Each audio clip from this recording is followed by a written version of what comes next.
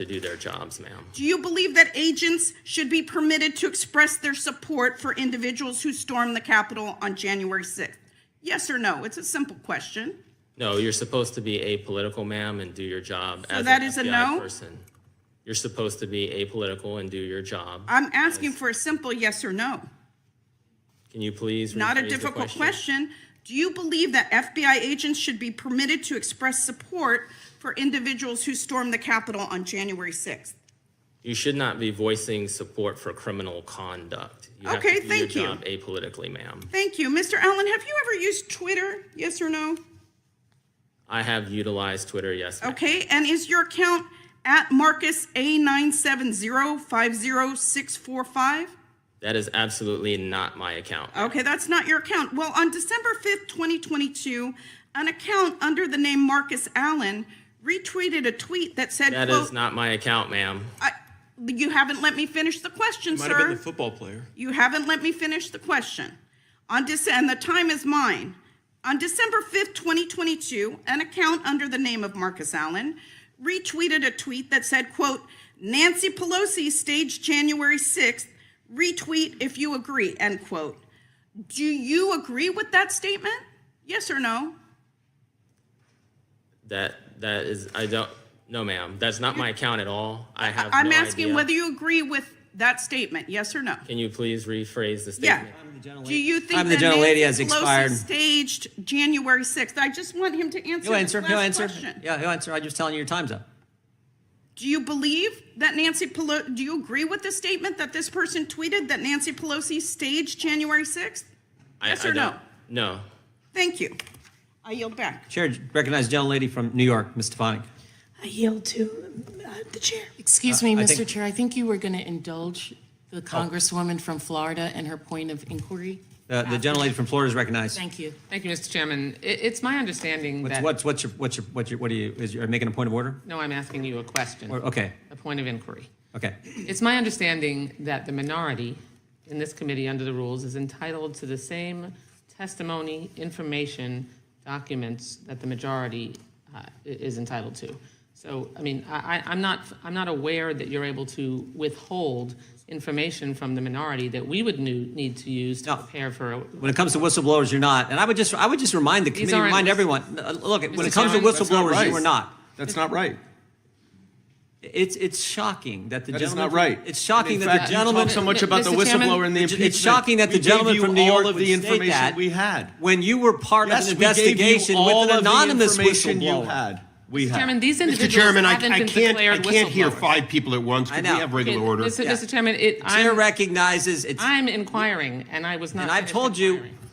that when it comes to whistleblowers, you are not entitled to it. That's These at the discretion of individuals- Mr. Allen. Mr. Chairman, these He said individuals have been determined he has not not to be agreed to that. whistleblowers. These are not whistleblowers. They've been determined by the agency not to be whistleblowers. Are you deciding that they're whistleblowers? Yes, the law decides. Did you not listen to Mr. Levitt's testimony? Did you not read the law? The His law attorney decides is that they are asserting- whistleblowers. his attorney the is chair asserting that recognizes they are the gentlelady whistleblowers. from The New law York. has not The determined gentlelady that from they New are York has been whistleblowers. recognized. The law has not determined they are whistleblowers. His attorney is just asserting that.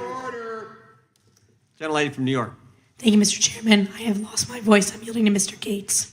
I thank the gentlelady not only for yielding, but for her extensive work on these issues, not only during our hearings, but during the many depositions we've taken to develop evidence and to bring it forward for the majority, the minority, and all of the country. Did you give us that evidence? I know that if the gentlelady from Are you New going to give York us that evidence? was able to speak, that she'd certainly be eager to do so. Mr. Allen, we just astonishingly heard a Democrat on this committee question your allegiance to the United States. How many tours in Iraq did you do? I did 2 tours in Iraq, sir. And for how many decades have you held a security clearance? For 2 decades, sir. Ever been called into question before? No, sir. And you also received the Employee of the Year Award for the Charlotte Field Office, is that right? That is correct, sir. Did you receive any medals during your service for the Marine Corps and the United States Navy? I did, sir. As a member of the Marine Corps, I received a Navy Commendation Medal and a Navy Achievement Medal. Seems to me your allegiance to the United States is pretty well established over multiple decades, wearing the uniform, fighting for our country, and I am proud that you continue to fight for our country as a whistleblower here, making a disclosure to the United States Congress. And Mr. Allen, is it your belief that you were retaliated against because you shared an email that questioned the truthfulness of FBI Director Christopher Wray? Yes, sir. And you believed that he wasn't truthful based on testimony he'd given to the United States Senate, isn't that right?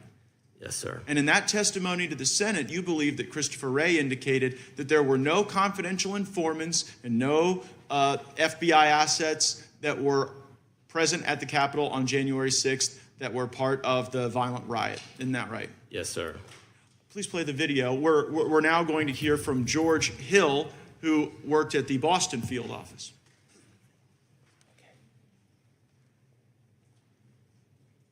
The SSA in Boston said they were going to a political rally, which is First Amendment protected activity. No, we're not uploading. We're not starting cases on these people. To which they said, well, we're going to call your SAC. And the SSA said, go right ahead. Because when you're pushing back, you want to make sure that you have your six covered. So the SAC and the ASAC were intimately aware of these kinds of exchanges that were going on. And again, to his credit, Joe Bonavolante said, no, we're not opening up cases on people who went to a rally. And I forgot a key part. The SSA for CT2 said, happy to do it. Show us where they were inside the Capitol and we'll look into it. To which WFO said, we can't show you those videos unless you can tell us the exact time and place those individuals were inside the Capitol. To which the SSA responded back, and I was privy to these conversations firsthand. Why can't you show us? Why can't you just send us, give us access to the 11,000 hours of video that's available? Because there may be UC's undercover officers or CHS's confidential human sources on those videos whose identity we need to protect. So, Mr. Allen, you got retaliated against for the very thing, for saying the very thing that the Washington field office was telling Boston, when the Boston field office was saying, we're not going to go and investigate people that just showed up at a rally without sufficient criminal predicate. The Washington field office told Boston, well, you know what? We can't give you the evidence because it might disclose the very CIs and UCs that you are concerned about. But that doesn't surprise you, Mr. O'Boyle, does it? No, sir. And the reason it doesn't surprise you is that in a different part of the country, you saw that same pressure from the Washington field office. And did they ever try to get you to do something that was outside the normal order of law enforcement activity? Yes, sir. And what did the Washington field office try to get you to do that violated the law and regulations? They tried to get me to serve a federal grand jury subpoena when there was no proper predicate to do so. And the reason there was no predicate was because it was based on an anonymous tip, right? That's correct. And time and again, the Washington field office was trying to pressure you without corroboration to go start process on people. Isn't that right? Yes, sir. And so while I agree that January 6th was a violent day, a bad day, a day that nobody wants to relive, violence on January 6th doesn't justify weaponizing the government against people who were innocent and did nothing wrong. Thank you for blowing the whistle on that. I yield back. Mr. Chairman, I have a sincere point of inquiry. Rule 11, Clause 2. The gentleman is not recognized. I have a question about the rules. Mr. Lynch for 5 minutes. It's a point of order, a question about the rules. Point of order. State your point of order. The point of order is why does Rule 11, Clause 2, subsection E1A not apply to this subcommittee? I can read for you. Each committee shall keep a complete record of all committee action, which shall include, in the case of a meeting or hearing transcript, a substantially verbatim account of remarks actually made during the proceedings, subject only to some technical things. Such records shall be the property of the House, and each member, delegate, and the resident commissioner shall have access thereto. Why does that not apply? Where is the whistleblower exception in the rules of Congress that says that does not apply? It's the prerogative of the committee to decide. No, we it's have not. we have It's the rules of the House.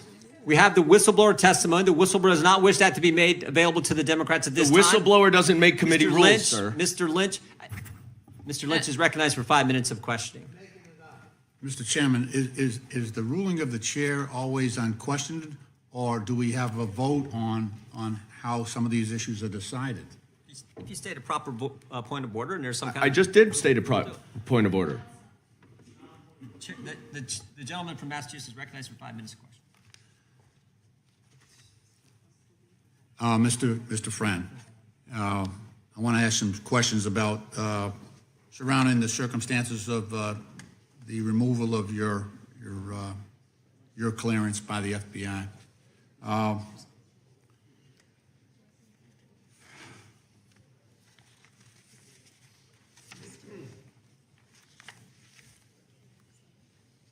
Mr. Friend, I'd like to ask you about your move to the domestic terrorism unit.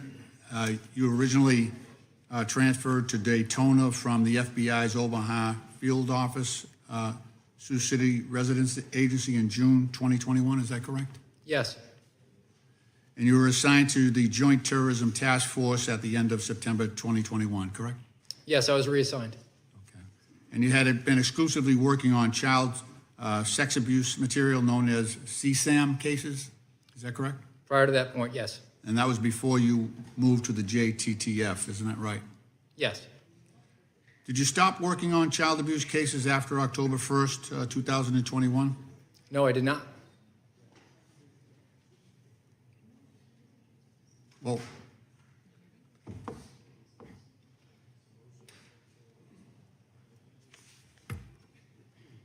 in fact, the FBI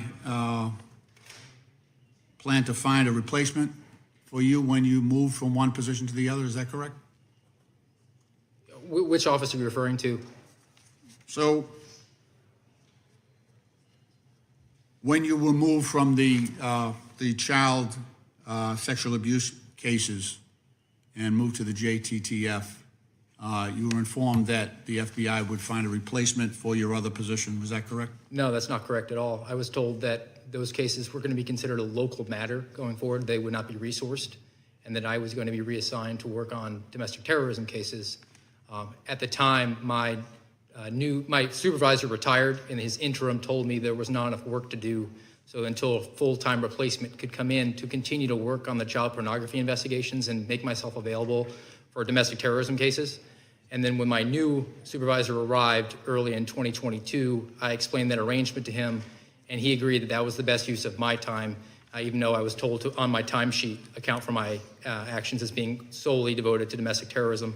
I was in a situation where I was essentially only working child pornography and human trafficking cases.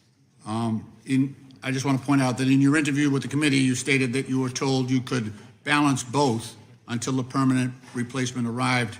That was during your transcribed interview. Are you restating that or disputing that now? I'm not disputing that. I was unofficially said, just keep doing what you're doing, but on paper and on your timesheet, we're going to put you down as a domestic terrorism agent. You said here that they told you you could balance both responsibilities until your replacement arrived. Are you disputing that now? I'm disputing that there was no replacement that was going to be arriving, ever. I was told that that violation was not going to be worked after I was moved over to the Joint Terrorism Task Force.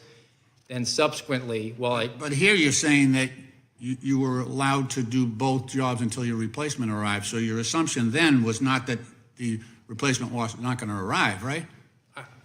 Are you talking about a replacement for my supervisor or a replacement for me? For the responsibilities that you were doing under the child sex abuse cases. There was no replacement that was going to arrive in our office for that. Those cases were going to be no longer worked. That would be a conjecture on your part at that point, right? No, I was told that. Okay. You continued to work the child abuse cases until you were suspended in 2022, correct? Yes. Okay. In fact, you even received an award for your CSAM work in July 2022, correct? Yes. Now, you got this award after you took on all the child exploitation cases for the local sheriff's officer earlier that same year, while also working your JTTF responsibilities, correct? Yes. Okay. You took on the role of a full-time employee assigned to work child abuse investigation cases, correct? I took on the role of whatever I was needed to work. I made myself available to work domestic terrorism, but there was not enough work to do. So could you tell us that you were reassigned, and so first you tell us that you were reassigned and told that the CSAM cases weren't a priority. Then you tell us that not only did they plan on replacing you, they let you continue working those cases until you were suspended. Is that correct? Yes, it was no longer a priority on paper. This is the way that the FBI allocates its manpower resources. So on paper, I was not supposed to be recording my work on those cases. But then within my office, which was not in the Jacksonville headquarters, my frontline supervisor agreed that my time was better spent working on CSAM cases. All right, Mr. Chairman, my time's expired. Gentleman's time has expired. The chair recognizes the gentlelady from Florida for 5 minutes. Thank you, Mr. Chairman. Thank you to all our gentlemen for appearing before us today and coming forward. I want to thank you again for your courage today and also for your service to our nation. And as we predicted, our Democrat colleagues have immediately opened up with claims of conspiracy theories, MAGA extremism, mock outrage. Seems the only ones displaying mock outrage up here today are, in fact, the Democrats. Because according to them, journalists who appear before us aren't journalists, and you here today are not whistleblowers, but we in fact know that you are. But interesting times. The line about Republicans defunding police, that one seems to be particularly special because, respectfully to my colleagues on the other side of the aisle, as the wife of a SWAT medic, as the wife of a first responder currently who has served our community for the last 16 years, I can tell you with certainty that no one hates a bad cop more than a good cop. No one. And I see from you nodding your head that you agree with that sentiment. It is inaccurate and wrong to make that assumption that Republicans want to defund police. It is false. Because forcing a political agenda down the throats of our hardworking men and women of the FBI with the threat and then subsequent follow through of retaliation because they are whistleblowers, because they didn't want to break the law, because they knew that it was wrong to target Americans without cause, and they swore an oath to the United States Constitution, not to a political party. That makes them whistleblowers. That makes them courageous for coming forward and telling the truth.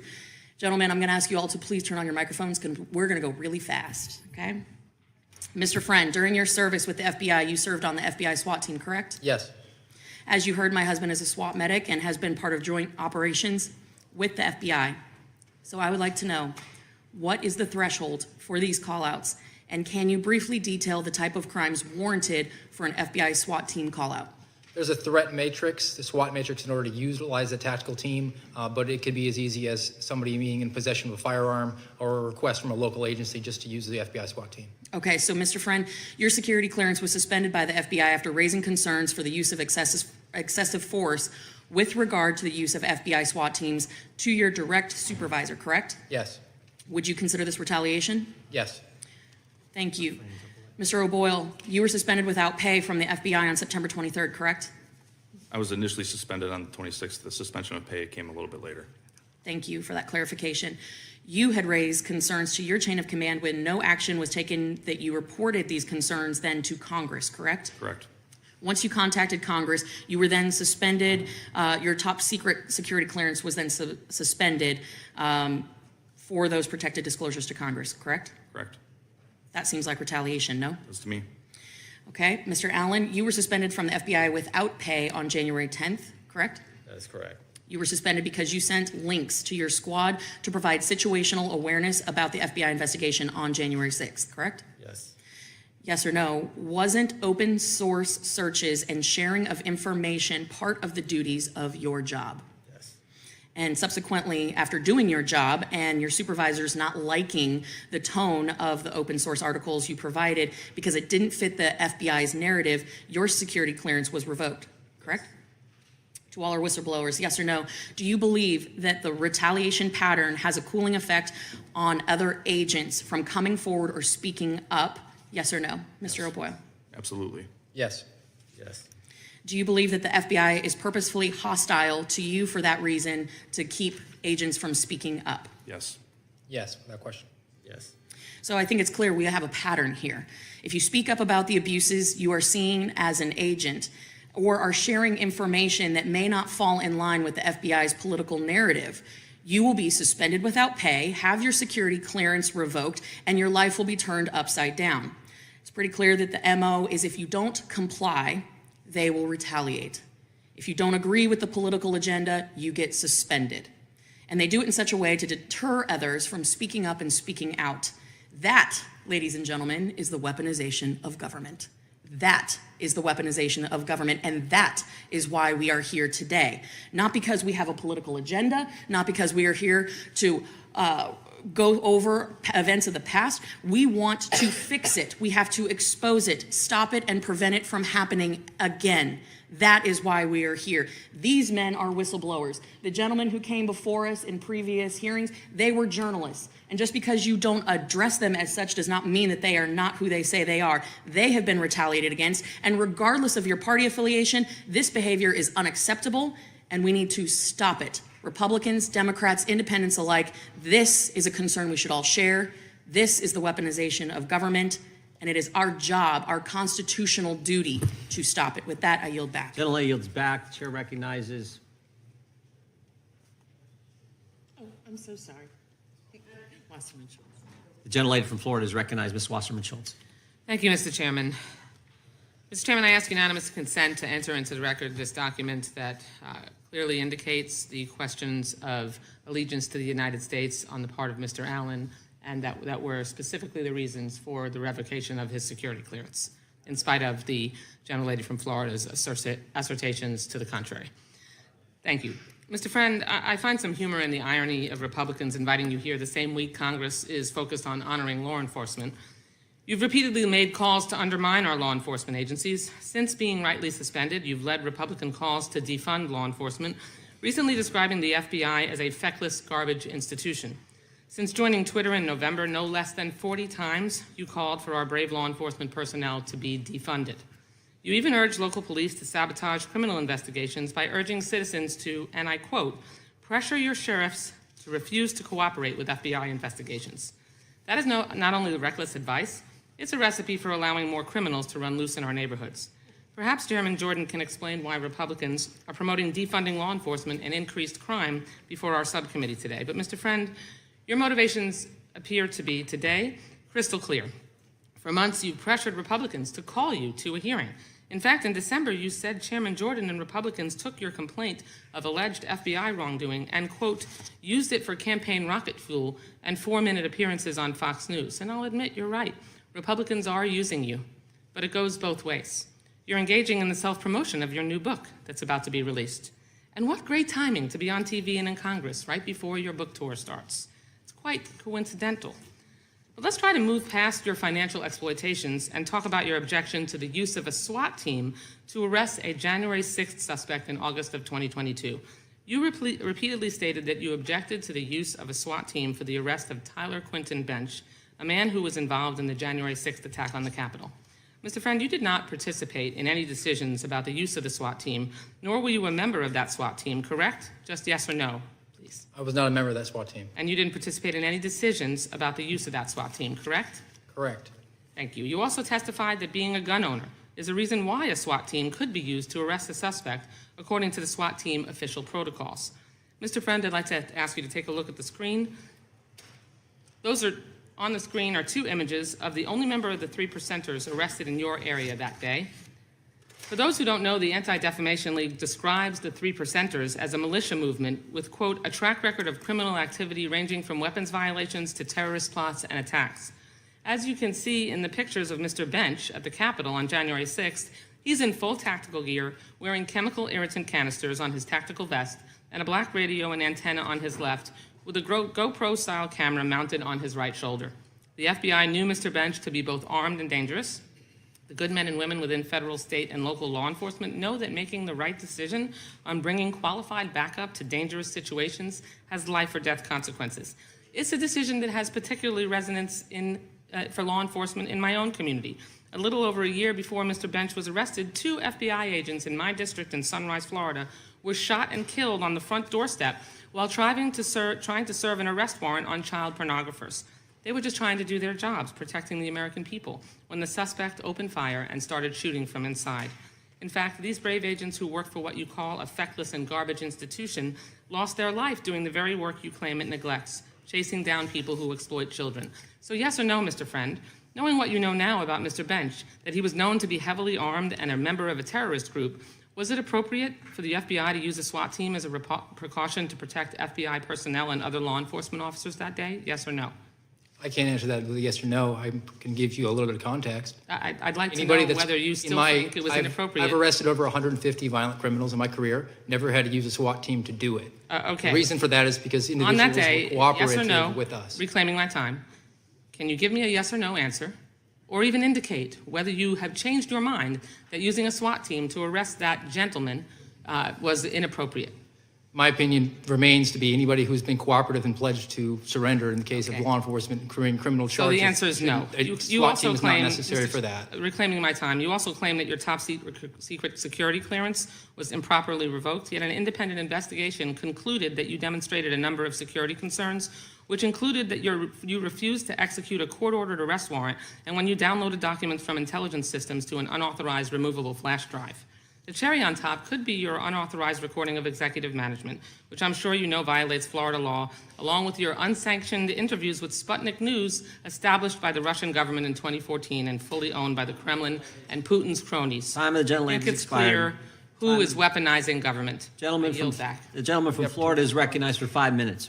Thank you, Mr. Chairman. Mr. Friend, do you want to quickly respond to that? Because she cut you off. I'm going to let you respond to those questions. I can quickly respond to that. So the you have to bring up Let me help you. Yeah, go ahead. So prompt me. So instead of using a SWAT team, if a suspect is being cooperative and in your testimony and in your experience as an FBI agent and a law enforcement officer, it's not necessary to use a SWAT team to go in with guns ablazing and pulled out and going after an individual when that individual is cooperating. And that wasn't that part of your testimony? That's part of my testimony. It's part of what I brought forward in my whistleblower disclosure. And that's in your experience as how many violent criminals have you arrested? I've arrested over 150 and I have 5 years of SWAT experience. And you didn't have to use, there wasn't necessity in some of those circumstances to use SWAT team because the individual was cooperating? Never a single time. And in your testimony, the individual that you were referring to that a SWAT team should not have been used on but was being used on for political purposes was somebody that was cooperating, correct? Yes.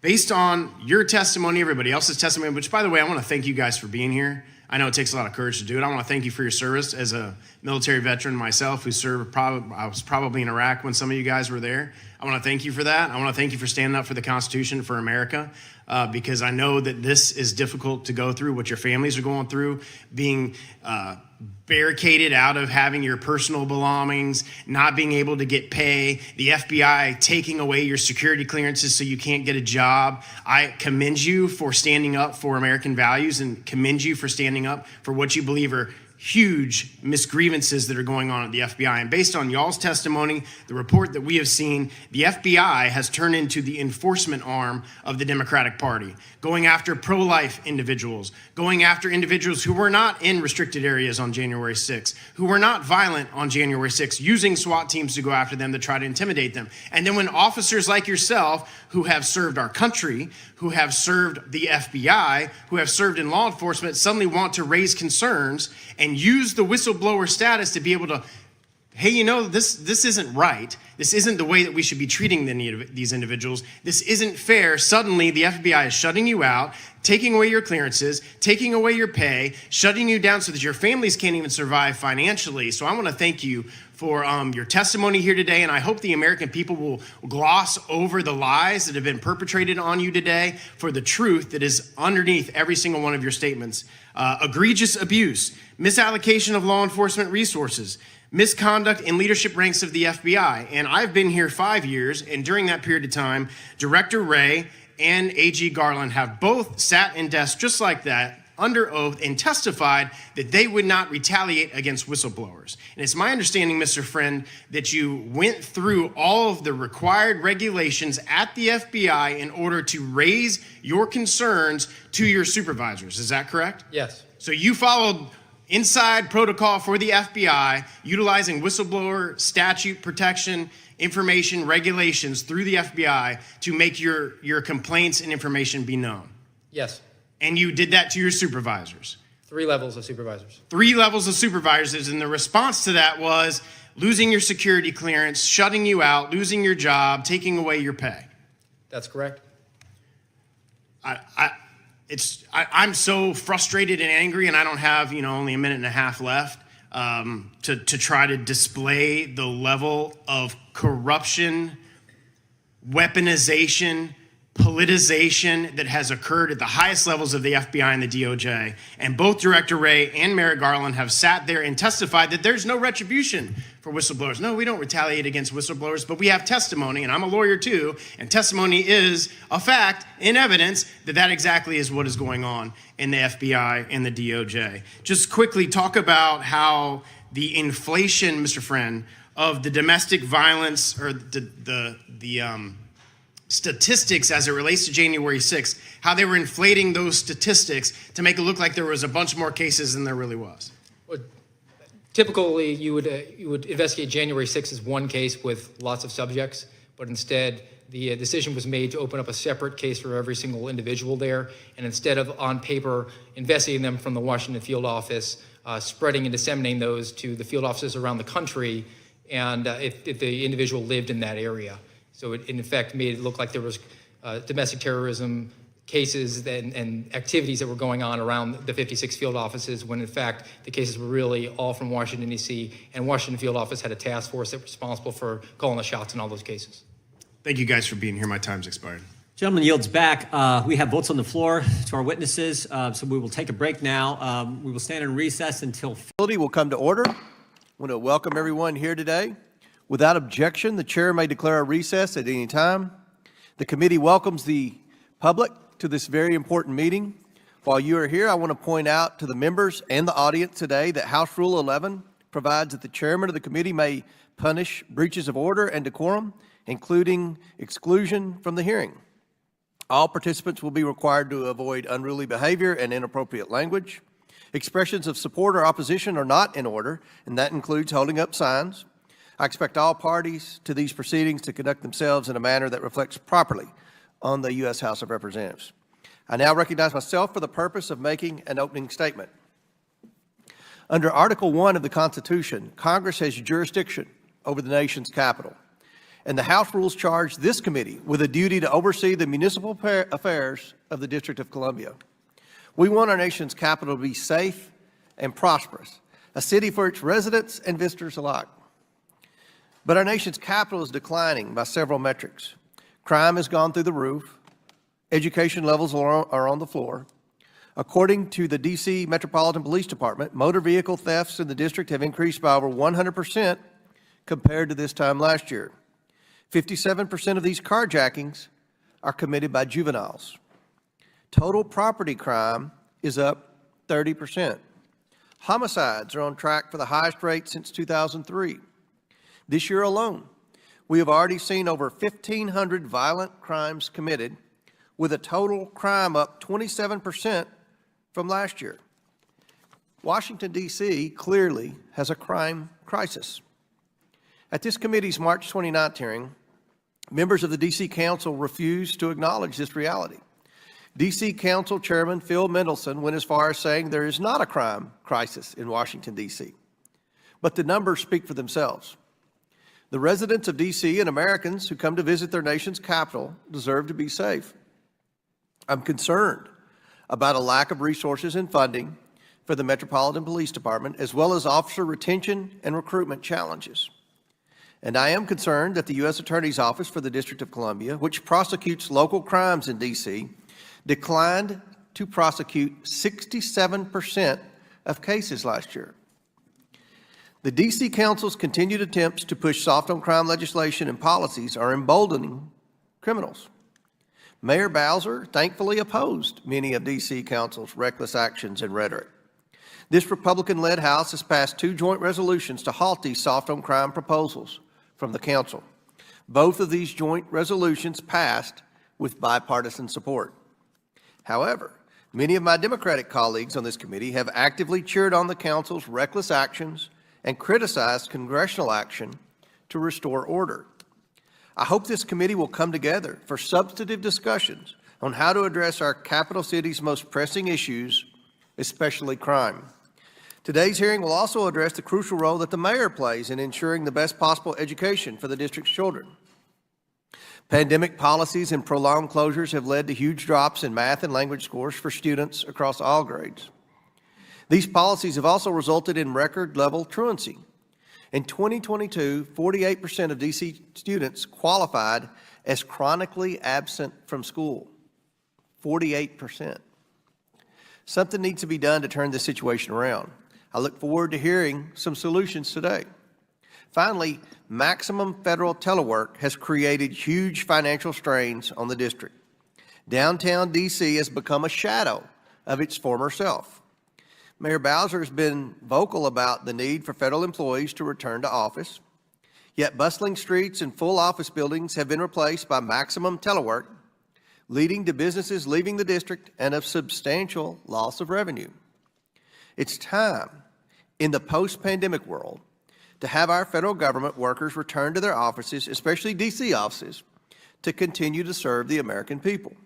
I thank the mayor and U.S. Attorney for appearing today, as well as Chief Conti and Administrator Donahue. This week is also National Police Week, so I'd like to send an additional thank you to the men and women who police the streets of DC to keep us safe, and to all officers across the country who serve their communities. I look forward to working with my colleagues and district leaders here today to achieve meaningful progress on the critical issues facing our nation's capital. I now recognize Ranking Member Raskin for his opening remarks. Thank you very much. Thank you very much, Mr. Chairman. Forgive me, but I think we're at a point when we have to ask why we're doing this again. I wonder if second-guessing the elected leadership of Washington, D.C. is really the most urgent priority for the U.S. Congress today. I can think of dozens of things more urgently important to the American people, starting with the out-of-control gun violence that is taking thousands of lives and causing millions of people to live in fear and terror. From Kentucky to Tennessee, from Georgia to California, we've had more mass shootings in 2023 than we've had days in the year so far. In other words, there's a gun massacre, not always with an AR-15, but often with an AR-15 every single day. And yet, assault weapons account for only 1% to 2% overall of firearm fatalities in America. The vast toll from gun violence and our Swiss cheese-like gun laws make America an absolute outlier among industrialized nations in the world. Did you know that there are countries whose foreign ministries have issued travel warnings to their citizens about the dangers of coming to America because of gun violence? Gun violence is now the leading cause of death for children under 18, surpassing car accidents, pediatric cancer, and contagious diseases. And yet, the Oversight Committee has not seen fit to call a single hearing on why these massacres are increasing in our country or how we can work together effectively across party lines to stop this bloodbath. Nor have we held a hearing on the threat of a default, which could plunge America into a deep recession, crash the stock market, and cost our people millions of jobs. The Constitution does not allow any of this because Section 4 of Article 4 says that the validity of the public debt shall not be questioned. And yet, our colleagues who were content to raise the debt limit 3 times under President Trump, a president who created 25% of all the debt accumulated between George Washington and Joe Biden, seek to play a dangerous political game with the full faith and credit of the United States, a nation which has up until this point never stiffed its creditors or defaulted on its obligations. No hearings on that. And we've called no hearings on the war on freedom in America, the shocking new efforts to ban textbooks, censor and intimidate teachers, silence scientists, humiliate and cancel LGBTQ students, and rewrite our nation's history textbooks to conform to the white nationalist ideology that a Republican senator publicly embraced just a few days ago. Nor have we held a hearing on how the Dobbs decision and the relentless attack on reproductive freedom is dramatically undermining the health care that millions of American women receive on everything from common miscarriages to ectopic pregnancies to postpartum hemorrhage to endometrial biopsy, all of whose treatments can involve misoprostol and mifepristone, which are suddenly being treated like criminal contraband across the country. Doesn't women's health warrant even a single hearing under these crisis conditions? And nor have we had a hearing on the assault on voting rights taking place. Instead, we've gathered today to hold a second hearing to micromanage the local affairs of Washington, D.C. And I fully expect some of our colleagues to announce their candidacies for D.C. City Council from Ward 6, where we sit, or mayor of the District of Columbia when this is all over, or maybe advisory neighborhood commissioner. At least the people of Washington would that have some role in this performance art. But I was watching President Trump's town hall meeting on CNN last week, and I saw two remarkable things that clarified in my mind what's happening here. First, I saw Donald Trump blame Vice President Pence for failing to steal the election for him on January 6th. As Trump emphasized on January 6th, he believed, and he continues to believe, that Pence did not have, quote, the courage to do what needed to be done. Moreover, Trump assured his cult followers that Pence was never in any danger from the invading mob chanting "Hang Mike Pence," and all the violence was Pence's own fault for not succumbing to Trump and becoming the first vice president in our history to step outside of his constitutional role and declare the president the winner against the actual electoral college vote. You see, that's what Pence gets for not doing what he was told by Donald Trump. But we also saw Trump castigate and blame Jean Carroll, the woman he sexually abused in a department store and later lied about and defamed. Trump called her a whack job and asked what kind of woman meets somebody and brings them up, and within minutes you're playing hanky-panky in a dressing room. You see, he thinks it's her fault that he sexually abused her. And watching these two glaring cases of the GOP frontrunner for the presidential nomination in 2024 blaming the victim for his crime made me see what's happening with these hearings on Washington. They're part of an effort to deny Americans who live in Washington the right to participate in representative government, and then to blame them for their own disenfranchisement and their own lack of representation in Congress. Nearly 700,000 U.S. citizens live in D.C. They pay more taxes per capita than the residents of each of the 50 states. They fought in every U.S. war. They're draftable. They're subject to all the laws of the country. And against all odds, without the power to select their own judges or prosecutors or make their own budgets without outside interference, they've made real progress in their community over the decades. And they have nonviolently petitioned for statehood the way 37 states have done it in our history, but they still have no voting representation in the House or the Senate. They are locked out of the normal processes of congressional representation. And yet, when violent insurrectionists attacked this body on January 6, 2021, a beautiful day, according to President Trump, the people of Washington, as Capitol Police officers and Metropolitan Police Department officers and staffers and citizens and local officials like Mayor Bowser and Chief Conte, rallied to the defense of the Congress and the Republic and the very institutions that lock them out. Local residents and leaders stood up to defend us and to defend the vice president against the rampaging mob that stormed the seat of government in the name of the big lie, with the explicit goal of toppling and stealing a presidential election.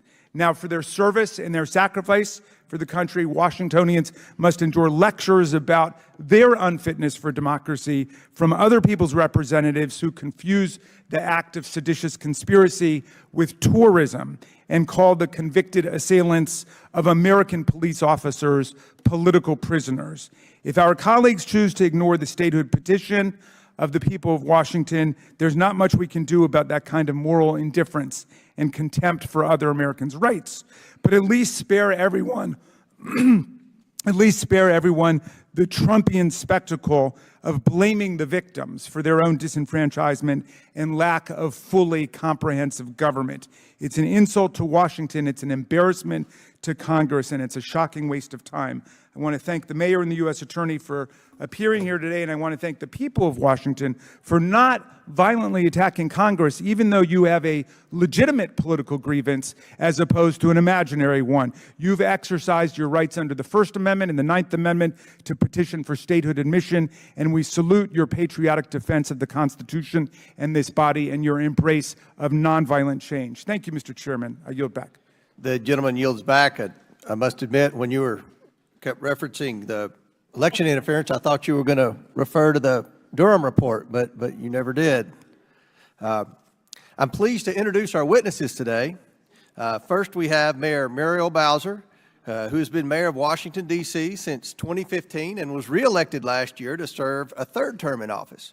Mayor Bowser serves as the chief executive of the government of the District of Columbia, overseeing city life and government operations, district economic development, and the D.C. police, among other critical matters. She is joined by 2 D.C. officials to assist with questions. Robert J. Conti III has served as chief of the Metropolitan Police Department, MPD, since early 2021. Chief Conti is a native of the district and has spent his career serving the MPD. Thank you for your service, sir. Kevin Donahue was appointed to serve as city administrator for the District of Columbia by Mayor Bowser in January 2021. In this role, Mr. Donahue helps oversee D.C.'s day-to-day government operations. And finally, Matthew Graves serves as U.S. Attorney for the District of Columbia. Mr. Graves has served as U.S. Attorney since he was confirmed in November 2021. I look forward to hearing from the witnesses regarding the District of Columbia and their efforts to ensure our nation's capital is a safe and well-managed place for all. Pursuant to Committee Rule 9G, the witnesses will please stand and raise their right hands. Do you solemnly swear or affirm that the testimony you are about to give is the truth, the whole truth, and nothing but the truth, so help you God? Let the record show that the witnesses all answered in the affirmative. We appreciate all of you being here today and look forward to your testimony. Let me remind the witnesses that we have read your written statements and they will appear in full in the hearing record. Please limit your oral statements to 5 minutes. As a reminder, press the button on the microphone in front of you so that it's on and the members can hear you. When you begin to speak, the light in front of you will turn green. After 4 minutes, the light will turn yellow. When the red light comes on, your 5 minutes is expired, and we would ask that you please wrap up. I recognize Mr. Donahue. I recognize Mayor Bowser for her opening statements. Thank you, Mayor. Thank you, Mr. Chairman, and thank you, Ranking Member Raskin. I want to recognize my Congresswoman Eleanor Holmes Norton and all members of the committee.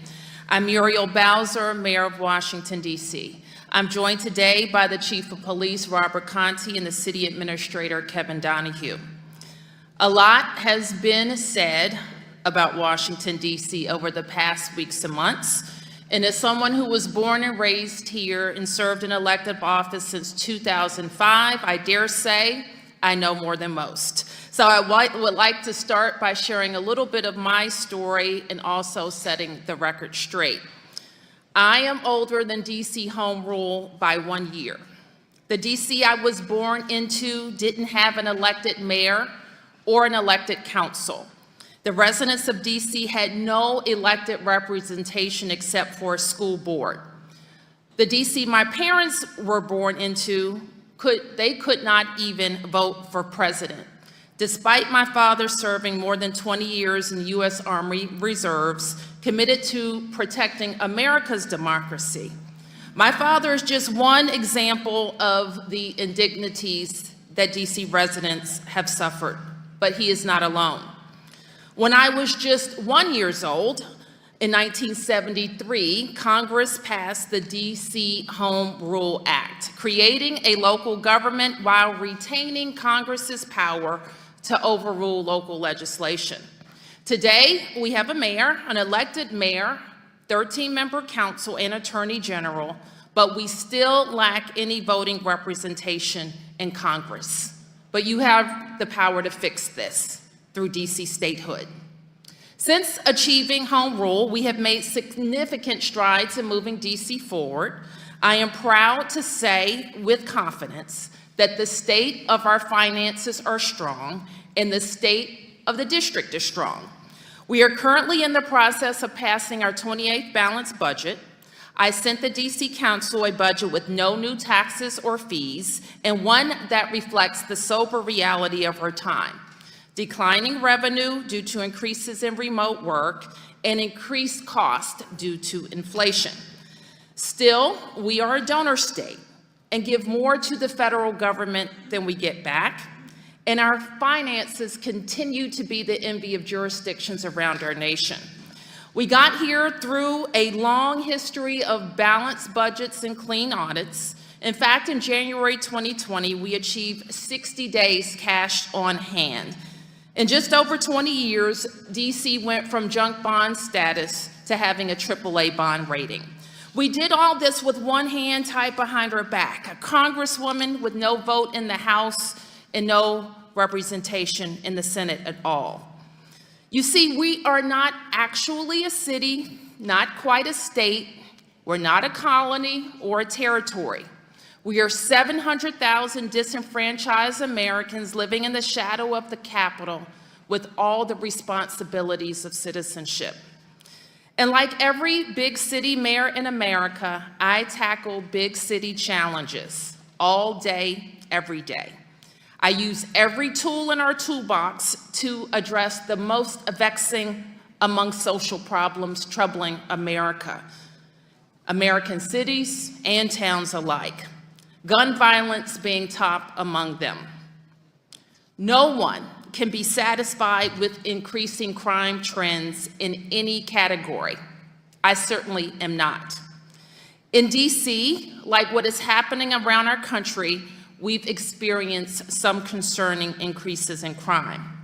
We see more illegal guns on our streets and more repeat violent offenders using them. Those guns are being used in violent crimes like homicides and carjackings, and we have also seen an increase in car theft.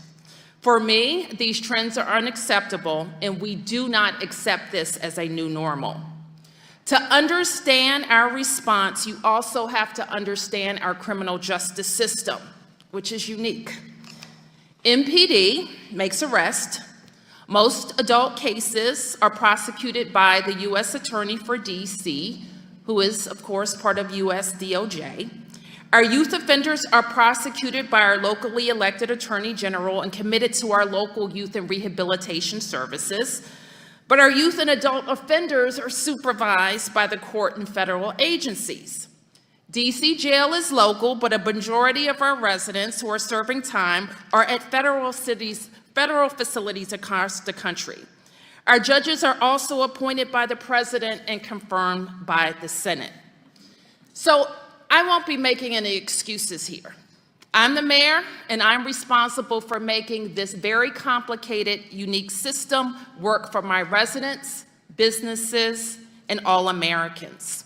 That's why I've authorized the chief to use any overtime that he deems necessary for MPD. We've launched regional and federal partnerships. I created an Office of Neighborhood Safety and Engagement. Just yesterday, I announced a package of legislation that will enhance penalties for violent crime, provide greater discretion for the courts, and to determine who should be held pre-trial, and to modify early release laws to ensure that the voices of victims and the judgments of the courts are not thrown by the wayside. This legislation, coupled with my 2024 budget investments, will help fill gaps in our whole of government approach. Wrapping up, Mr. Chairman, we know that the police and our system and all of local officials and mayors across the country could also use your help. We know that access to firearms is a national problem, and we need common sense gun reform. We also need this Congress to give the mayor control of the DC National Guard. We welcome your partnerships or non-public safety initiatives as well, and working with our Congresswoman to help give more DC residents a fair shot by doubling the DC TAG scholarship to $20,000 and making UDC TAG eligible. You can help us with Washington Union Station. Help us accelerate the plan to get federal workers back downtown and deliver a plan for repurposing underutilized federal spaces. We can work together to reimagine RFK.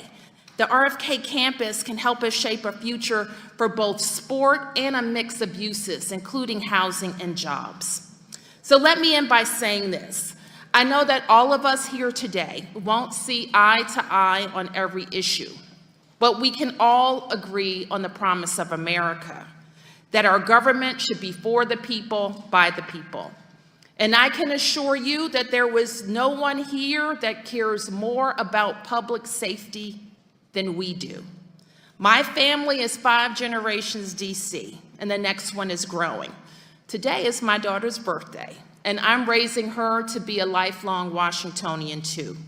It is my #1 priority to ensure that Washington, D.C. is a place where all of our children can grow up safely, enjoy their full rights as American citizens, and where they can live up to their God-given potential. I hope that any actions taken by this committee will advance that vision. Thank you, Mr. Chairman.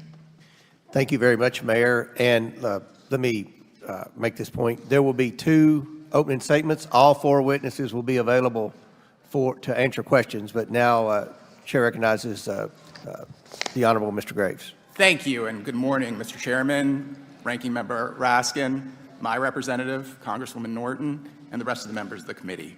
I am honored to be here today to discuss the public safety mission of the United States Attorney's Office for the District of Columbia, and to represent the dedicated men and women who work tirelessly to prosecute crime in that office. Our office is unique among the 94 United States Attorney's offices because we prosecute both federal crime and most local crime committed by adults in the District of Columbia. We have a dedicated and talented team of prosecutors, victim advocates, and support staff who have a deep commitment to seeking justice. And they have worked diligently through a series of unprecedented crises since March 2020. Despite these crises, they have been able to secure more than 1,300 felony indictments for violations of District of Columbia law and more than 3,100 guilty pleas in felony cases for violations of district law during that time frame. I am deeply proud of them and feel privileged to rejoin their ranks. Our Superior Court Division is responsible for the prosecution of violations of District of Columbia criminal laws. It has roughly 170 assisting United States attorneys and approximately 60 professional staff. Since being sworn into office, I have increased the number of prosecutors in the Superior Court Division by approximately 10%. These prosecutors are in court and the grand jury almost every day, and the division takes hundreds of cases to trial each year. Unfortunately, the district has not been immune from what many parts of the country are experiencing: a devastating proliferation of illegal firearms and increases in certain types of violent crime. While most violent felonies remain at historically low levels in the district, the number of shootings and homicides in the district began increasing in 2018. Carjackings more than doubled during the course of the pandemic. While we understand that dealing with these issues requires a whole-of-government response, we recognize that prosecution is an important part of that response. Our office is focused on partnering with law enforcement and the community to combat the surge in shootings and homicides. We know that a relatively small percentage of individuals are driving a substantial portion of the violence in our community, and that much of the community-based gun violence is focused on a relatively few discrete areas of the district. So we have focused, in turn, our investigative resources on those areas. We have seen that the strategy markedly reduces various violent crime metrics, including calls for sounds of gunshots and instances of violent crime. We have complete buy-in on this strategy.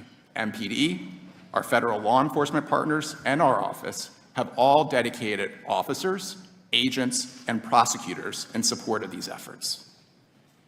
With respect to violent crime in fiscal year 2022, our office charged roughly 90% of all arrests for the most serious violent crimes.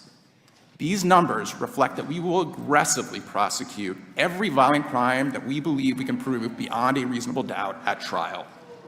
That has been and will continue to be the policy and the priority of the office. Despite consistently charging roughly 90% of arrests for the most serious violent crimes, the number and percentage of cases charged at arrest began decreasing year over year in fiscal year 2018. The decrease accelerated as the office simultaneously managed the COVID-19 pandemic and the DC Department of Forensic Sciences' loss of accreditation. We are past the worst of these challenges. Indeed, we already see that calendar year 2023 charging rates are higher than fiscal year 2022 rates. The decrease in number of cases we charged was largely driven by our treatment of nonviolent misdemeanor offenses, such as unlawful entry and drug possession. Because these crimes greatly impact the quality of life of our fellow community members, we are committed to prosecuting these crimes in a way that both reduces their negative impact on the community and tries to address the underlying mental health and substance abuse issues that typically drive these crimes. But no one should confuse addressing these public safety issues with a strategy for addressing gun violence and carjackings. Mr. Chairman, Mr. Ranking Member, and members of the committee, thank you again for the opportunity to be here today. We have no shortage of important work in our office, including prosecuting acts of international terrorism and disrupting malign foreign influence schemes. But nothing is more important to our fellow community members than the work we do to address violent crime, and I'm happy to answer any questions you may have. I want to thank the witnesses for their opening statement, and we'll proceed with the question and answer portion of our testimony, and I will begin. And let me say publicly, the mayor and I met last week and had a very positive meeting where I pledged that this committee would work with her to try to do anything we could to advance Washington, D.C. And I know from talking to Mayor Bowser that she agrees that tackling the issue of crime is a priority for her residents. And I know that she filed proposed legislation that she mentioned in her opening statement called the Safer, Stronger Amendment Act, which would amend several provisions of the D.C. criminal law. And Mayor, you've often had differences of opinion with the D.C. Council when it comes to reducing crime. What would you say are the biggest differences between your approach and your council's? Well, Mr. Chairman, I will say, and I'm proud that I've been elected 3 times now as mayor. I served on the council of the District of Columbia prior to that for almost 8 years. And I very much respect the role that each branch of our government plays. My job is to let the people of the District of Columbia and the council know what we need. I rely on professionals in public safety or education or human services who do their jobs day in and day out to advance the things that we need. And so our approach, and I think there are similarities with the council, is to make sure that we have a comprehensive approach to crime that addresses enforcement, opportunity, and prevention. And we continue to do that. And when we differ, and we will, I will make sure that DC residents and members know what the professionals say we need. Do you agree that, especially in the case of violent criminals, it's important that there be consequences after an arrest to include prosecution and jail time where appropriate? I do. Are you concerned about a high number of declined prosecutions for individuals by the Metropolitan Police Department? Oh, I know that the Metropolitan Police Department, as our entire criminal justice system, as I described, is kind of a complicated soup. Some local that report directly to me, like the Chief of Police, some elected, like the Attorney General for the District of Columbia and the members of the council, and then the courts. And so it's our job to make sure that we're all working together to make the district safer. Mr. Graves, you're the U.S. Attorney for the District of Columbia and the Chief Prosecutor overseeing the office responsible for prosecuting both federal and local crimes for the district, correct? Do you also believe it's important that there be consequences after an arrest to include prosecution and jail time where appropriate, especially for violent offenses? I'm a career prosecutor. Protecting the safety of the community is our #1 mission. I absolutely agree with that statement. It's been reported that the U.S. Attorney's Office for D.C. that you oversee declined to prosecute 67% of individuals arrested for D.C. crimes in 2022. Is that accurate? So thank you for the question. A little bit of context. As I said in my opening statement, in fiscal year 2022, we prosecuted over 90% of the arrests for the most serious violent crimes. Fiscal year 2022, which was a snapshot in time, was a very unique year with a lot going on, the complicated soup that the mayor refers to. But I can report that our charging rates this year are already higher and trending upwards. Well, the 67% is nearly double the 35% declination rate from 2015, and it's much higher than the rate for many metropolitan areas. I'm sure you would point to many reasons for this discrepancy, but what I want to know is, what do you plan to do to ensure your office can accept more cases for prosecution after an arrest is made for DC offenses? That's a great question, and we're focused on where we are now and how we move forward as opposed to what happened in the past. With respect to what happened in the past, the declination rate, the cases that we weren't charging, you see it increasing from 2016, fiscal year 2016, through fiscal year 2022, year over year. There are lots of complicated reasons for why that's occurring. I'm focused on what we can do to address that and driving down rates. Mayor Bowser, this January, I, along with 17 of my colleagues on this committee, introduced the Show Up Act, which passed the House in February. The Show Up Act would require federal agencies to return to their pre-pandemic levels with respect to telework. Do you support the idea that federal workers should once again return to work? I absolutely support that. And I think that we can look at the district government as a guide. We, of course, all experienced the pandemic and the necessary changes to work life and personal life that went along with it. In addition to answering your questions here, part of my day-to-day job as mayor of Washington, D.C. is managing 37,000 employees. And while we had modified operations, 40% of our employees were never eligible for telework. The men and women of the Metropolitan Police Department, fire and EMS, our public school teachers who went into classrooms every day of the pandemic or soon after we reopened. I reopened DC government in June of 21 following March. The previous March, where COVID really changed our lives around the world. We have made some allowances, of course. We have more telework than we did before the pandemic, but I require the agencies that report to me to show up 3 days a week.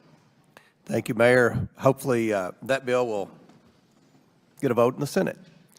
Now, Chair recognizes Ms. Norton for 5 minutes. Thank you, Mr. Chairman.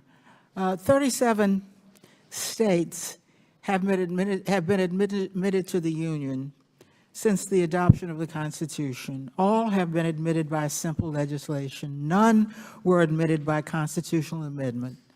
Congress has previously altered the boundaries of the federal district, also known as D.C., including reducing its size by 30% in 1846.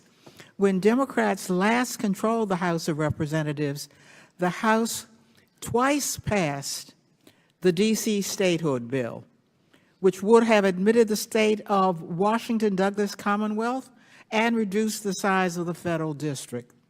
The state would have consisted of 66 of the 68 square miles of the current federal district, and the federal district, which would have remained under Congress's control, would have consisted of the other 2 miles. The Constitution's admissions clause commits to Congress the power to admit new states. The Constitution's district clause gives Congress plenary authority over the federal district. Last Congress, during consideration of the D.C. Statehood bill, dozens of leading constitutional scholars, including Lawrence Tribe, the preeminent constitutional scholar of the last 50 years, said in a letter to Congress that, quote, "There is no constitutional barrier to admitting the state of Washington Douglas Commonwealth." The text of the Constitution is clear that Congress has the authority to admit the state of Washington Douglas Commonwealth. Republicans, therefore, have turned to spurious objections. They say that D.C. does not have the right types of retail establishments, like car dealerships, or the right types of industry, like mining or logging, or that D.C. elects too many Democrats. We have even heard dog whistles. One Republican senator infamously said the state, a majority of whose residents would be black and brown, would be, quote, they would not be, quote, a well-rounded working-class state. We have seen many such unprincipled and extra-constitutional arguments in opposition to the admission of new states before. Each future state eventually overcame them. In 2016, 86% of D.C. voters voted in favor of D.C. statehood. Mayor Bowser, why do you think the referendum received such overwhelming support? Well, that's a great question, Congresswoman. We worked very hard, and you have worked very hard over the years to demonstrate to the people of Washington, D.C., why we do everything we're asked to as American citizens, how we function as a state in most regards, how we run a city government and financial structure that would make most jurisdictions proud. Yet we're here, we look at the Capitol, we see Congress people, we're involved in national discussions, yet we have no vote here, and it's unconscionable. I think DC residents also recognize not only do we lack representation, but we lack full autonomy. We see, for example, that laws that have been passed duly by our elected officials, admittedly, I haven't agreed with all of them, but I do agree with the right of an elected legislature to make the laws that it chooses. I think people have also seen now the federal government trample on us, take over our streets, send troops with aircraft to hover over us. And so that full lack of autonomy can only be addressed by statehood. You rightly point out that a simple legislation approved by this Congress could make us a state, just like 37 other states that have been admitted to this great union. You also rightly point out that the Constitution doesn't preclude it. You also rightly point out that the arguments that have been made have been exposed as partisan arguments. And for us, statehood is not a red state or blue state question. It is a question about how do we perfect our democracy by ensuring that 700,000 people who are Americans just like you enjoy full citizenship in our country. Thank you, Mayor Bowser. Chair recognizes Mr. Gosar of Arizona for 5 minutes. Thank you, Mr. Chairman. And thank you, Mayor, for your attitude. The buck stops with you. Kudos. That's a great attitude. Now, a question for you. Are you keeping track of the number of children in Washington, D.C. who have contracted myocarditis as a result of the COVID-19 vaccine? I know we track a lot of information on Congressman. I'm not sure of that specifically. Well, I think the reason I take that is myocarditis is a very debilitating condition. And I would love to know what steps you've taken and how you've ascertained those individuals so we can get special help.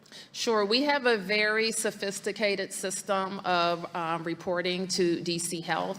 And if you don't mind, I'll take a moment to acknowledge just the heroic efforts of DC Health to keep Washingtonians and children safe. Thank you. Now, in the days preceding January 6, 2021, did the intelligence that you had access to indicate that a large amount of violence would occur that day? We have reported all of the information that we've been asked for to this Congress related to January 6th, including any and all intelligence that we were aware of. So did you or your staff have contact with the offices of the Speaker the Sergeant of Arms, or any federal enforcement agency about the intelligence indicating potential violence on January 6, 2021? Sure. I'm going to ask Chief Conti to jump in. Chief Conti is our lead official in working with federal partners on First Amendment activities in the district. Thank you for the question, sir. Yes, so there were several conversations with law enforcement officials from the United States Capitol Police, House and Senate Sergeant of Arms prior to January the 6th. Anything with the Speaker's office?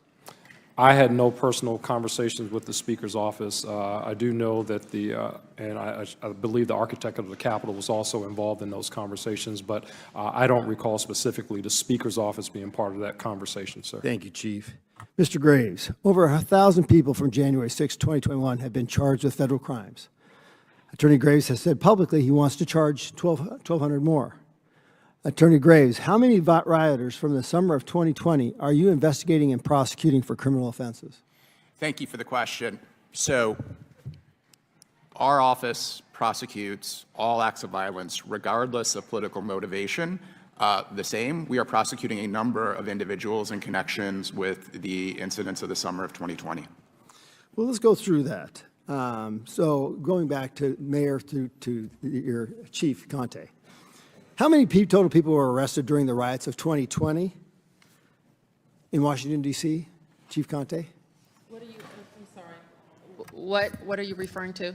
I want to know how many people were arrested during the riots of 2020 here in Washington, D.C. I'm not sure what incidents that you are referring to exactly. Are you referring to the instances on front of Lafayette Square? Well, for example, on June 1st, there were 316 people arrested in just one day. There were 29 for felony riot charges. On August 13th and 14th, 2020, 41 people were arrested in Washington, D.C. for felonies that included rioting, arson, and assaults on police officers. That's what I'm after. Got it. Chief, do you have that information? Yes, ma'am. So between May and June of 2020, 449 people were arrested. Between July and August of 2020, 92 people were arrested. As you indicated, between September and October of 2020, 41 people were arrested at that time. And then between November and December of 2020, 73 people were arrested. So, Attorney Graves, according to the Washington Post, prosecutors dismissed charges against almost all of those except for a handful of rioters in August of 2020. Attorney Graves, can you confirm that most of those charges against rioters in the summer of 2020 were dropped? So I understand the question. The complication, of course, is that I was not U.S. Attorney at that time. It doesn't matter. I mean, you still, as the mayor said, she accepts full responsibility. So, I mean, you carry the purse, you have to accept the responsibility. Oh, I accept full responsibility for everything that the office does under my tenure. My point is only that I lack personal knowledge, but my understanding is, yes, the office declined a number of the arrests that were presented to it under the leadership of the prior administration. Well, I'm running out of time, so I will just yield back. I'll just yield back. Gentleman yields back. Chair recognizes Mr. Mfume from Maryland for 5 minutes. Thank you very much, Mr. Chairman. Mayor Bowser, thank you for your testimony. It was succinct and yet very, very comprehensive. And although you probably have said much of that many times over, it's important for this committee and for others who are watching this to hear it. People have this twisted idea about what the District of Columbia is, and so anytime we can set the record straight, I appreciate it, and I appreciate your words today. Mr. Graves, thank you also for your testimony. You know, on December 16th, 1773, the Boston Tea Party took place. It was, by and large, a protest against taxation without representation.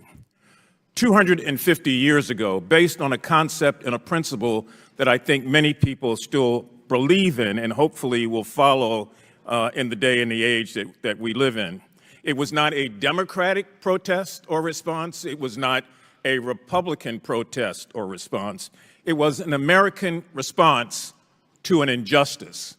an injustice that 250 years later still plagues our nation. It's still a part of the fabric that we're trying to tear away from so that everybody's vote counts, every vote will be counted, and everybody that lives and pays taxes will have some form of representation.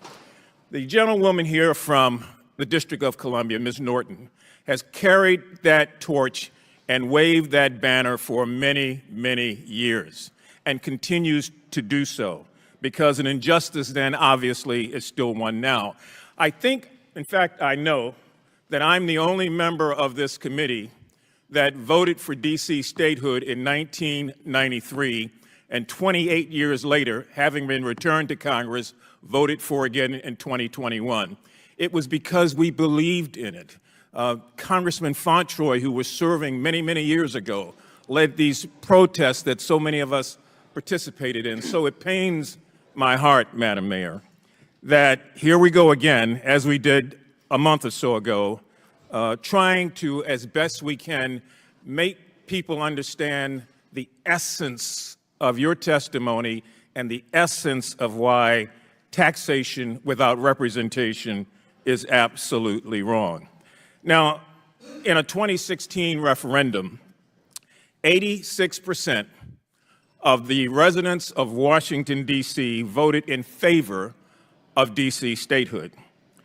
Collectively, as has been noted many, many times, residents here in the District of Columbia pay more federal taxes than 22 other states. That's not to be lost or laughed at. More taxes in this district than 22 other states.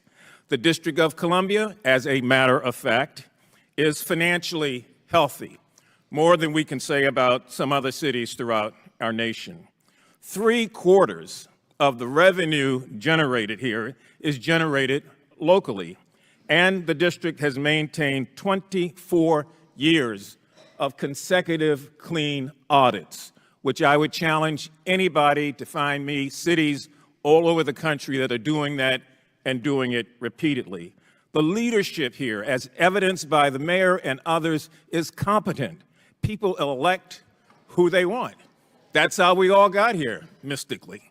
People elected us. They wanted us for a particular time, and when they don't, they will get rid of us. So the leadership here is competent, and as we all know, on the January 6th insurrection, it was the leadership here that promptly dispatched the Metropolitan Police Department to help calm and to restore the order of our nation's capital, even arriving ahead of the National Guard. So I just believe it's very important that whenever we can set the record straight, we do it. The undemocratic meddling by some members of this committee on D.C. matters and their particular interests to try to find a twist or a newsworthy item or a soundbite does not advance the representation of the people here who live here, who love the District of Columbia, and who work day in and day out to make it better, because it is, in fact, the capital of the United States. Thank you, Mr. Chairman. I would yield back any remaining time I might have. Thank you, Mr. Mafu. Chair recognizes Mr. Grofman from Wisconsin for 5 minutes. Thank you. The first question doesn't mean to be insulting. I appreciate, Mayor Bowser, that sometimes you've had to take on your city council as we deal with the problem of crime. And I've often repeated a story in which I don't go abroad much, but about 20 years ago I was in Taipei, Taiwan, and I asked my tour guide with a friend of mine if there's anywhere in Taipei that we couldn't go. And to my surprise, they said, no, everywhere in Taipei is safe. Taipei is bigger than Chicago. And I felt kind of a little bit ashamed for a second, because I knew that if a visitor from Taiwan came to the United States and saw Washington, D.C. and asked me if there's anywhere that they couldn't go, I would have had to said yes. Quite a few places you can't go in town. I appreciate that you've taken on your city council on some issues related to crime, which means that given the huge crime problem you have, a lot of members of the city council keep getting elected but don't agree with you that certain action has to be taken. Could you explain why people get elected to the Washington DC Council, at least on the face of it, it doesn't seem that they're electing people for whom preventing crime is a top priority, which I can't figure out. Well, I've learned over the years not to question the voters. As Congresswoman Mfume just said, they elect who they want, and my job is to work with who the people send. And that is how I have approached my work as mayor and as a member of the council. I do use my position to make sure I'm educating the public about what we need and what's not working. Yeah, that's okay. You only give me 5 minutes. Want to talk a little bit about your schools. You're spending $22,000 per pupil, which is one of the highest in the country. If you go down the test scores, only 31% of your students read at or above grade level. 19% of your students pass grade level in math. If we look at high school students alone, only 11% are at grade level for math.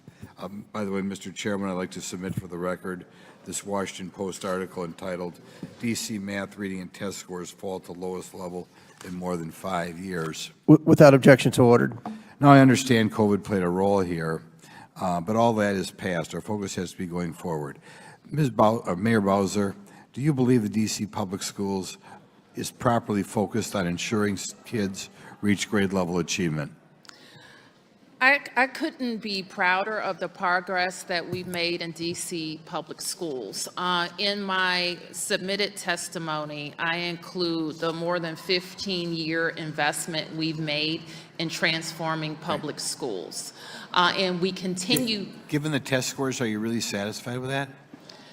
I know that as an urban school district, we have excelled faster than most in the investments that we continue to make. For example, in free pre-K for all 3- and 4-year-olds in the District of Columbia is paying dividends. The investments that we're making in reimagining high school and connecting our high school graduates to advanced technical training is also paying off. Sorry to cut you off. They give us 5 minutes.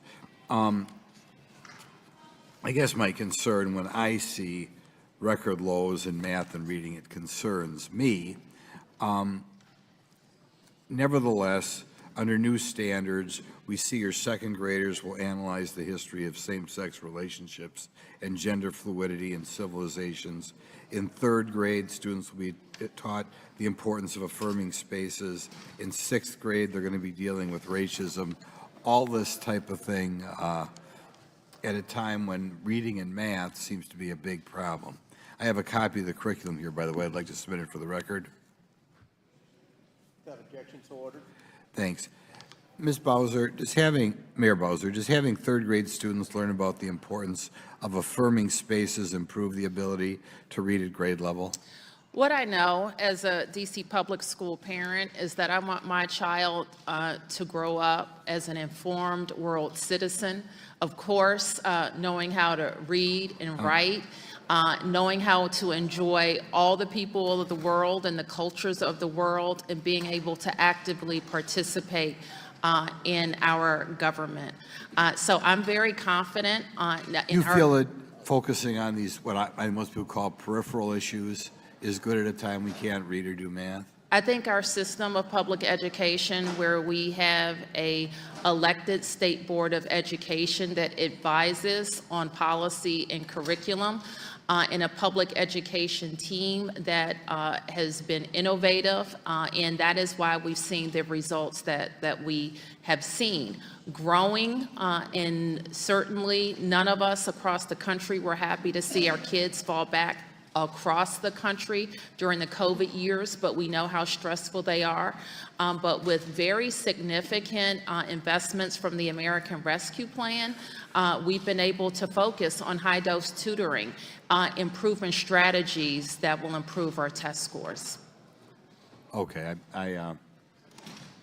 hopefully things will be better off if my friends from Taiwan ever visit me here. Thank you. Gentleman yields back. Chair recognizes the ranking member, Mr. Raskins from Maryland, for 5 minutes. Mr. Chairman, thank you very much. Mayor Bowser, I want to thank you for immediately deploying the Metropolitan Police Department on January 6, 2021 to come and defend us. against the violent insurrection that took place. You sent hundreds of officers who stood shoulder to shoulder with the Capitol Police, and we know many of them were injured in the process, suffering terrible injuries and were hospitalized because of it. And some DC police officers came who weren't even on duty, like Michael Fanone, famously, who came just because he heard about it on the news and was nearly killed that day. He had to beg for his life. So thanks to you and Chief, to you and your officers for everything you did to defend democracy on that day. Now, Mayor Bowser, you didn't hesitate to voluntarily deploy the Metropolitan Police Department to help us out. And you didn't hesitate to do it, even though there are people who are determined to keep DC from achieving its political equality within the union by being admitted to statehood. Why did you do that? Listen, we are, Congressman, we're proud to support all manners of federal operations in the District of Columbia. We sometimes get reimbursed for it. We sometimes don't. And we've seen over the years those security dollars that are available go down and down. There are First Amendment activities, and I'll ask the Chief to chime in here, almost every day, where MPD is working hand in hand with federal partners to include the Park Police and the U.S. Capitol Police, less because there tend to be fewer demonstrations. But they work hand in hand every day to make the city safe. And we're going to be there to be supportive of the federal government whenever called upon. Good. Let me pursue this for a second with you. Unlike the Metropolitan Police Department, the DC National Guard was not deployed for several hours after the riots at the Capitol began, despite the fact that they were armed and ready and just a few blocks away. Why didn't you just deploy the DC National Guard? We requested the DC National Guard to support our activities in and around the city. In a somewhat unusual response, the Department of the Army limited the movements of the Guard to where they could go and required us to request through the Army, the Secretary of the Army, any changes to their deployment. The DC National Guard is somewhat a misnomer because when you're from the states and you have the Maryland National Guard, they report to the governor of Maryland, or in Florida, they report to the government of Florida. The DC National Guard may more accurately be called the President's Guard. The President, through his designee, the Secretary of the Army, deploys the DC National Guard. Right, and we know that President Trump was indifferent and passive for at least 3 hours before the National Guard were finally released. If DC were to become a state, the governor, the new executive of the state, would have control over the National Guard. But the House of Representatives in the last session actually voted not just for DC statehood, but also separately in different legislation to give the mayor control over the DC National Guard after we were just taught this object lesson in what it means to have a president who doesn't have the best interests of the country at heart controlling the National Guard. It was blocked in the Senate by Republicans. Would you have deployed the Guard immediately to the Capitol? We certainly would have moved the Guard that were already in the district. We think, and I'll ask the Chief to remind me of the number of Guardsmen and women who are already deployed who could have gotten here in minutes. Because that wasn't happening, we facilitated conversations with the Department of the Army to make sure that the plea of the U.S. Capitol Police Chief was being met. Good. All right, I've got one other question for you. There's been an effort, I think, to drive a wedge between you and the DC Council. I can't think of a mayor in America who doesn't have differences, policy disagreements with his or her council, just like governors and state legislatures and so on. Does the mayor of DC and the DC Council, do they stand united in defense of democratic self-government in DC and also for the statehood petition? Absolutely, 100%. Members of the council have been supportive of our efforts, the Congresswoman's efforts, and, you know, countless dozens of local groups who have advanced DC statehood. Thank you, Mr. Chairman. I yield back. Gentleman yields back. Chair recognizes Mr. Higgins from Louisiana for 5 minutes. Thank you, Mr. Chairman. Mayor Bowser, you've just testified regarding your specific role, your personal role in the days leading up to January 6th in the D.C. National Guard. Do you have counsel present, ma'am? No. Do you wish to amend your testimony in any way regarding what you stated today? I do not. Very well. Mayor Bowser, you are the mayor of Washington, D.C., correct? I am. And Washington, D.C. is the capital of the United States of America, correct? It is. The Capitol is the home of the entire seat of our government, the executive branch, the legislative branch, the judicial branch. The president is here, the vice president is here, 435 congressional offices, 100 Senate offices, the Supreme Court. All departments of the government are headquartered here. All agencies are headquartered here. In your knowledge, you're a very intelligent American. You have a clear understanding of history. In your knowledge, ma'am, is there any other municipality in these United States that has access to our seat of government as the citizens of Washington, D.C.? Actually, they all have more access because they have voting members of Congress and I'll two ask senators. you to restrict your answers to my question. So let's go there. Let's go there, you and I. Are you familiar with the conversations, debates, and discussions that our founders engaged in regarding what significant role the nation's capital would play once developed and populated, and their personal access to the seat of government? Is there any other citizen anywhere across the country that can communicate with every congressman, every senator, the president, the vice president, the entire seat of government by having a sign in their yard, or by just inhabiting that city and bump? Is there any other city in the country where you're going to just bump into potentially hundreds of congressmen and 100 senators at any given restaurant or grocery store? Is there any municipality in the country that offers that level of personal access to the seat of government of these United States? Congressman, I've already explained that I'm born and raised here, and I've spent most of my life here. I've been serving in elective office When for you were 15 growing up, years. did you bump into government Let me just officials? finish, Congressman. I'm reclaiming I my have time, never good lady. been to an event where I happened to bump into 100 senators. You've lived here. I want to remind the crowd that clapping is a disruption. So Chair recognizes Mr. Higgins for 5 minutes. Congratulations on not having bumped into 100 senators at one time. That would be horrific. But in the course of your life, growing up here, Yep. you had opportunity to have personal interactions with the entire seat of the United States government as a resident of D.C. that a resident of, say, Baton Rouge, Louisiana, or Phoenix, or any other municipality across the state, you didn't have.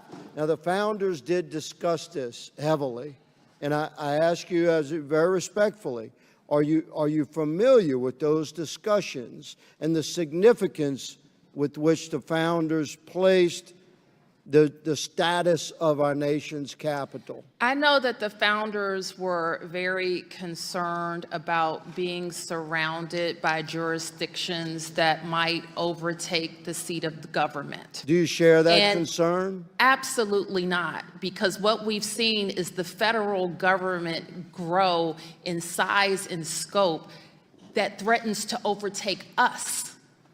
And we saw it We witnessed the federal government I trample ask on our one final autonomy question. and our safety. I ask one final question, ma'am. Is it okay with you that the United States of America has a capital city? Absolutely. And if you are familiar, sir, and I'm happy to share with your office, the bill that our Congresswoman advanced to admit Washington, D.C. as the 51st state. Yes, ma'am. I voted no outlines- and shall vote no again. Mr. Chairman, my time has expired and I yield. Gentleman yields back. Chair recognizes Ms. Brown from Ohio for 5 minutes. Thank you, Mr. Chairman, and thank you, Mayor Bowser, and all our witnesses for appearing today. And I apologize, Mayor Bowser, that you have to sit through one more attempt by my colleagues on the other side of the aisle to undermine the democratic rights of the District of Columbia and its citizens. As I said in our last hearing on D.C. congressional interference, in D.C.'s local affairs is not an obligation or a legal requirement. It is a choice by the majority, and it remains a bad one. Instead of working towards solutions on behalf of the American people, like combating poverty, addressing out-of-control gun violence, and lowering the cost of health care, Republicans are spending our precious time critiquing every local decision of the D.C. government, which happens to represent a majority Black and brown city. So, Mayor Bowser, what are the ramifications for American democracy if statehood for D.C. is not implemented? Well, I think we continue, quite frankly, to look like hypocrites around the world. We are the only, free nation that doesn't allow the citizens of its capital to be represented in its capital. I think what we continue to see happen is not all of the viewpoints of American citizens fully represented in this body. And I think, sadly, we also run the risk of parts of the federal apparatus really imposing in negative ways on free tax-paying Americans in Washington, D.C. Thank you. And Mayor Bowser, why does congressional review of local D.C. policies not make sense in your view? Well, it doesn't make sense because I'm kind of looking around the room, and I count two people who were elected to represent us, me and Congresswoman Norton. So we are the ones who are out on blocks and community meetings and church basements talking to people about what they want to see happen in their city. And the last time I checked, most people here think that government closest to the people is the best government for the people. And so that's why it doesn't make sense for anybody from around the country to purport to care more about our issues than we do. Well, thank you. And last, if you could answer briefly, Mayor Bowser, how is D.C. held back by its inability to self-govern like any other state? Well, one thing, and the chairman mentioned, and I know he mentioned in his conversation with the council members concerned about district finances, and I've had the privilege of presiding over the district achieving a AAA bond rating. And when I have those meetings with rating agencies, they see a risk to the district, not of my leadership or my policies or even those of the DC Council. What they see as a risk is what the Congress might on a whim do to us that would affect our finances. Well, thank you for that, and you should be applauded for the work that you have done. This country has never fully lived up to its founding principles of democracy, freedom, and equality for all. Today, in so many ways, represents that, and we are seeing yet another instance of that failure. DC residents are no different than residents of any other place in this country.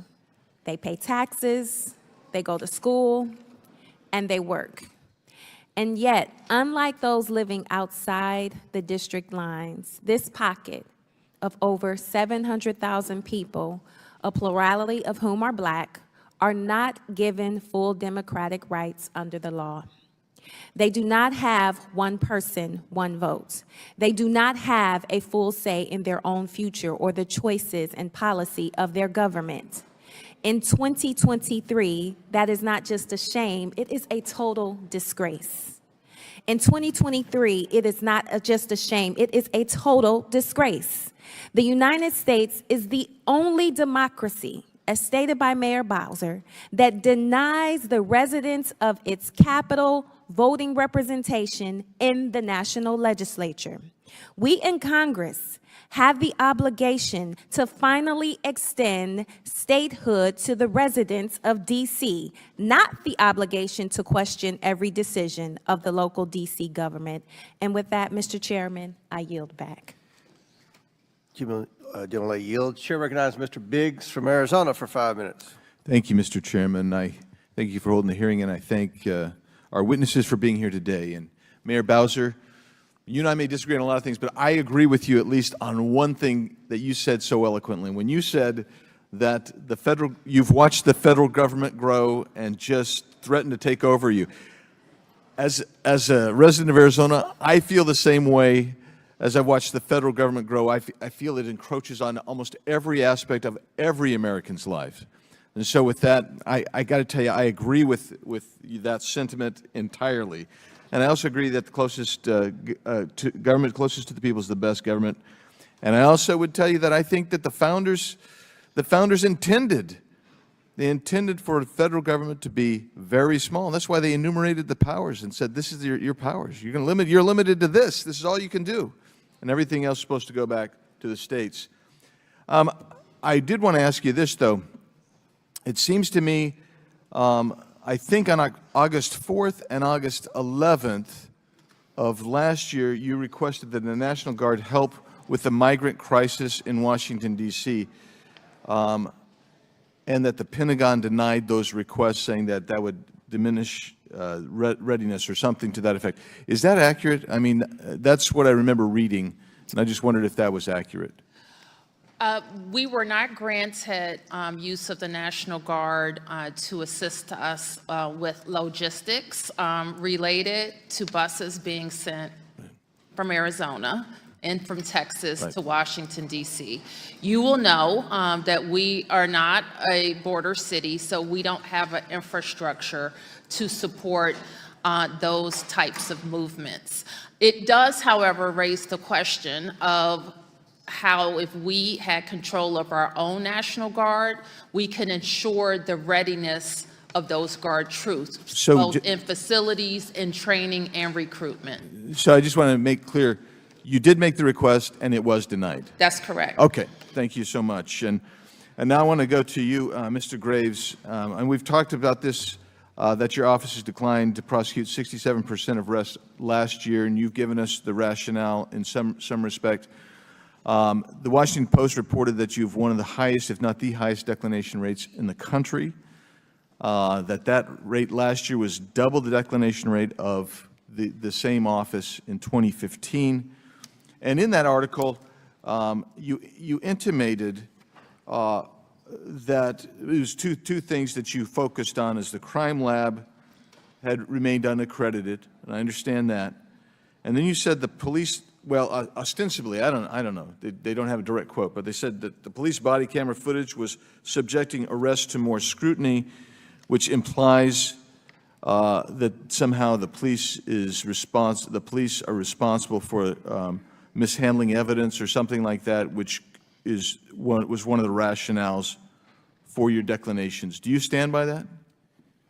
So thank you for the question and the opportunity to clarify the quotation or provide context for it. We have no greater partner than the Metropolitan Police Department. My comment was in no way critical of them. They, and particularly the chief, have been an amazing ally. Is the Department of Forensic Sciences, is that the only crime lab available to you, to the U.S. Attorney's Office? So that's a very good question. There are, of course, other options, other both private and public labs out there that can provide the services that the Department of Forensic Sciences was providing. The way, going back to the mayor's term, the complicated soup was set up when it lost accreditation in May 2021, was the system was built on everything going to the Department of Forensic Sciences. So I guess that's the long way of admitting that there are other labs that you can go to. So thank you for that.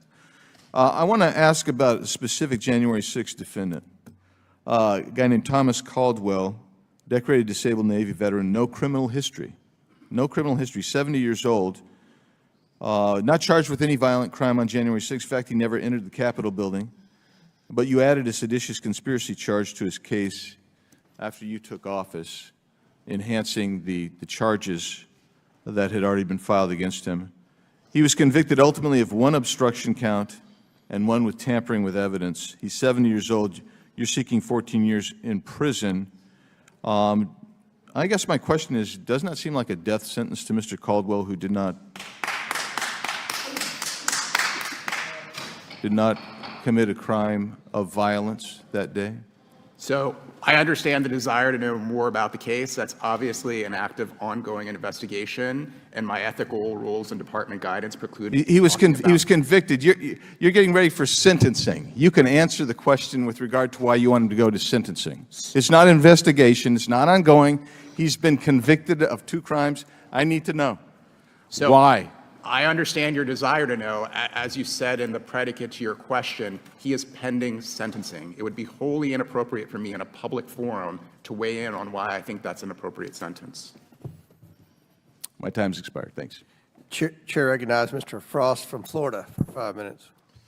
Thank you, Mr. Chair. In a true democracy, the people hold the power, and it is up to the people in their local communities to come together and make laws that fit their everyday reality. And what I'm describing is local control, and local control is the bedrock of liberty.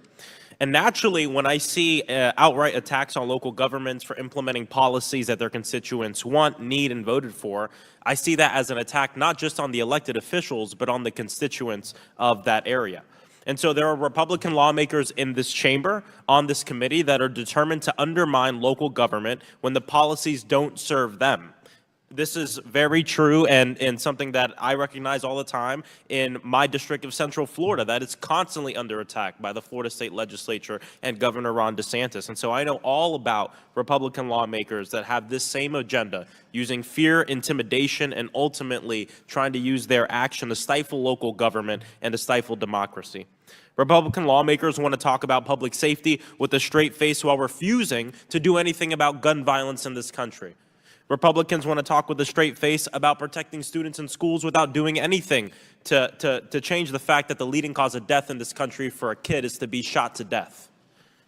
Ron DeSantis then failed to secure funds to implement laws that Floridians want, like red flag laws and extreme risk protection orders, because of a complete disregard of what local communities want and because of sheer incompetence.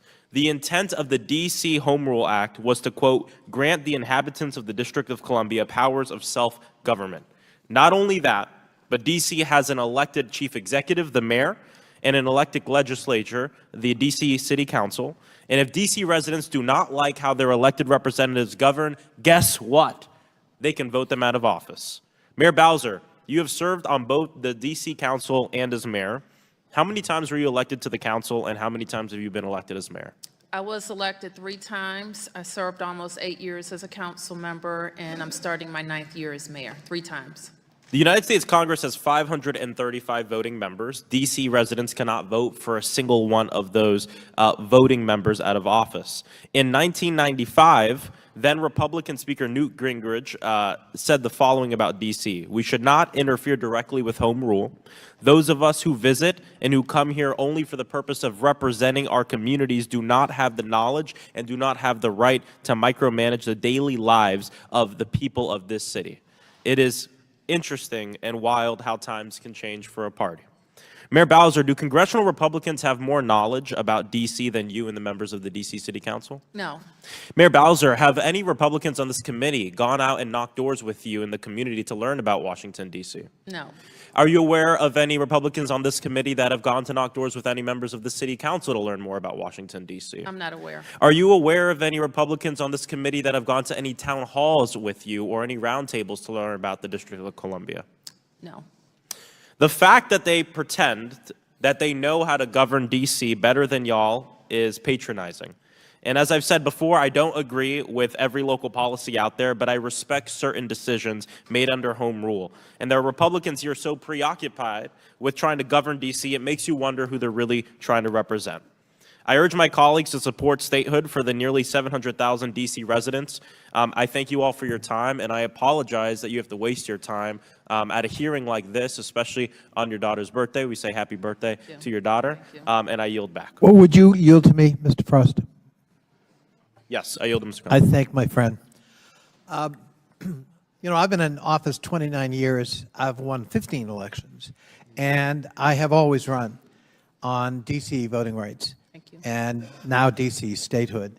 And I can tell you that, at least in my district in Northern Virginia, we fully support the autonomy of D.C., and we fully oppose undue intervention by this Congress in the affairs of D.C. It's not a matter of whether I agree with you or not. That's none of my business. I get to have that opinion, but I don't get to interfere in your right to self-jurisdiction and self-governance. By the way, Ms. Bowser, you were asked by the gentleman from Louisiana, were you familiar with the founders when they were writing the Constitution? Did D.C. exist when the Constitution was written? Well, as you know. Real quick. You got to be quick. Yes or no? No. No, it didn't, but. Had they even decided on where the capital ought to be? No. No. So they had no way of knowing when they wrote the Constitution or even fantasizing about what the ultimate national capital might look like. And I think we have to take that into account in the 21st century. You know, the Constitution is a living document. The founders couldn't see, you know, infinitely into the future. And I think most of them, starting with James Madison, would be horrified at the current state of relations between this Congress and the people, the American people, in the District of Columbia. I thank my friend for yielding. Chair recognizes Mr. LaTurner from Kansas for 5 minutes. Thank you, Mr. Chairman. Thank you all for being here today. This hearing comes as our nation celebrates National Police Week, a chance to thank and honor the men and women who put their lives on the line every day to protect us and our communities despite increasingly dangerous conditions and surging crime rates in cities across America.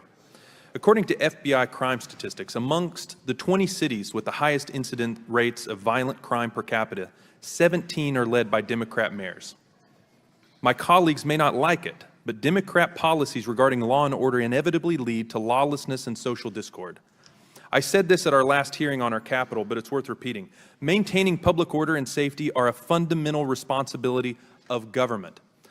Establishing justice and ensuring domestic tranquility are mandates our founding fathers wrote into the first line of our Constitution. Recidivism rates in America are amongst the highest in the world. Almost 44% of criminals released from prison return within a year, which is why I was mortified to learn Mr. Graves declined to prosecute 67% of arrests in Washington, D.C. last year. That's an astronomically high figure. Just 7 years ago, that number was 35%. And for context, Chicago, which is grappling with a well-documented crime wave of their own, declined only 14% of cases last year. We simply can't combat hardened criminals with prosecutorial pacifism. Madam Mayor, juvenile arrests for carjacking rose precipitously beginning in 2020 when COVID lockdowns closed schools. Would you agree that the D.C. government's decision to keep youth out of schools for a prolonged period of time led to an increase in juvenile crime? I can't directly link closing schools to juvenile crime. I do suspect that a whole ecosystem of disrupted services affected youth in need. Do you think closing the schools contributed to the increase in juvenile crime? I think a lot contributes to crime, and we don't always know what causes crime to go up. But our approach has always been to throw all of our resources at an issue, including having our kids to be the first in the region back in their public schools with their teachers in the facilities that are best able to serve them. Please describe, Madam Mayor, the state of police morale in D.C. over the past few years. How have Councilman Allen and others contributed to the state of the police morale? Would you say that the council's emergency police reform is contributing to the growing violence in D.C.? I think, and I have the police chief here, and I work every day to make sure that our police know that they are supported. You're not going to find a bigger supporter of the Metropolitan Police Department in Washington, D.C. Than me. I also know that policing is a tough profession, and making sure that we have the right policy environment to support our police is also one of my big jobs. Part of that will be introducing legislation that when police make arrests, they can have some certainty that work is going to be respected throughout our public safety ecosystem. It's also going to let us get back on track to get to 4,000 officers. And it's also going to make it possible for me to recruit the next great police chief of the Metropolitan Police Department. So I take it from your statement that you are very critical of Mr. Graves' decision to decline the prosecution of 67% of arrests. Is that accurate? I want to make sure that all of the work of our Metropolitan Police, all of the bravery of people who come forward as witnesses is carefully considered as cases move through the criminal justice system.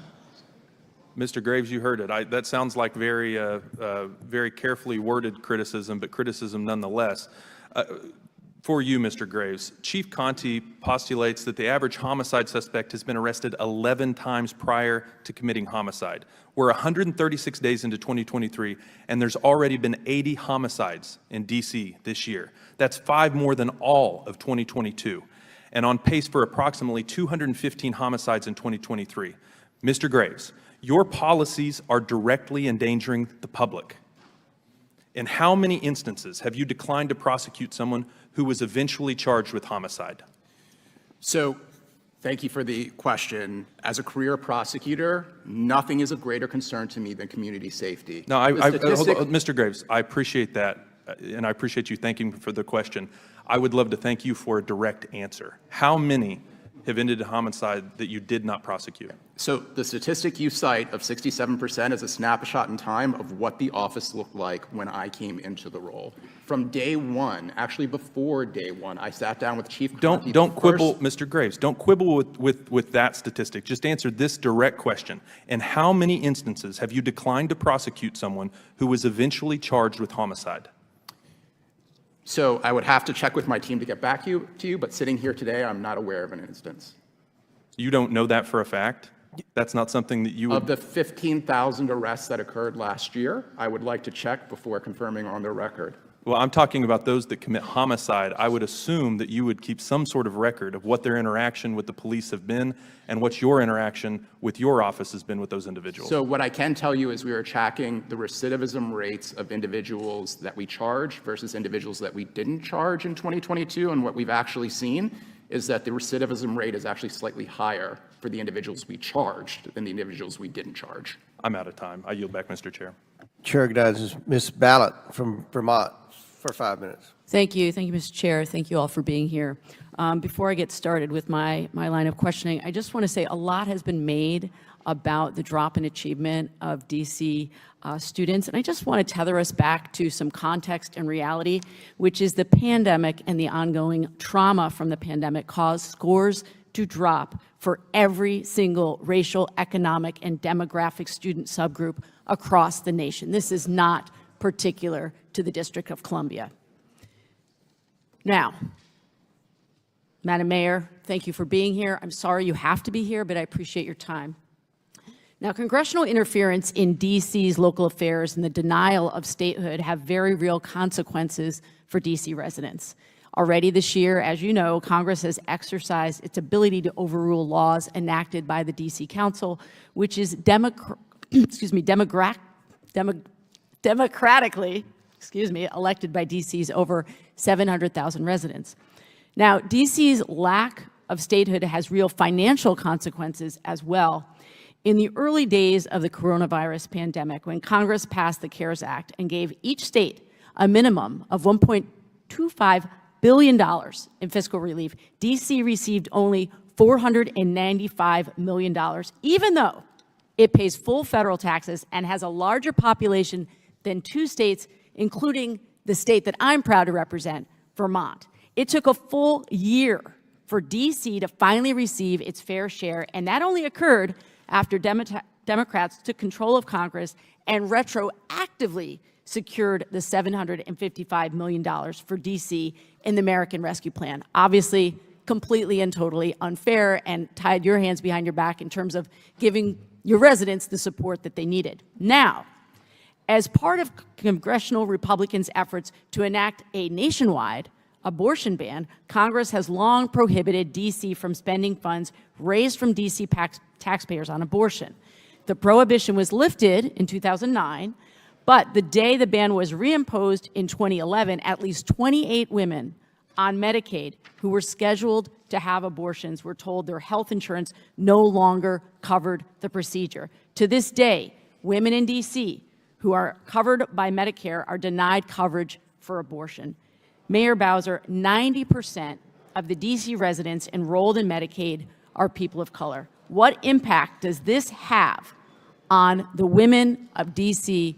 who would like to have full health care options available to them? Well, you outlined just another glaring indignity that we suffer, that our locally raised monies from our tax dollars, our residents who pay income taxes and property taxes, our businesses who pay income taxes and property taxes that support our local budget, we are denied how we use that budget. And we know that can have tremendous impacts on people along the economic income band. So why is it that a person of means has greater access to healthcare choices than a person who is on Medicaid? It's not fair. And it's something that should change. It's not the only thing. However, we are currently, we can't tax and regulate cannabis, for example, which we do think has a public safety impact. The men and women of the police department are battling gray market cannabis sales daily, that if we had a tax and regulate system, we could implement a more safe system.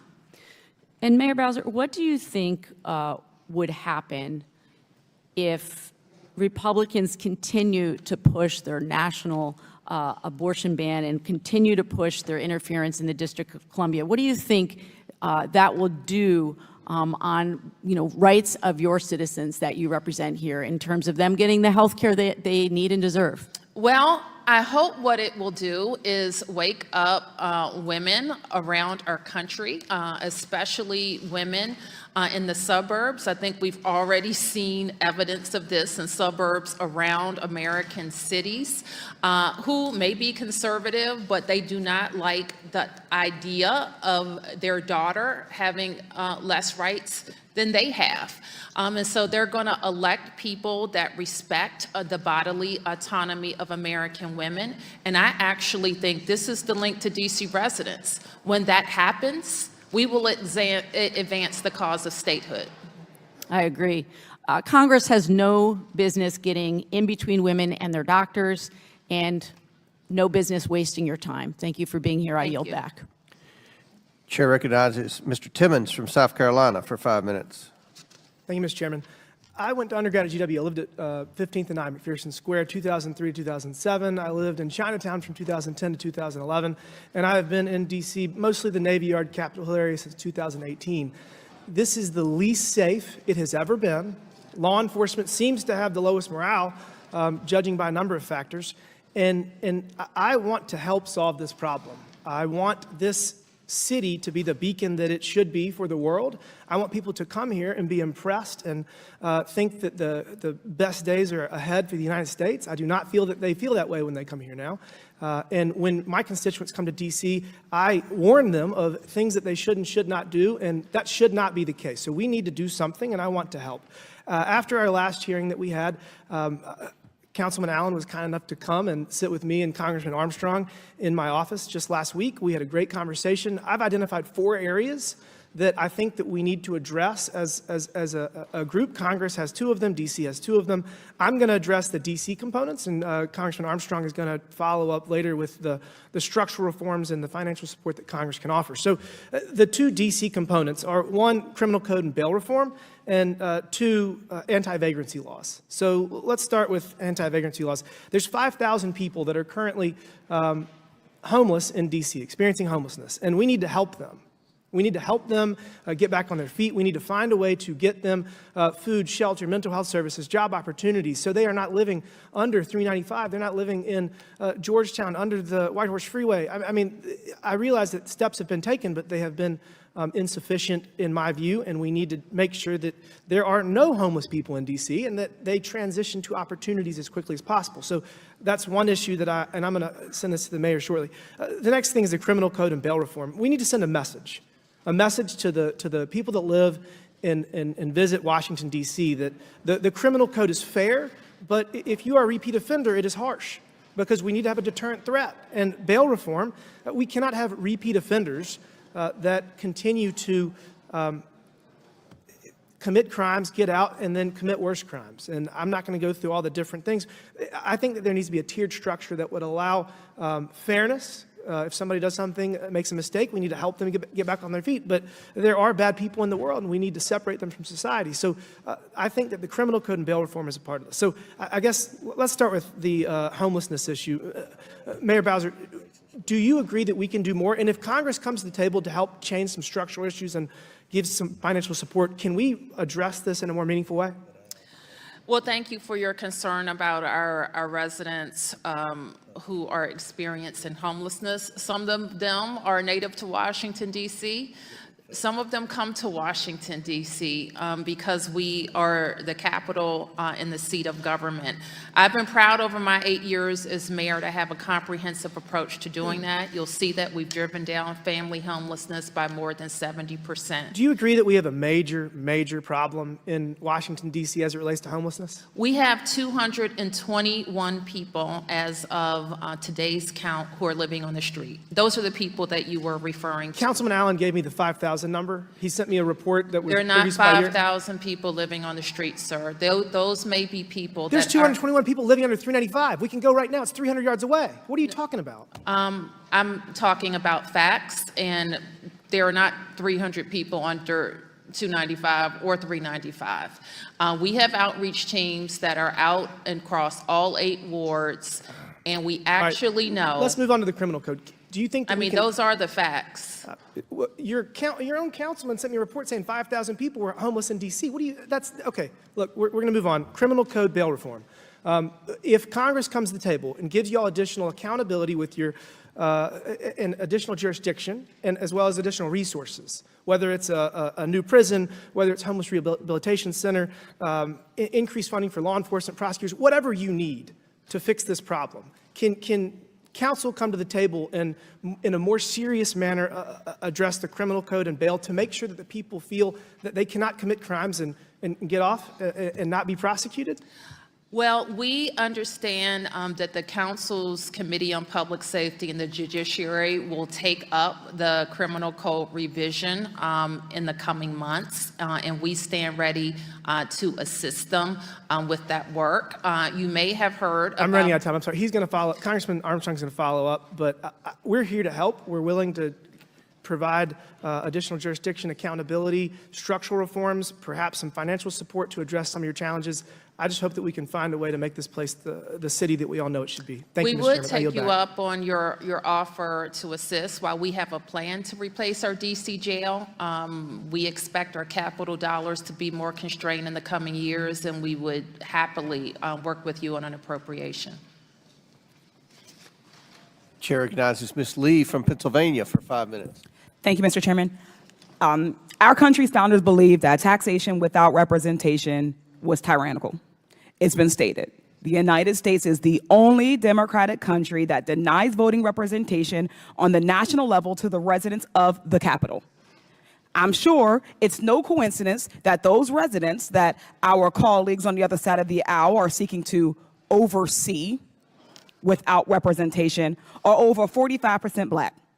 This tenet of no taxation without representation helped launch the American Revolution as enshrined in the Declaration of Independence. Yet Congress requires the nearly 700,000 D.C. residents to pay all federal taxes, but denies them voter representation in Congress. Mayor Bowser, do you think not having 2 senators to represent D.C. has impacted federal funding and policies? Absolutely.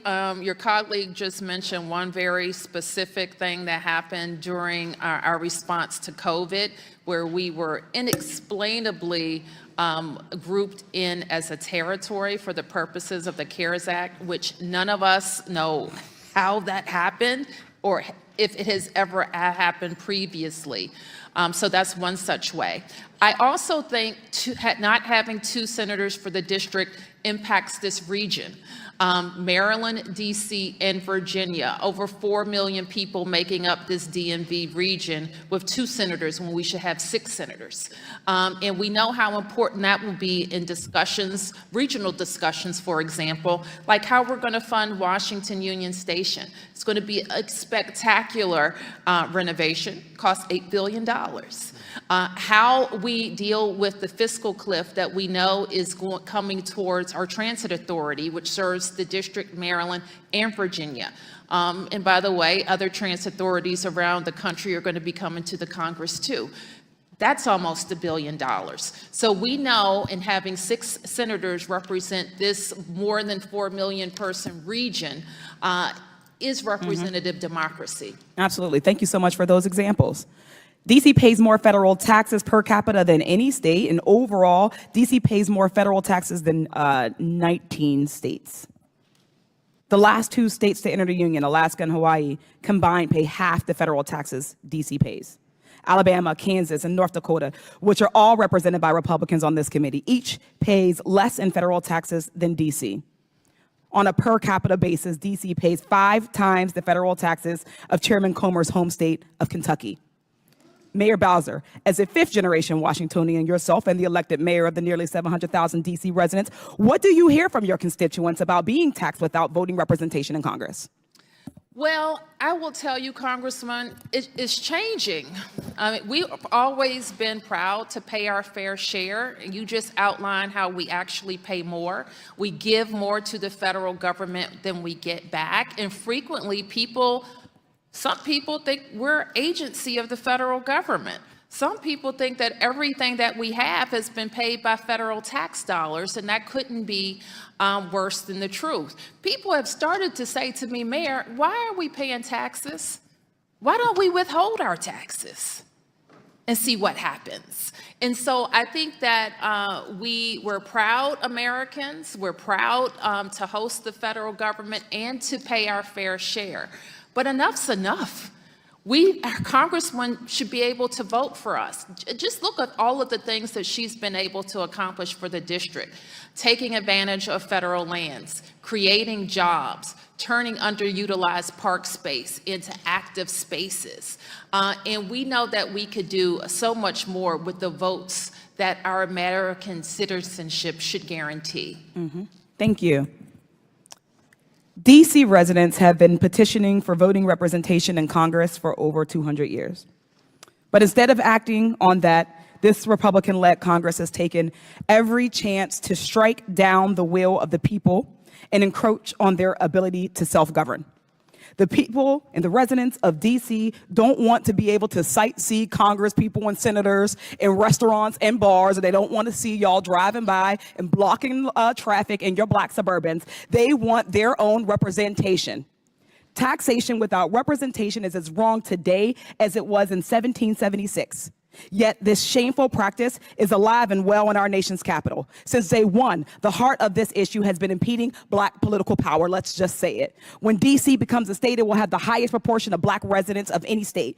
We need to affirm their right to self-determination. Admitting DC into the union would right this wrong. I yield back. Thank you. Lady yields. Chair recognizes Mr. Armstrong from North Dakota for 5 minutes. Thank you, Mr. Chairman. DC is unique. The U.S. Attorney's Office here is unique, with the exception of some Indian reservations that exist across the country. This is one of the only places where you have primary prosecutorial authority. I appreciate what Mayor Bowser said about the jail. I think we should look at some different things. I'm going to get to BOP here in a second.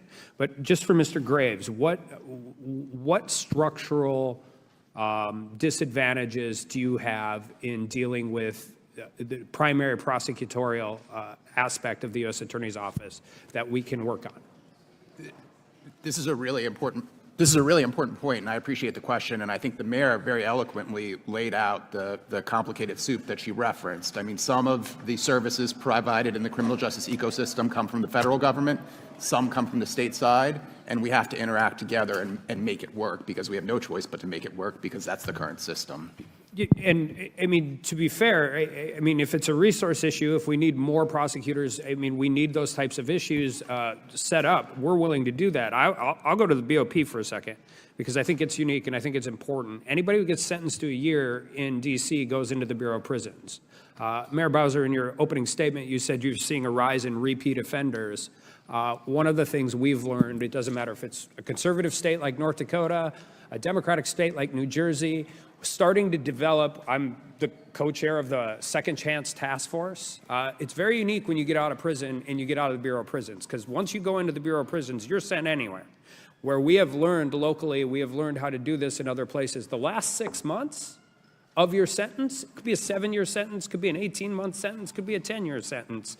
If we do it right and deal with services in transition and dealing with those issues, you can put people coming out of custody in the best chance to succeed and the least chance of recidivism. We know we need a new jail here. Anybody who thinks we don't should go, and outside of everything else.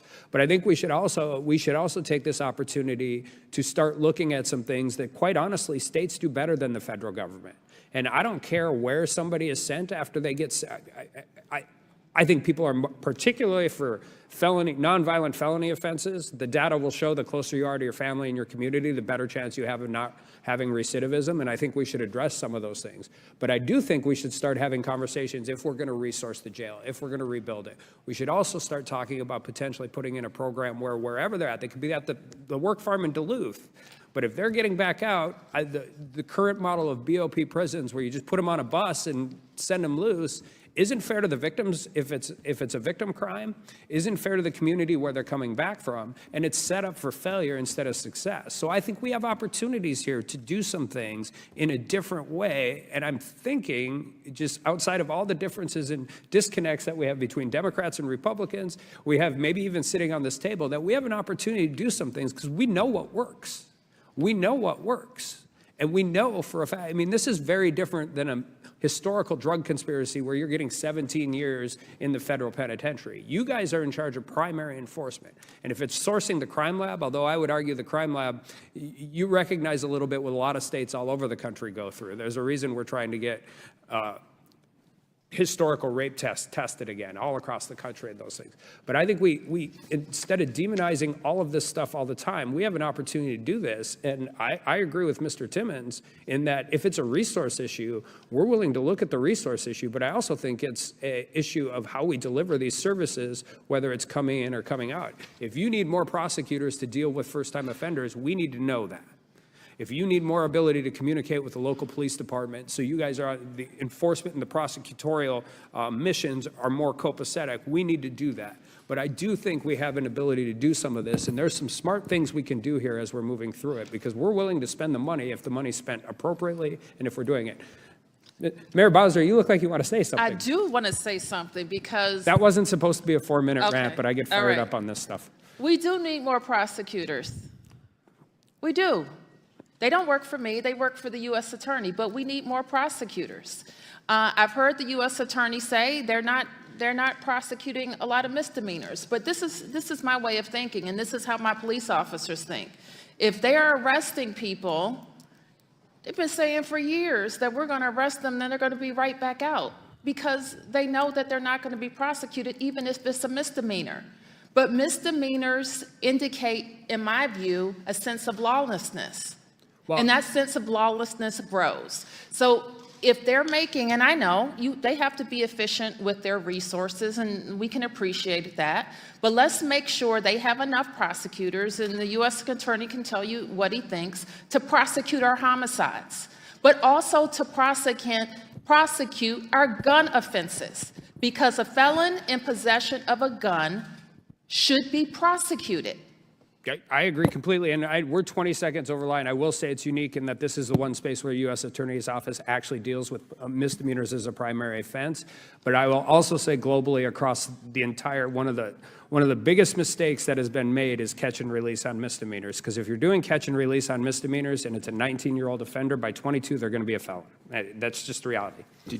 I'm sorry, Congressman, do you want me to respond? I'm way out of time, but I'll take any extra if anybody's got it. I yield back. Very good discussion. Chair recognizes Mr. Kassar of Texas for 5 minutes. Thank you, Chairman. Mr. Graves, just because it sounded like you were going to chime in, can you talk a little bit about recidivism and how it is y'all take actions to make sure that folks aren't, not recommitting crimes? What are you all finding? Thank you. I appreciate it. Yeah, thank you. I appreciate the opportunity. So in response to the resource question, every prosecutor will tell you, every head of a prosecuting organization will tell you, I will take more prosecutors and I can do more with more. So yes, and we're incredibly appreciative of the fiscal year 23 budget that was passed that provided additional resources for prosecutors. We received additional prosecutors in the U.S. Attorney's Office for the District of Columbia because of that. We would ask that the President's fiscal year 24 budget be fully funded because that would allow for additional prosecutors. And of course, if you want to go above the budget request, we would take more prosecutors. I want to be clear, with respect to misdemeanors, I view them as a public safety issue. Our office, there is no category of misdemeanors that our office is refusing or declining to prosecute. I share in the sentiment that has been expressed that misdemeanors have a tremendous impact on the community. That's why when we have sufficient evidence, we move forward with misdemeanors. And I want to increase the rates, and our office, along with the mayor, have taken steps in the wake of DFS's loss of accreditation to get us the testing that we need in order to prosecute these misdemeanors. A large percentage of the misdemeanor cases that we are prosecuting are drug possession offenses. We want to prosecute those drug possession offenses so that we can get those individuals under court supervision into treatment programs and hopefully address the root cause that is driving the criminal conduct. Thank you, Mr. Graves. In my district, in the 35th District of Texas, I'm proud that 60,000 of my constituents are veterans and active military. They have a voice and a vote in Congress. But here in D.C., there's over 30,000 veterans who, while they have a powerful voice here in Congress with Ms. Holmes Norton, they are not given an equal vote. When these citizens enlisted, they knew that there was a chance that they might never see their friends or family ever again. They signed up knowing that they could hold their representative in Congress accountable for our votes that put their lives on the line. But service members from D.C. do not have that same right. D.C. residents also have no vote in the Senate, where military leadership is confirmed. D.C. residents pay taxes to fund wars, but have no say in whether or not our country goes to war. D.C. residents have served bravely in our military for the entire history of our country, and some have paid the ultimate price, their lives, for a country that denies them voting representation in Congress and full local government. Mayor Bowser, what message does it send to D.C. military families and veterans when the country they've risked their lives for refuses to afford them basic democratic rights? Well, obviously, it sends the wrong message, Congressman, and we often find that our service members have more need. And they have to call on the government from everything from how they access their VA benefits to sometimes needing housing supports and services, and they want to make sure that they're fully represented. They also have grievances. And they want to be able to have those grievances heard by voting members of the Congress that can make changes. They know how the system works, and they probably best know how to make it work better for themselves and their families. Thank you for that. My experience representing Military USA in San Antonio and then veterans and military families throughout Central Texas is that indeed so many of our veterans and active service members are great participants in our democracy and help us make this system work better. And I believe that with DC statehood, those active military members and veterans would be best served here in DC. We're continuing to see this trend of picking on cities that are trying to do their jobs spread across the country. Today in Texas, the Senate is considering voting on a bill to wipe out water breaks rules for construction workers in Dallas, eviction protections for renters in Austin. They're picking on the city of San Antonio for a variety of things, including, I think, a paid sick days ordinance. I think that it is incumbent on us as a Congress to try to support D.C., both give you statehood and try to support you rather than getting in the way. Thank you so much, and I yield back. Thank you. Chair recognizes Ms. Luna from Florida for 5 minutes. Pretty appalling to hear some of these crime stats from some of my colleagues, but in reading some of your testimony, Mayor, and then also just hearing the back and forth, I realized that you have actually been more pro-law enforcement than your city council. And I think there's no clear, really example of that with what happened recently with the DC Council's decision to rewrite the city's criminal code, which thank goodness was overturned. But obviously what Americans want is effective leadership in their nation's capital, and that understanding the experience of residents and visitors is incredibly important, not just leaders that are apparently out of touch with issues plaguing the city. Mayor Bowser, I wanted to ask you why it is that you think your city council is working so hard against you to ensure the safety of residents and visitors. I think our city council is concerned about safety of residents and visitors. It won't surprise anybody that we have philosophical differences. My views on how to make the city safer are well known, and I believe that they were affirmed by voters last year in bringing me back for a third term. But I also think that Americans are having these discussions in cities and towns all across our country. And what I hear them telling me when I go to visit places, they're not really concerned about my city council or me, but they do want to make sure that Washington is working. And when I say that, I'm talking about federal Washington. I think, but my question is more so focusing right now in that I have constituents that come up, like some of my colleagues had mentioned, and they don't feel safe walking around. I didn't feel safe walking around. And when you had a fellow member of Congress that was brutally attacked by someone that had a criminal record that was obviously showing that this person was disturbed, and then you had the failure of prosecution for that. That, to me, does not signify a safe city. In fact, we're looking and we're seeing that sexual abuse offenses have increased over 48% in just 1 year's time frame from 2022 to 2023. My next question would be for you, Mr. Graves, just as a personal understanding. I understand you're married, yes? I'm sorry, I missed a lot. I understand that you're married? Yes. Okay, and you have children? Yes.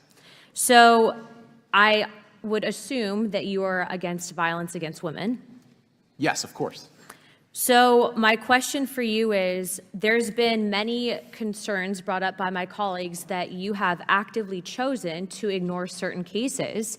And as a result of that, it's impacting people that ultimately are relying on you to do your job in order to make them feel safe. In the instance of my colleague that was attacked, I mean, my goodness, she's coming downstairs from her apartment. You have a crazy man that goes in, has a criminal history, should have been locked up prior, and yet he wasn't. And I just want to know why, because I understand that if that was your wife or that was your child, I assume that you would have pressed charges. Would you have not?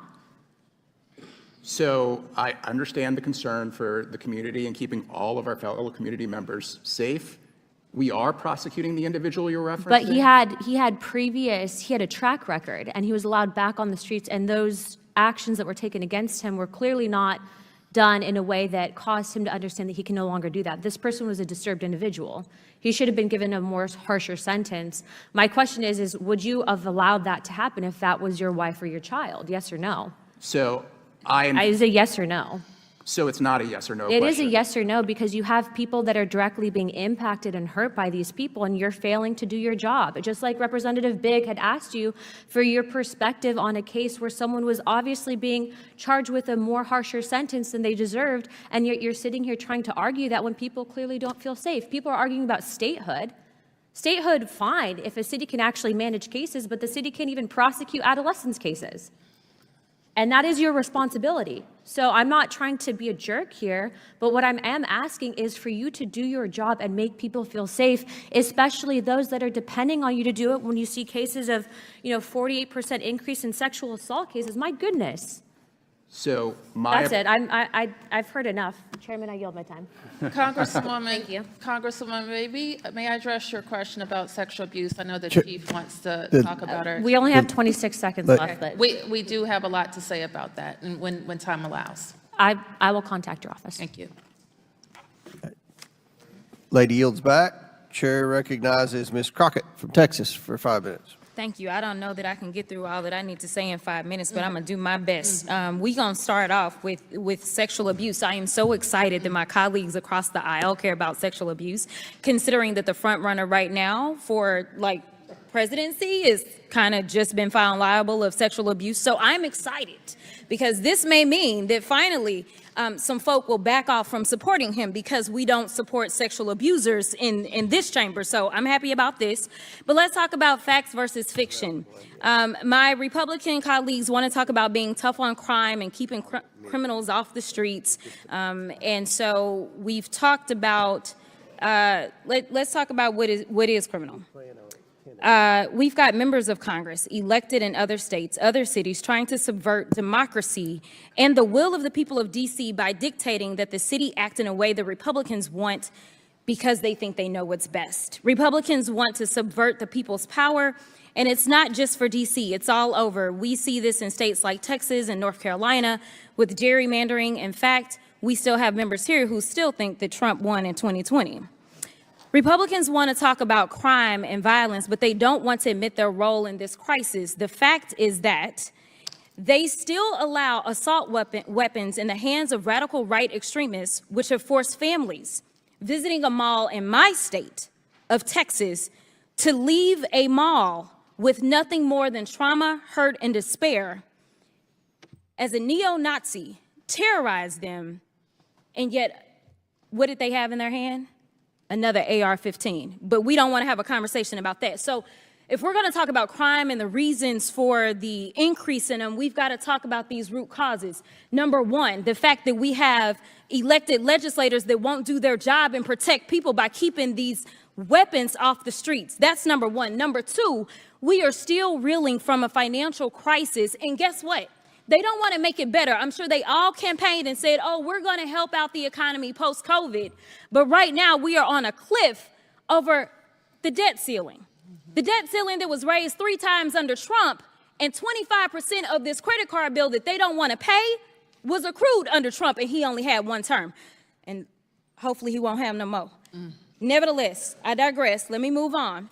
So let's also talk about the fact that just recently, I think it was yesterday or 2 days ago, we received reports that there is a staff member who's working for a Republican on this committee who has ties with and supports a white nationalist who has proclaimed himself to be just like Hitler.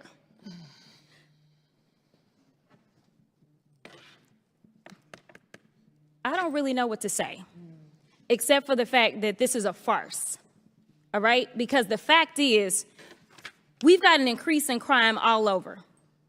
If we really want to be real about it, let's talk about it.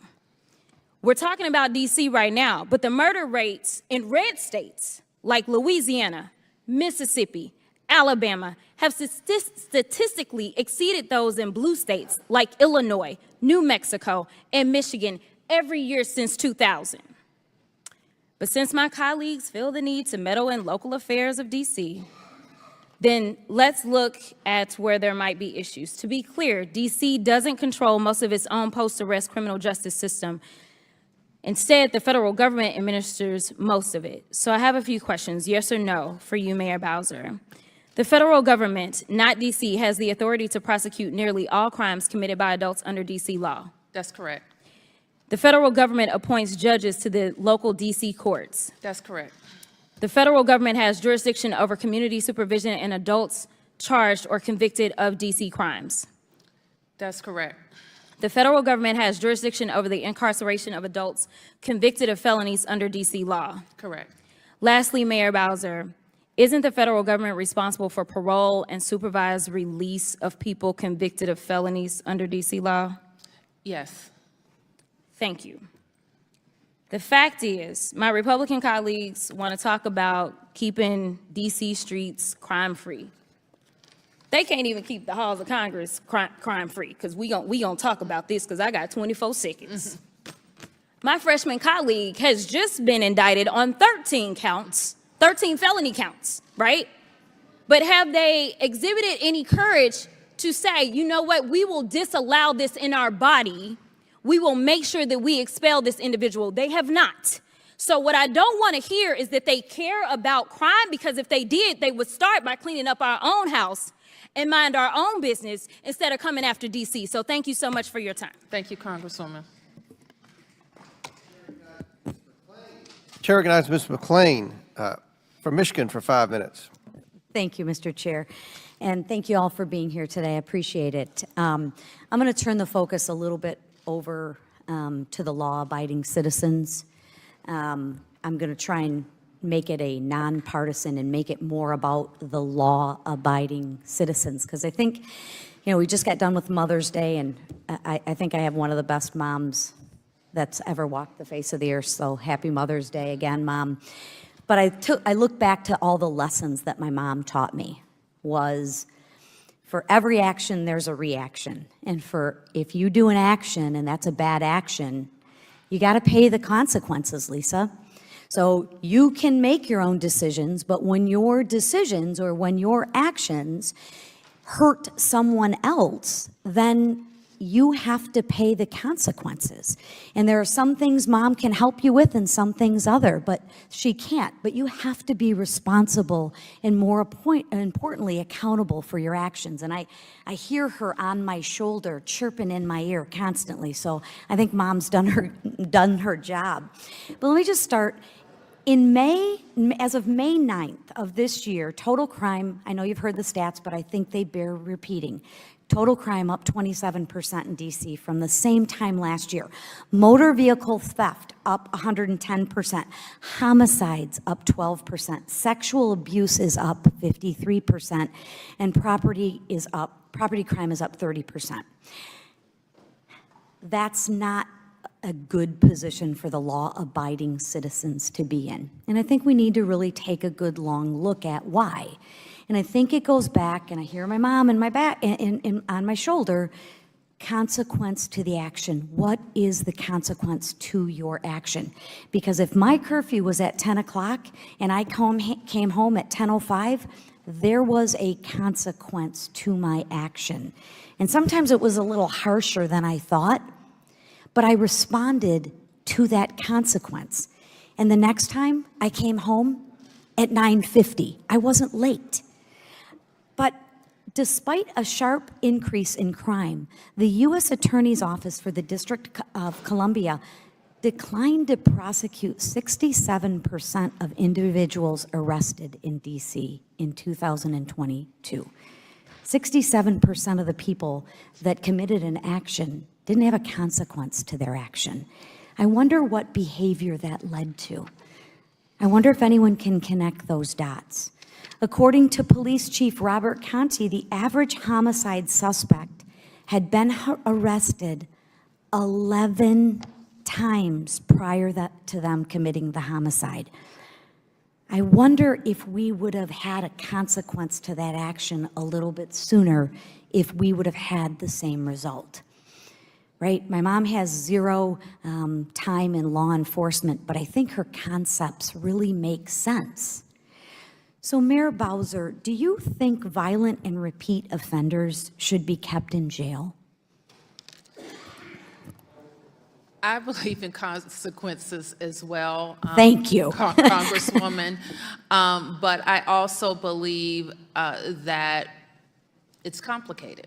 And that life is complicated. Life is complicated for the law-abiding citizen, Absolutely. too. And sometimes I'm sorry. I don't disagree. It's really quick. Do you Yes. believe that violent repeat offenders should be kept in jail? And if the answer is I don't know or it depends, I will say that I advanced a piece of legislation that addresses the issue that you're raising. So yes? For a person who has been convicted of a violent crime and is arrested for another violent crime, I am suggesting that we close what I see as a gap in our law. I agree with you, but I think you're missing the And give the courts point. the ability to detain them while they await trial. So is that a yes? It's a yes in some cases. Yes, I think that this is, And therein I lies the believe problem. firmly, this is what I believe firmly, Congresswoman, and we've been focused on taking guns off our street. We can have a- Let me stop you because I don't want to get, I have another Okay. question. Do you have any concerns that the average homicide suspect has been arrested 11 times prior to committing the murder, Mr. Graves? I mean, that 11 times. Yes, we have concerns with anybody who's arrested. I do want to clarify that same study, which was talking about a point in time, almost all of those people had been prosecuted for some of their conduct. 75% of them were under court supervision at some point in time in their lives, and 25% But it didn't of them, work, right? It didn't work. Yeah, 25% of them were under Right. court supervision at the time of the offense. Right, okay. So can you explain to the committee why your office is declining to prosecute so many people? I mean, 67%, I'm already down. Thank you all for your time, and thank you again to my mom for talking about consequence. Actions have consequences. Chair recognizes Mr. Garcia for 5 minutes.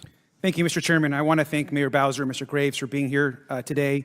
Particularly, Mayor Bowser, before I came to Congress, I was mayor of Long Beach for 8 years. I know it's a very tough job, and I'm certainly no stranger to criminal justice reform and the work that all of you do every single day.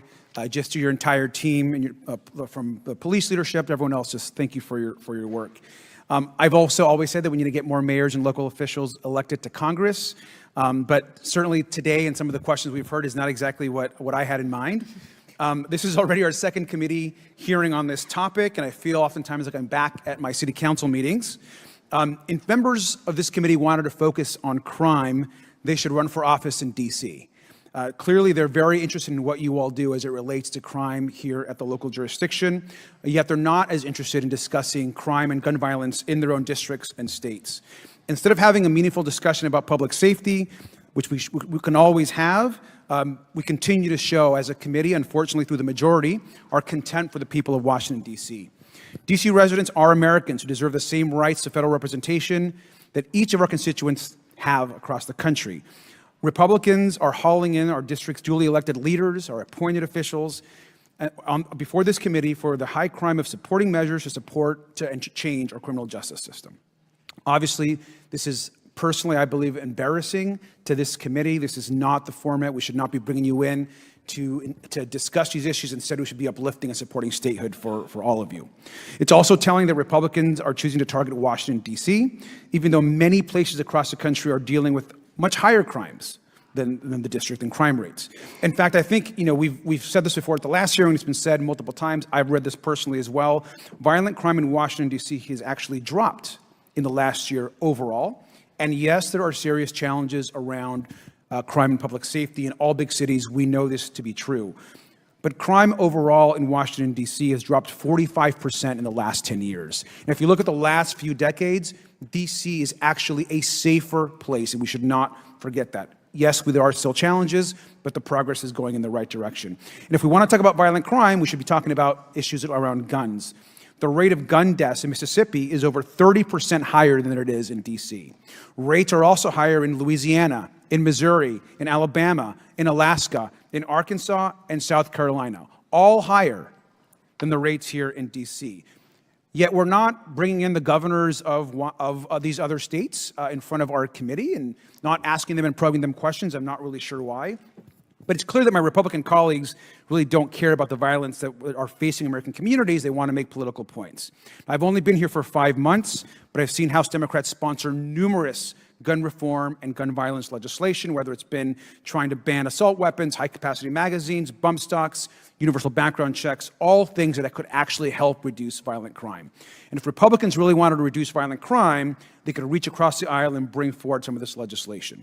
Now, instead, we're going to debate whether 700,000 American citizens in our nation's capital deserve the right to self-determination. And Mayor Bowser, especially to you, as a former mayor, I'm sorry you have to be here today, where you should be at City Hall doing the people's work. The people, of course, have you here as their mayor, and I thank you for being here.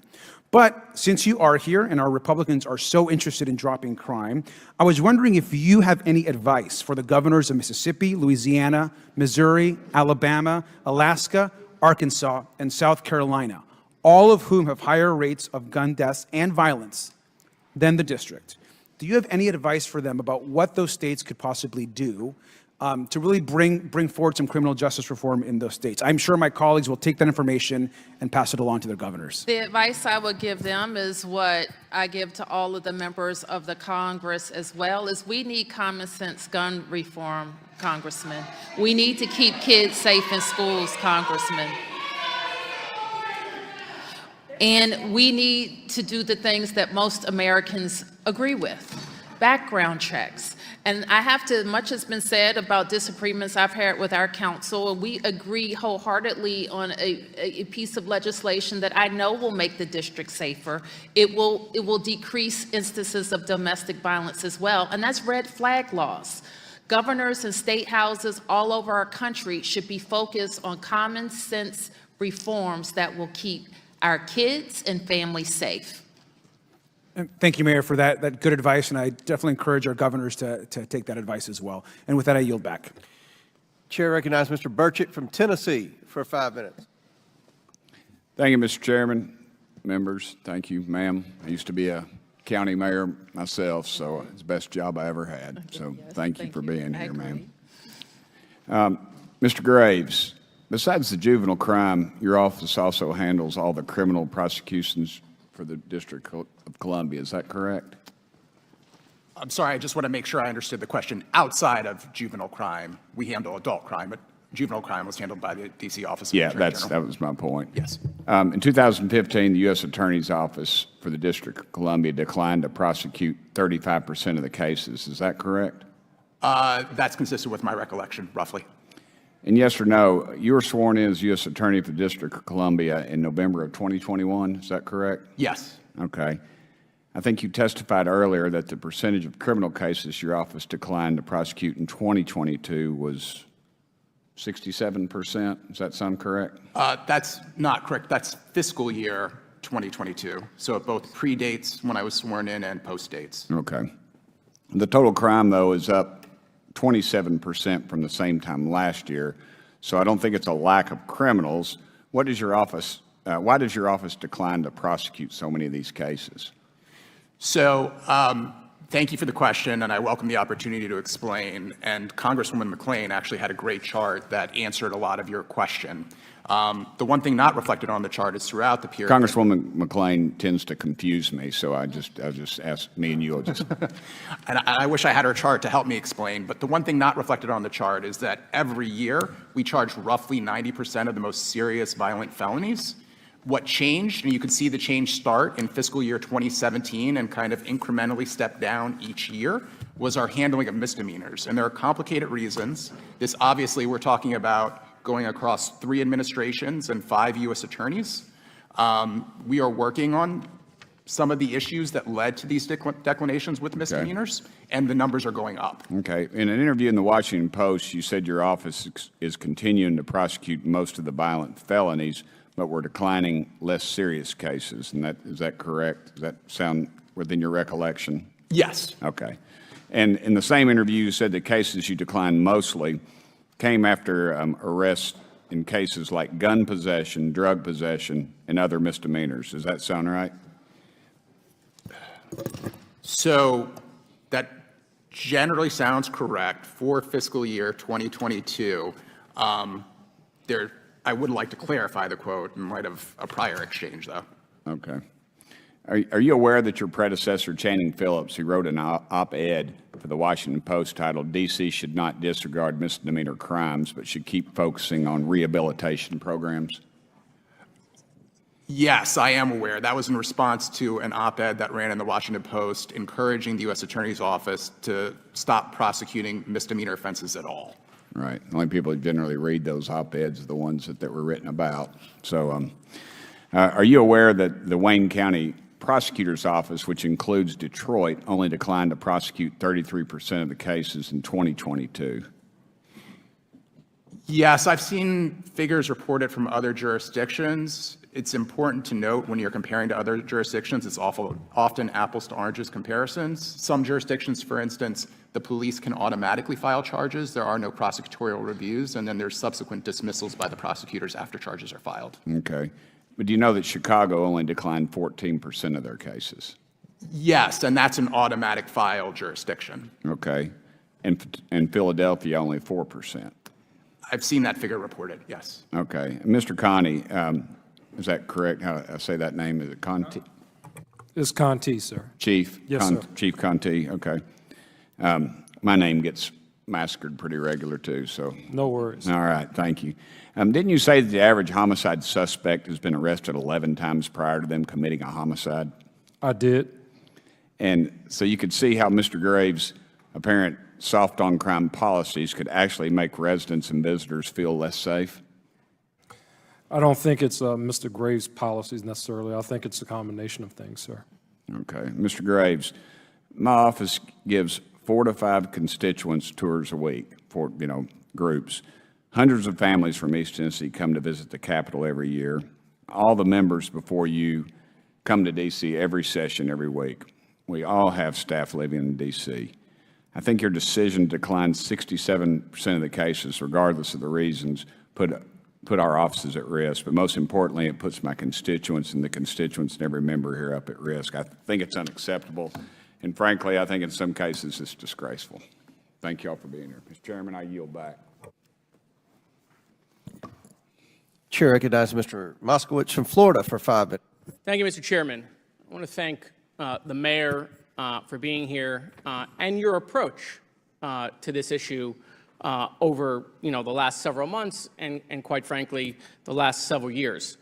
I want to remind my colleagues across the aisle that 6 out of the top 10 high crime states are red states. So I assume at some point, since we're now the crime committee, I assume at some point we're going to have the attorney generals from those states to talk about what we can do in those red states on crime. It's interesting that I guess we want to be the DC Council, and here we are yet another hearing on crime, and yet we have not heard the other side talk about gun violence. Again, I want to remind them gun violence is crime. Mass shootings are crime. We heard that Taiwan has really low crime. Well, Taiwan doesn't allow mentally ill people to buy AR-15s, unlimited ammunition, and body armor. Possibly one reason why Taiwan has slightly lower crime than us. A member of this committee had someone burst into their office and injure staff members.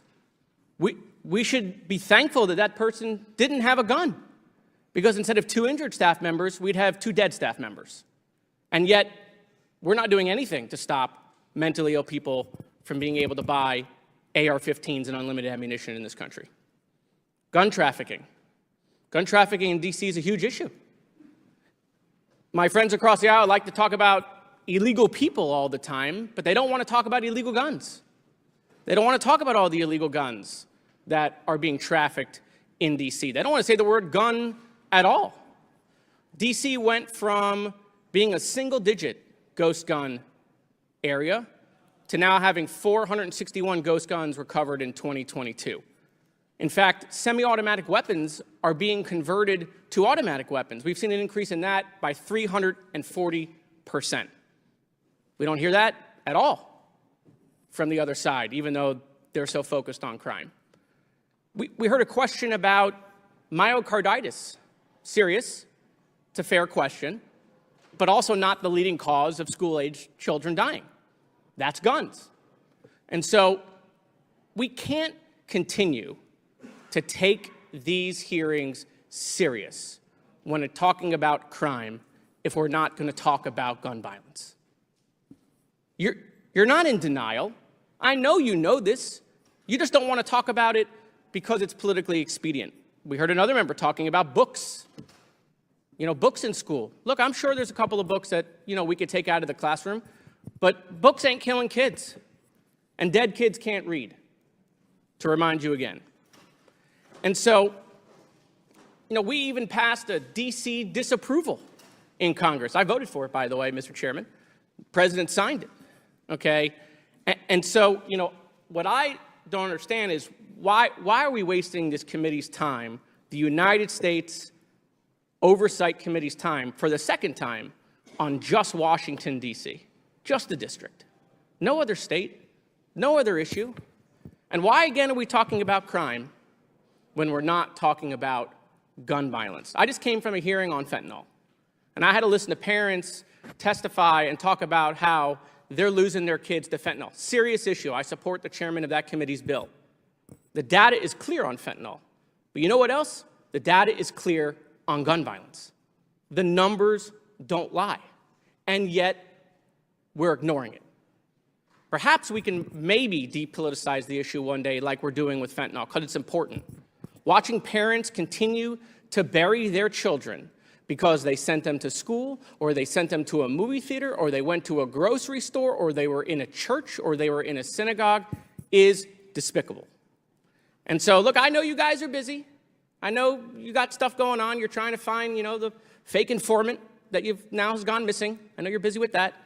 But I'm hoping that perhaps the Oversight Committee, if they're so worried about, federal overreach, perhaps they can start, being focused on real government oversight. And with that, Mr. Chairman, I yield back.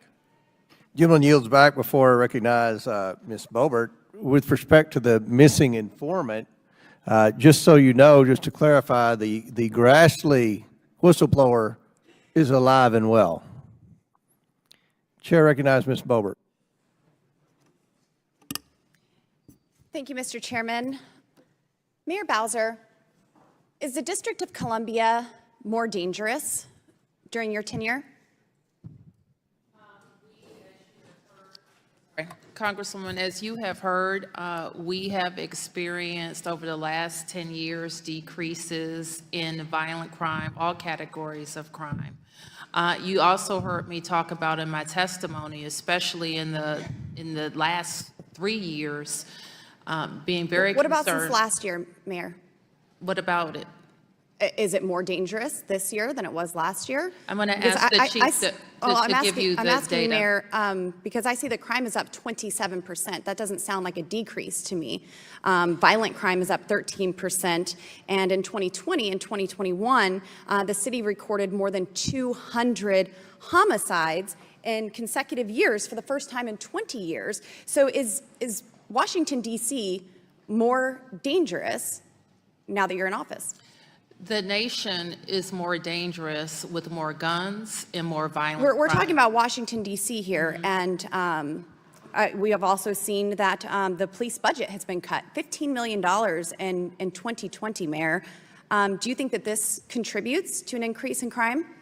I think a lot of things have contributed to increases in crime across the country.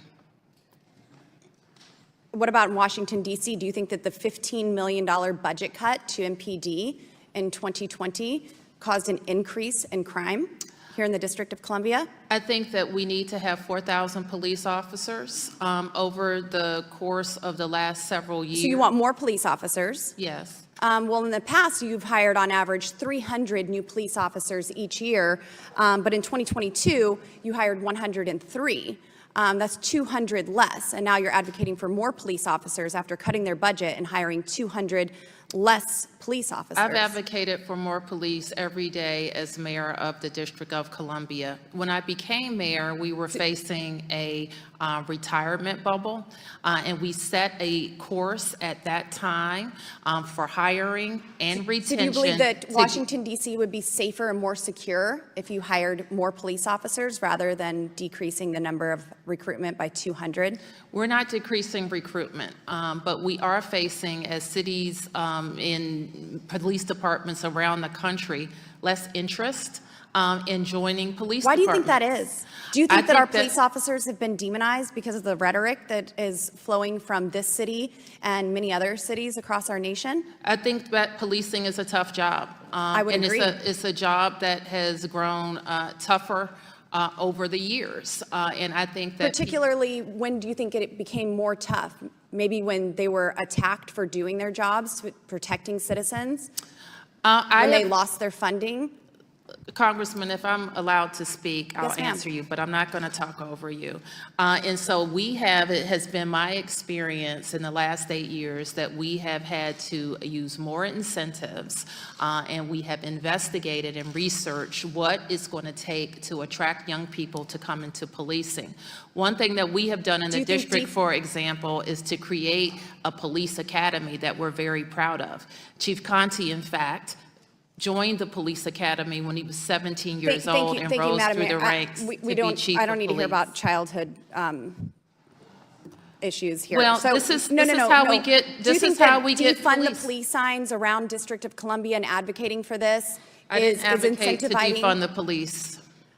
But you did defund them. I $15 did- million I did budget not- cut. I did $15 not million defund the budget cut police. in 2020. So, Madam Mayor, what would you say to the law-abiding citizens here in Washington, D.C., who, because of policies you've supported, are unable to defend themselves with this rise in crime? Crime being up 27%. Congresswoman, I don't have to come to here to talk to you, to talk to the residents of the District of Columbia. I talk to them daily. I have press And what do you conferences. say to these law-abiding I'm in citizens? What I tell them is that as their mayor, regardless of what's happening nationally, regardless of what's happening in our very complicated criminal justice system, as their mayor, I am charged with making it work. And if that Is it means working? it is, I am charged with making it work. And what I have Do you to think that you're doing a good job with that? Because I'm seeing that crime is up, violent crime is up, homicides are up, police funding is down, police recruitment is down. So is it working? Every day, we approach any vexing issue in our city, crime being among them, police recruitment being Madam among Mayor, my time is up, but you know exactly what you need to make Washington, D.C. safer. You know that you need more police officers. You know that you need more heard me funding. say You know that. that you need policies that allow law-abiding, And you heard me say law-abiding that. citizens, thank you, ma'am, it's my time, law-abiding citizens to be able to protect themselves in their own home and defend them. Ms. You Bobart, know it sounds and like you wanted you to be a heard part my of the opening culture statement. war of the BLM 2020 Yeah. riots It rather than sounds like protecting you and heard my defending the police opening and the statement. citizens in Washington, And you're D.C. repeating it. And my time has expired. And I'm Thank you, happy Madam to Mayor. repeat it as well. And what we have said, Mr. Chairman, if you would permit me, in that I was overtalked much of that 5 minutes, is that we have been very focused on how to make sure we have a policy environment that supports a safe city, but also that we approach it not just with law enforcement, but with opportunities and with prevention. Your policies are clearly making your city more dangerous, not safer. And ladies' time has expired. Chair recognizes Mr. Goldman for 5 minutes. Thank you, Mr. Chairman. Mayor Bowser and Chief Conte, if you'd like to answer, is it helpful or hurtful to police recruitment when police officers are randomly shot and killed around the country? Chief. I don't think that that's necessarily helpful to police recruiting. I didn't think so. Yeah. You know, this is National Police Week this week, and in that vein, I would like to recognize Chief Conte for your many years of service at the MPD, and good luck in your new role with the FBI. And we also owe you a huge debt of gratitude, as well as Mayor Bowser, but for the heroic efforts that you and your officers played in defending this Capitol on January 6th. It is particularly odd to me to hear my Republican colleagues talk so much this week about backing the blue when they also defend so many of the January 6 defendants who violently attacked the Capitol Police and MPD and injured nearly 150 officers, including causing 5 to die. And it is particularly rich hearing accusations from my Republican colleagues that anyone is soft on crime, considering the fact that a number of them have been to the D.C. jail to defend those violent criminals. We are now 5 months into this Congress. We have had, this is the 9th full hearing of this committee. This is the 2nd of 9 on Washington, D.C. That is nearly a quarter of this committee's time has been spent on a city of approximately 700,000 people. And I get it. Maybe it's because the chairman is actually able to find witnesses from the Washington, D.C. government. But this is a waste of time. Chief Conte, Mr. Timmons earlier said that he believes that the morale of the MPD is down. Is it helpful or harmful to the morale of the MPD for politicians to go to the D.C. jail to defend defendants charged with committing acts of violence against the MPD? I think politicizing policing in any way is not helpful. You know, I won't specifically address the issue of go to a jail or not go to a jail, but any time politics is injected into law enforcement, I think that that is harmful to what our mission is. And there's been a lot of discussion about violent crime in the city. What percentage of the violent crime in the city, in your estimate, Chief Conte, involves guns? So there's a significant percentage of it that involves firearms. We see that. But I think, again, when you talk about crime in the city, I mean, I've heard a lot of numbers, you know, kind of thrown around in the city. I don't think there's anybody in this room that has been on more crime scenes than I have. So, you know, when we look at it, gun crime is certainly an issue. In the guns in the hands of individuals who should not have them in our city, that certainly is something that we've seen that has increased over the years. To your knowledge, are any guns manufactured in Washington, D.C.? There are some personally manufactured firearms, ghost guns, that people are able to assemble. But aside from that, there are no manufacturing places in Washington, D.C. for firearms. So that means that all the firearms that are used in crimes in Washington, D.C. come from other states where they are permitted to be manufactured and sold. Is that right? So the majority of the firearms that come into the District of Columbia, we are a consumer state, much like New York City and other states, but Washington, D.C., the majority of the guns come from Virginia, North Carolina, South Carolina, Georgia, from the south up to Washington, D.C. States with much more lax gun laws than Washington, D.C., right? Whatever the gun laws are there, those firearms show up in Washington, D.C. Mr. Graves, I'm going to turn to you because you've been attacked repeatedly during this hearing about this number of 67%, and no one has given you a chance to respond. So with the rest of my time, I'd like for you to give whatever response you think appropriate. Thank you. I appreciate that. So again, I cannot stress enough, throughout the whole time period that we've been looking at, the chart that was put up, 90% of serious violent felonies were charged at the time of arrest. And I would note, just because a case is not charged at the time of arrest does not mean that it's not ultimately charged, because there's often, particularly with our violent crimes, continued investigation that gets us in a position where we can charge the case. What we are seeing reflected in the data, which is an accurate snapshot of what the office was doing around the time I came into the office, was a 5-year trend that spans 3 administrations and 5 U.S. attorneys, primarily around the issue of misdemeanors and complications with prosecuting misdemeanors that we are trying to address, and we have started to address, and our papering rates, our charging rates in this year are much higher than what we saw last year. Thank you, and I yield back. Chair recognizes Mr. Palmer from Alabama for 5 minutes. Well, Mr. Chairman, I appreciate you holding this hearing and trying to address a very serious issue. It has turned into another partisan debate, which is disappointing, but I do want to respond to a point that was made earlier about the taxes paid by the District of Columbia relative to Alabama and your state of Kentucky. I just want to point out that the median household income in the District of Columbia is 74% higher than it is in Alabama and Kentucky, yet the household poverty rate is higher in the District of Columbia than it is in Alabama and Kentucky. So you just things need to be put in perspective. Chief Conte, you've made the point repeatedly that most of the gun violence in the District of Columbia is committed with illegally possessed firearms. Is that correct? That is correct, sir.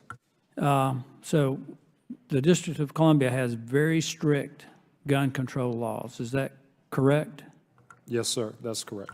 Could you, short of banning all firearms in every state and in Mexico and Canada, can you explain to me how passing another law will reduce gun violence? And I really don't believe in gun violence. I think my colleague, Mr. Higgins from Louisiana, addressed that very intelligently and forthrightly, that there is no such thing as gun violence. It's only human violence. But most of the guns are already illegal. Is that correct? That is correct. We have a number of legal firearms actually registered to district residents, over 34,000 legally registered firearms here in the District of Columbia. The ones that I see, the ones that show up generally on crime scenes, are handguns that are illegal firearms in possession of people who should not have them. And law-abiding residents of the District of Columbia find it very, very difficult to get a concealed carry permit. I would not agree with that. Like I said, I mean, we've issued over 34,000 out of a population of those who want to have concealed carry permits. We process them. We have a time frame that we're allotted by law to do that, and generally that turnaround is roughly within 90 days. But most of the crime committed in the District of Columbia is not committed by those people with concealed carry. Most of it, no, sir. Yes, sir. Thank you for that. Yes, sir. That response. Was the knife that was used to attack Senator Rand Paul's staffer a legal weapon, legally possessed weapon? You said, was it illegal or illegal? I'm sorry. Was it an illegal weapon? If the blade was longer than 3 inches, then yes, it would have been an illegal weapon. But Yes, sir.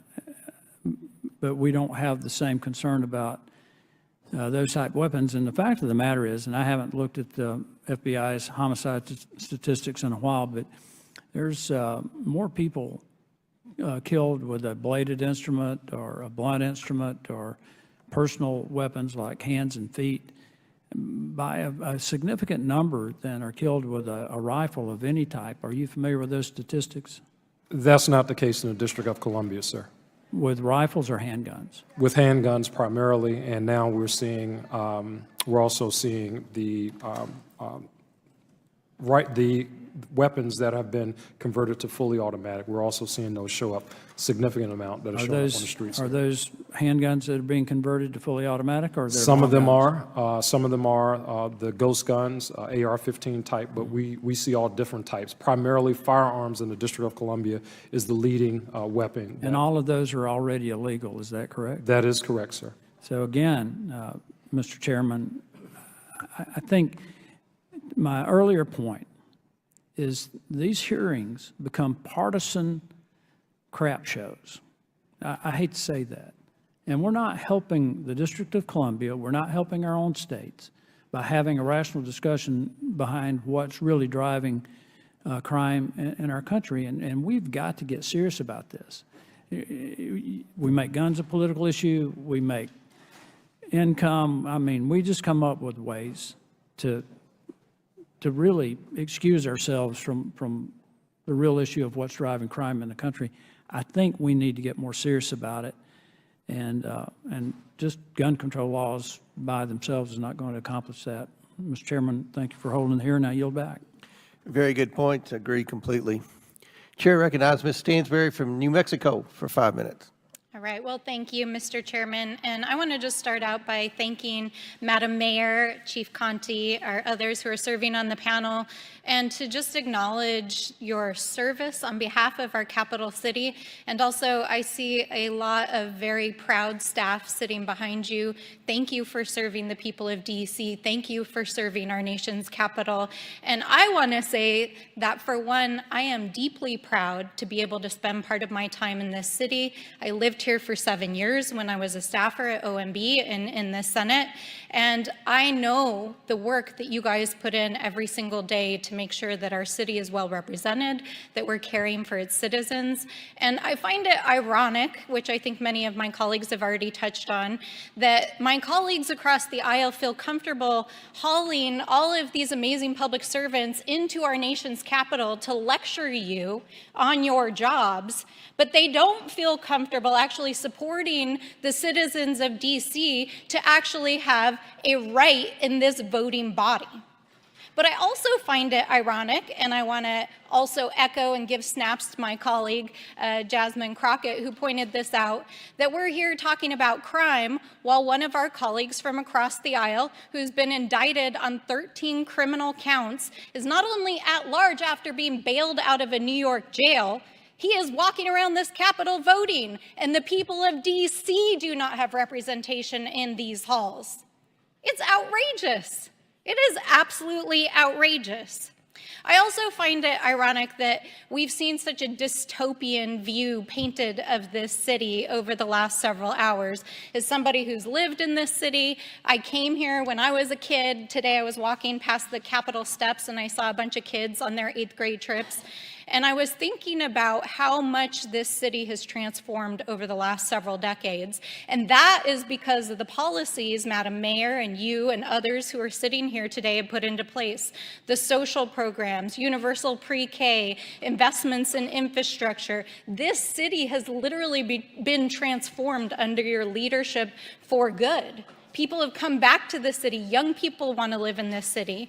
So I'm proud of the work that you all are doing, and I want to provide the opportunity because I've heard a lot of outrageous lecturing, a lot of misinformation, and the kind of usual partisan chaos that we hear in these hearings, to give you some time to talk about the things that you care about, things that you feel Congress can do to help support the city, and to address any issues that you feel need to be addressed this morning. Thank you so much for that, Congresswoman. And I was kind of having the same reaction. While as mayor, you don't want to see any crime in your city, you definitely don't want to see increasing crime. I know that we have the tools that we need to drive it down. And while at the same time we're doing that, we haven't given up on the agenda that advances our city. Earlier in this year, I released our 5-year economic development strategy that is focused on our comeback and how we do that. We focus on our downtown for sure, but also on all of the wonderful neighborhood corridors all around our city that are thriving. Thank you for mentioning our children and the investments that we've made over the last 15 years in our school, which actually are attracting and keeping families in Washington, D.C. We're equally proud to have the #1 park system in the country, and that people in Washington, everyone lives less than 1 mile from a recreation center or park. Those are the things that we continue to invest in Washington, D.C. The Congress can be our partner in that we're unique, in that there's a lot of federal presence in our city, untaxable federal presence in our city, and the landscape of some of the federal leases and buildings is also changing. We have a great example of a partnership right in the center of Washington, and the Congresswoman, of course, has helped advance the discussions around Franklin Park, where we use local dollars to invest in an underutilized park that is now the center of our downtown. We've done that at the Wharf. We could do it at, we're doing it now at Walter Reed, St. Elizabeth's, and we know that we can focus on underutilized parcels elsewhere. Thank you, Madam Mayor. And I just want to add quickly on universal early childhood education. We actually are fortunate in New Mexico, in my home state, to have taken the advisor from the district who helped to create the first universal child care program in the country at the state level based on DC's model, because it's been so successful. It's been amazing. Thank you. So I want to thank you for your service, and I want to thank all of you who are here today for everything you do for our city. Thank you. Yield back. Gentlelady yield. Chair recognizes Ms. Green from Georgia for 5 minutes. Thank you, Mr. Chairman. I think we should all refresh our memories today and remember history. And who has caused the political violence here in Washington, D.C. by remembering how many times D.C. Metro Police were deployed for dangerous riots? In 2020, where Antifa and BLM rioters violently raged continuously, even nearly burning down the city, hundreds of police officers were injured, and rioters destroyed millions of dollars in property. Riots went to such extreme levels in Lafayette Park that Secret Service forced President Trump into the White House bunker. But all of the extreme left-wing violence didn't just start in 2020. No, it started in 2017 on President Trump's inauguration day. But all you hear about is a 3-hour riot on one single day, January 6, 2021. So let's talk about violent criminals and justice. Chief Conti, you've said what we've got to do if we really want to see homicides go down is keep bad guys with guns in jail. When they are in jail, they can't be in communities shooting people. Keep violent people in jail. Is that right, yes or no? Yes. Thank you. Mayor Bowser, do you agree with Chief Conti? Yes or no? Yes, until people serve their sentence. Yes, you agree they should stay in jail. Thank you very much, Mayor. Mr. Graves, you are the U.S. Attorney for the District of Columbia. You have the unique ability to prosecute both local and federal cases. However, Mr. Graves, your office has declined to prosecute 67% of those arrested in 2022, which means they can't stay in jail like Chief Conti is demanding after his police officers do the hard work of arresting these criminals. Instead, you are solely focused on prosecuting January 6 cases from one single day in our history. Meanwhile, D.C. crime is up. Total crime is up 27% from last year. Carjacking up 114%. Murders up 11%. Sexual abuse is up 45%. Property crime is up 30%. And just yesterday morning, a little innocent 12-year-old girl was shot while sleeping in her own bed by another rampant, violent criminal who has probably been previously arrested and not prosecuted. What do you think a resident in Anacostia is more afraid of? Their child catching a stray bullet on Monday, or a grandma walking through the Capitol more than 2 years ago?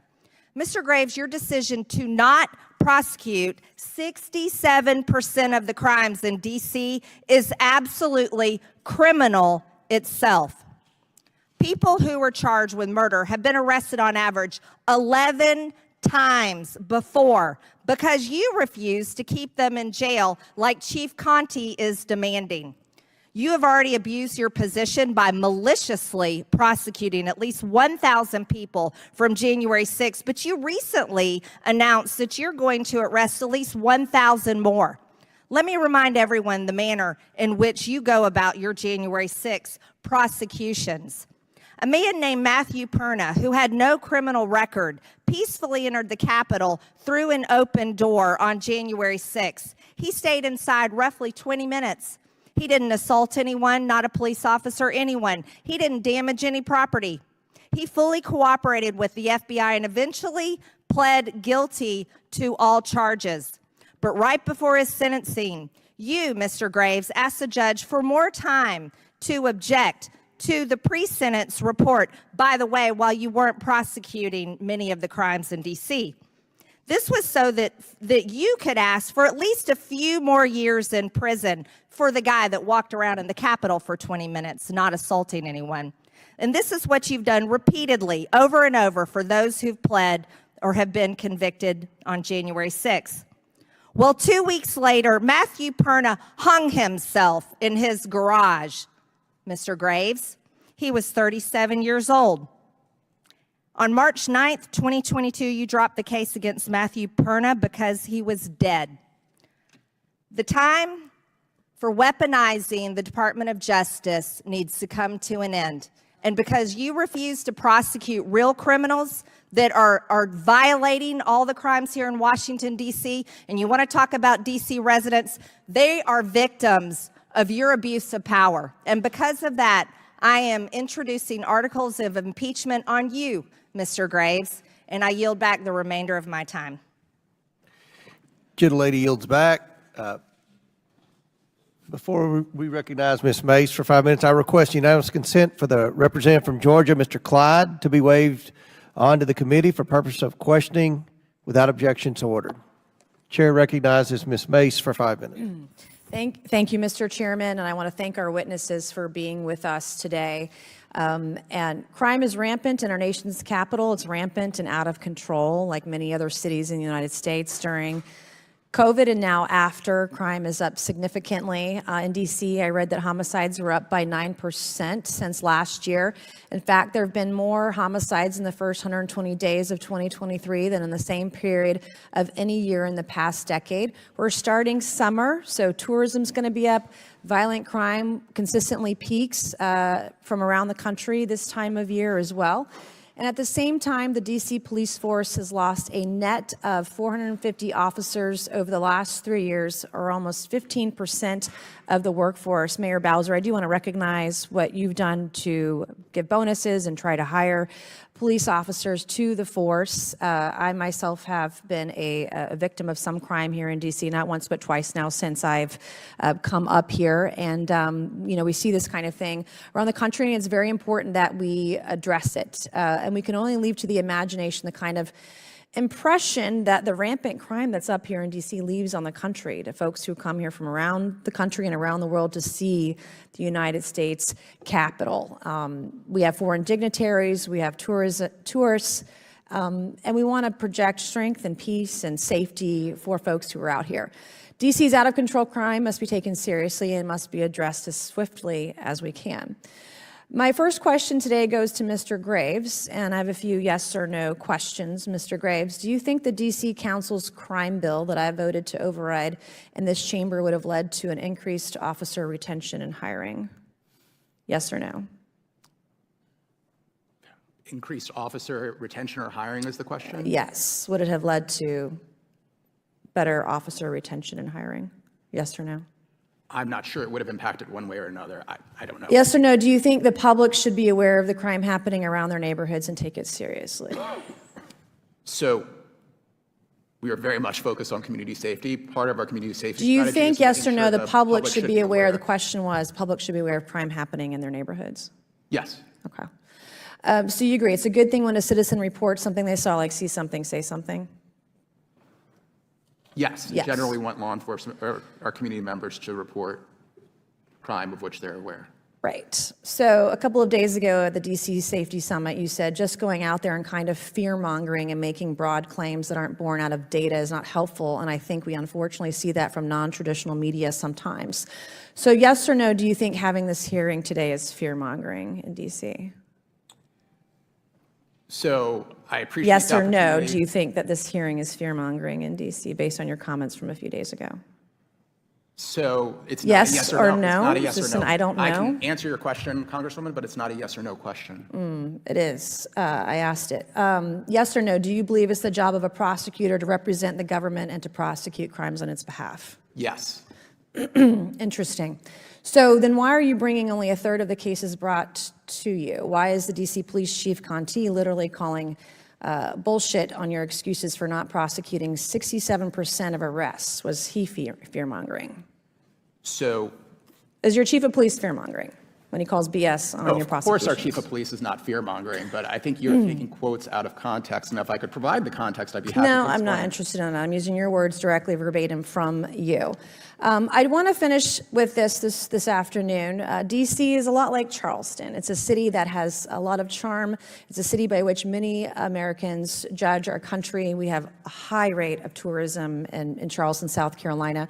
And Charleston takes its crime seriously and has built a community that many want to visit, many want to join, just like Washington, D.C. But the same cannot be said of D.C., which saddens many of us here today. And I want to recognize Mayor again for your efforts with your police force to add more police. More needs to be done, and I'm sure that you recognize that as well. Thank you, and I yield back. Lady yields back. Mr. Chairman, is it possible for me to respond to tourism issues?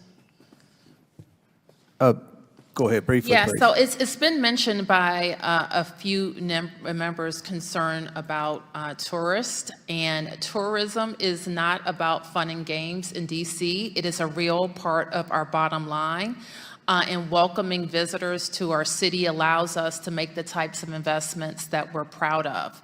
We are very proud that we are rebounding from pre-COVID in the number of people visiting the District of Columbia from around our region, around the country, and increasingly international travel is up. And we know with better visa management, we'll see even more travelers coming from around the world. So people shouldn't be concerned about our tourism numbers. They're on the rise. We remain concerned about business travel, so we want everybody who wants to come and call on the Congress about this issue or that to visit Washington, D.C. to do that as well. Good to hear. Chair recognizes Mr. Donalds from Florida. Thank you, Mr. Chairman. Sorry. Mayor Bowser, good to see you. Chief Conti, it's been a while. You haven't been back for 2 years or so. It's good to see you. Mr. Donahue, first time. Mr. Graves, bro, you need to do your job. I mean, let's just be very clear. You know, obviously, you have a responsibility to the residents of the district in a myriad of ways. I think, my colleague talked about that and went in some heavy detail there. But if you're not going to do the job of actually standing behind Chief Conti and the work that his men and women do with the Metropolitan Police Department, then you're selling them down the river, and with them, the residents of DC, and even the tourists that come to DC. But, they're the ones that live here. They ride the bus, they get on the metro, they're going to school, they're going to work, and what everybody wants is just to be safe. And you're not holding up your end of the bargain. I've seen MPD all over DC. They're out here every single day. They are here. It's very clear when they're on the scene. But you're not doing your job. So I just find it to be disgusting, frankly. Just uphold the law, enforce the law. And that actually will make the job easier for the chief and for the mayor to do their jobs. Mayor Bowser, real quick, when the Oversight Committee was investigating January 6th, you were not here. I don't know what was going on, so no need to go down that road. But I really had a question about, you requested troops on you addressed National Guard troops on December 31, 2020. Is that correct? That sounds right, but I would want to confirm the dates. That's fine. That That's fine. That's fine. Based upon any recollection that you have, what was the rationale for requesting National Guard troops? We wanted to make sure that our city blocks were protected, and the chief decided we were in that transition week, so the chiefs decided that we wanted to create a traffic box around certain parts of our downtown, and the best use of resources would be National Guard instead of MPD, so that MPD could be available for law enforcement. So that was our request. Okay, so quick follow-up to that, because I remember it having gone through orientation here before I got sworn in as a member of Congress, that during that time period, to the pandemic and everything else, there was no traffic in DC, not like it is today. Like, nobody was driving through the streets of DC during that time period. So, and this is a legitimate question, was the concerns purely traffic corridors in the district for the date of January 6th? Let me ask the chief to talk about how we Sure, Chief Conti, if you can, that'd be great. Yeah, so traffic is part of the concern. Certainly when we create traffic boxes and we're expecting a lot of people in our city, we don't want to mix people and cars. So creating that space where for people who are expressing their First Amendment rights could peacefully be in the street or on the sidewalk or whatever, and not be hindered by cars and buses moving about. Well, Chief, I just want to reclaim my time. I'm a minute 28. That's no disrespect to what you're saying. And my coughing, no disrespect to either. No worries. So real quick, now in a letter that was sent on January 5th, Mayor Bowser, you stated that the National Guard, that you were accepting the support, but you wanted them to be in an unarmed capacity. Is that correct? Or Chief Conte, can you corroborate that? Is that correct? Yes. Okay. All right. So, and I thank you for that. These are some of the things that we just want to clarify it. And I think here's the overarching point. And to be frank, honestly, Mayor Bowser, this really ain't got nothing to do with you. I think this is just a general point of what happened, when, and why. And I think, actually, last question for you. When your request for National Guard troops were, obviously, they were answered and you were given whatever you needed. Is that correct? We were given, I believe, some of what we requested. Okay. Were there any limits that came from the Secretary of the Army? Yes. Okay. Can anybody stipulate what that was?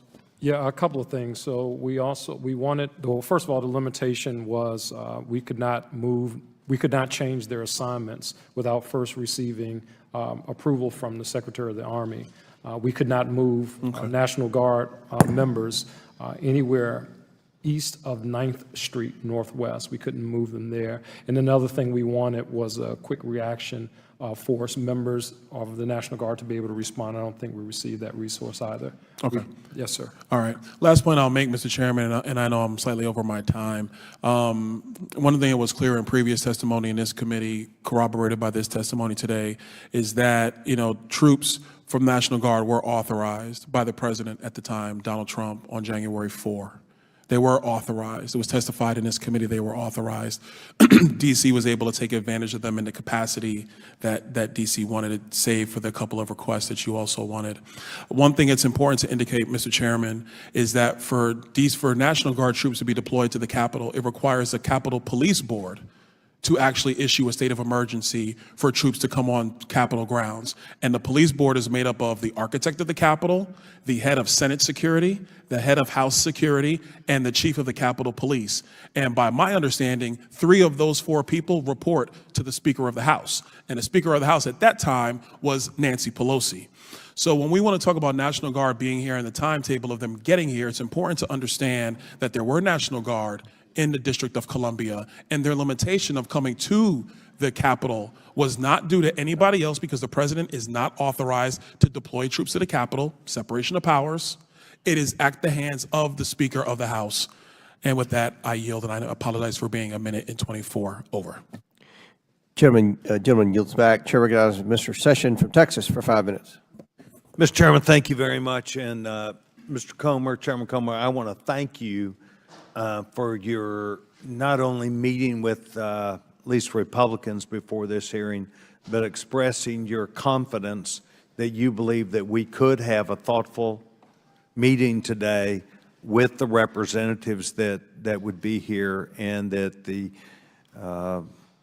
words of confidence that you spoke with the mayor about her job and how this committee could thoughtfully have a conversation today. It's my hope we will continue to have that conversation. I recognize you've been here a number of hours, each of you, and thank you. Some of the points that we've heard is that people on our side, where Republicans don't care about Washington, D.C., that we don't take time to come and walk the streets and talk to people. Well, perhaps there could be some evidence of that, but also my parents for over 20 years lived here, and my mother and my father both engaged Washington, D.C. elected officials, and I believe tried to provide feedback, and they did to my parents, and I was a part of those conversations. And I would like to say that there is great confidence that we want to have in working with you, and I think that's evidenced by you being here today.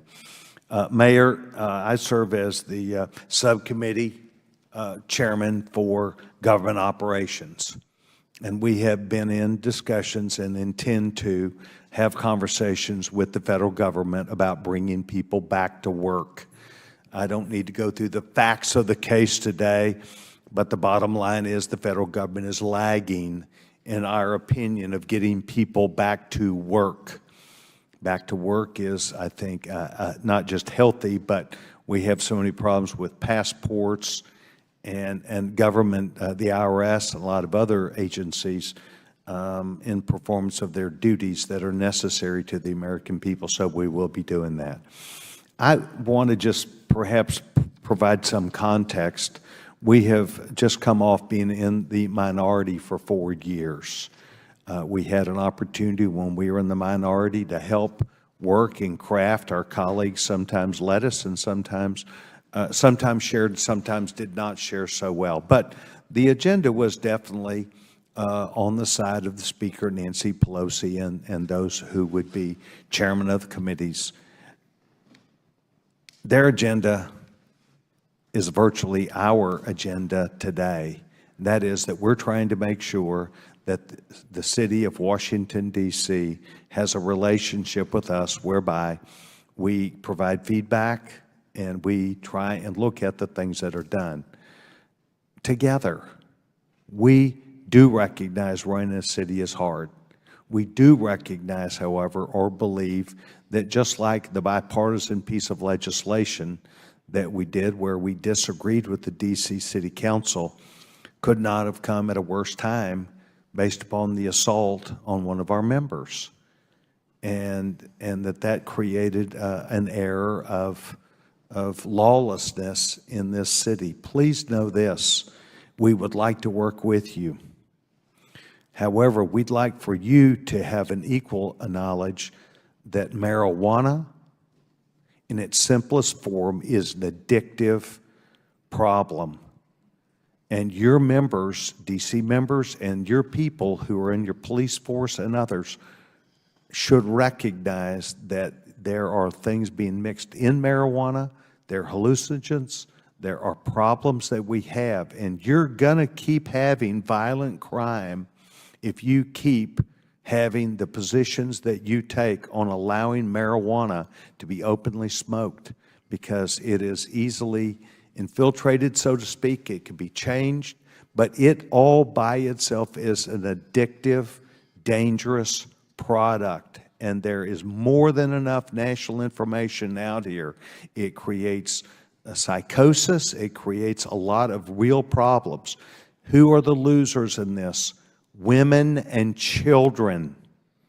Women and children get the brunt of this problem. And I would like to just face all four of you and say, you need to tell the truth. You need to tell people the truth because they know it.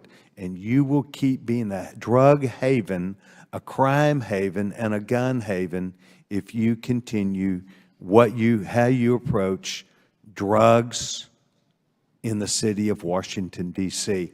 I'm very open to allowing you, you don't have to do it this forum, but that engagement, and expect it to come from the Government Operations Subcommittee, the engagement on public safety and the safety of women and children.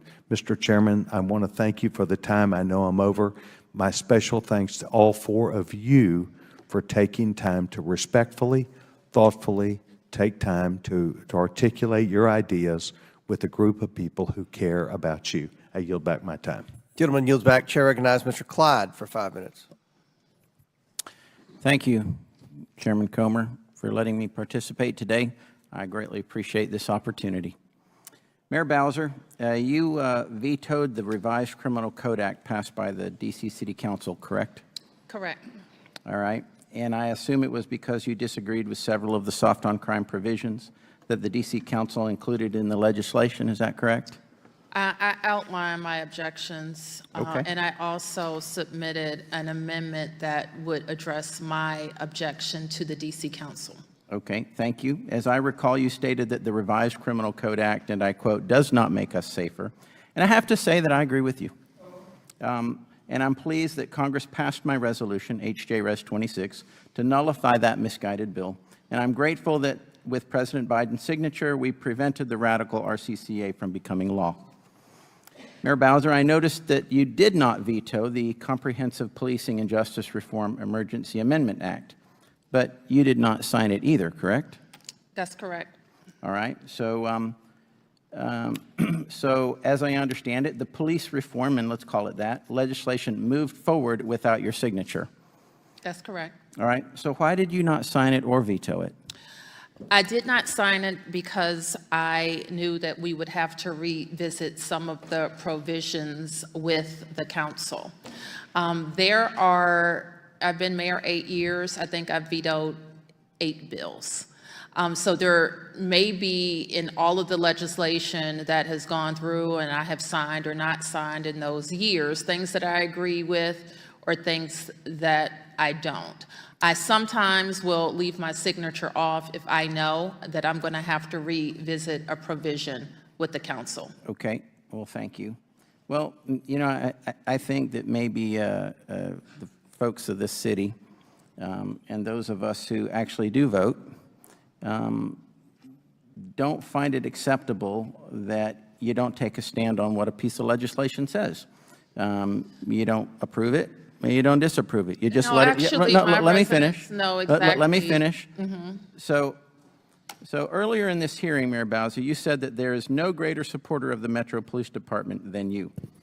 And so by not signing this bill or not vetoing it, you consider yourself the greatest supporter of the Metro Police Department. Chief Conte, would you agree with that statement? That the mayor is the greatest supporter, no greater supporter in the city than the mayor? I've been dealing with this mayor for the last 8 years that she's been mayor, and she is a great supporter of our law enforcement officers. Okay, well, I think that's a pretty low bar, Chief. Now, Attorney Graves, United States Attorney Graves, question for you, sir. Representative Mace said earlier, she asked a question, should communities be made aware of the crime in their neighborhood? And you said yes, affirmatively. Am I correct? Yes, we believe in transparency. Great. Oh, I agree with you. All right, in 2016, the Department of Justice provided Senator Grassley with criminal prosecution data from 2010 to 2015. This is the actual letter right here. And it says, in response to your request for the data regarding arrests for offenses of homicide, rape, robbery, aggravated assault, burglary, larceny, motor vehicle theft, and arson, we have provided the data for the DC code offenses that best corresponds to your request. So will you commit here today to providing the prosecution statistics exactly as you did to Senator Grassley to this committee for the last 7 years, 2016 through 2020? So I'm generally familiar with the letter, but it actually was issued at a time when I wasn't in the office. That's fine. I can tell you what we're planning on doing is... Well, I mean, you can do this, right? I mean, you have the statistics to do it. Are you willing to do it? I want to see the criminal statistics, the prosecution statistics from 2016 through 2022. Will you provide it? I understand the question. I want to explain what we're planning on doing. So the challenge that our office has historically faced is a lot of this data isn't readily available because of our antiquated systems. So we've had to manually pull the information. I have hired a data scientist so that we can more effectively do it. We are going to start monthly publishing of our prosecutorial statistics. Okay, so you will go back to 2016 through 2022 and provide it to this committee. So we're going to do it real time going forward. Great, fantastic. But will you do it for 2016 through 2022? That's my question to you. So yes or no is suffice. I want to see the data, and look, these are trade-offs. If we're going to go back and do this as historical analysis that we have to do by hand, I have to take people away from current prosecutions in order to do a historical analysis. I'm focused on where the numbers are because that informs me on prosecutorial strategy. It also tells us where you are and how successful you have been or what you decide to do or not to do when it comes to prosecutions. Will you provide this information to the committee? So, of course, we are happy to look into the request if we can review the letter and see what we can pull together. Happy to provide you a copy of the letter. Thank you. And you will provide us the statistics. Chair Gnazrig. Thank you. Gentlemen, time's expired, and did you feel free to answer the question?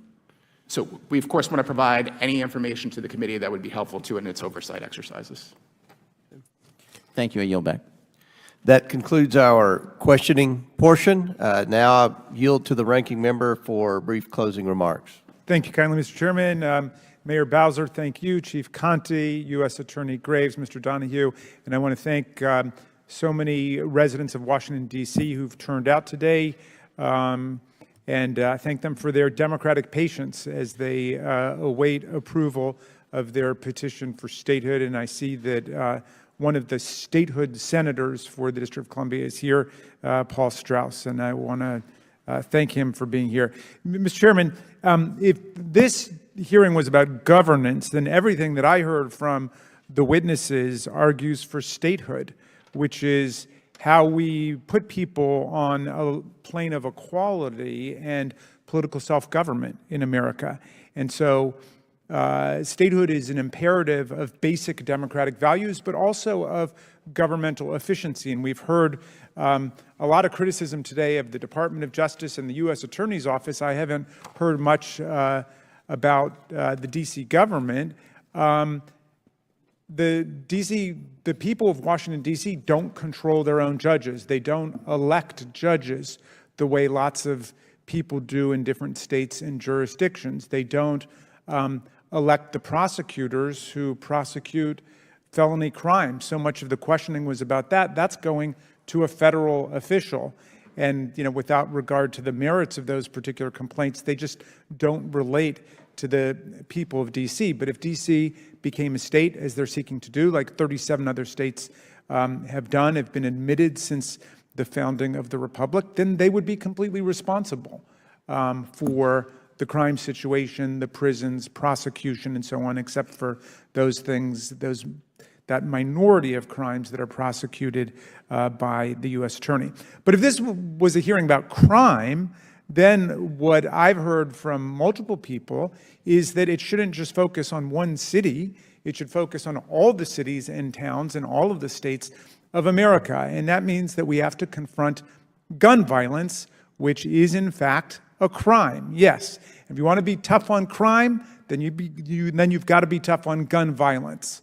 If you want to be soft on gun violence, then you're soft on crime, because we're losing thousands of our people every year to the nightmare of gun violence, which is now causing foreign governments to issue travel advisory warnings for people to come to the United States, saying that we have a gun violence problem that is dangerous.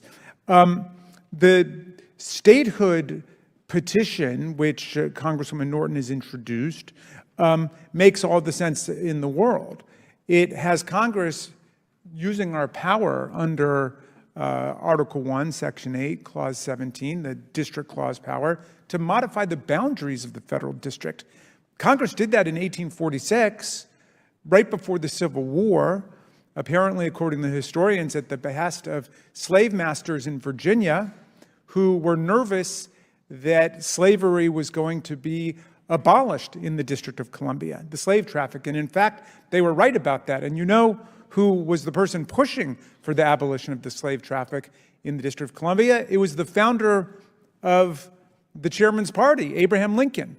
In his single term in the House of Representatives, that was the main thing he was doing, trying to abolish slavery in the nation's capital. But the slave masters of Virginia, they feared it, and they got Congress to retrocede all of the land in Alexandria, Arlington, and Fairfax County back to the Commonwealth of Virginia, which established precisely the precedent that's being invoked here, which is Congress has the power to modify the boundaries of the federal district. And if we had the power to do it in the 19th century to protect the slave masters, certainly we have the power to do it in the 21st century to vindicate the democratic rights of the people of Washington, D.C.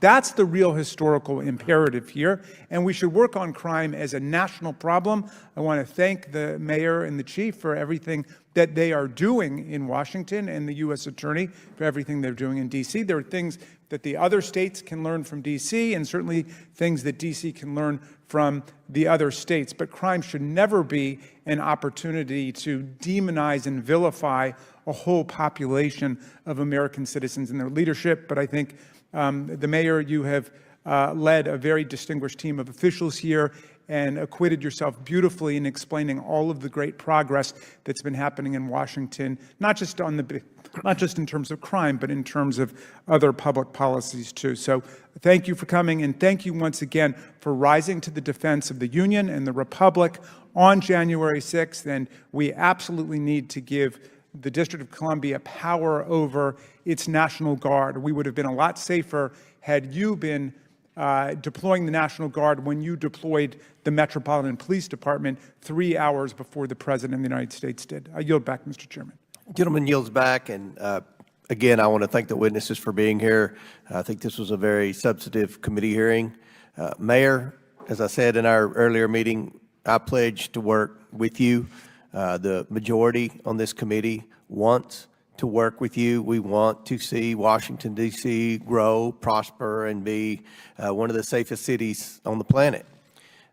This committee has a history of Republican chairs working with Democrat mayors for the betterment of Washington, D.C. You go back to Tom Davis when he was chairman of this committee, Jason Chaffetz, even Mark Meadows worked closely with Democrat mayors because, as I stated in our opener, this committee is tasked with jurisdiction over Washington, D.C.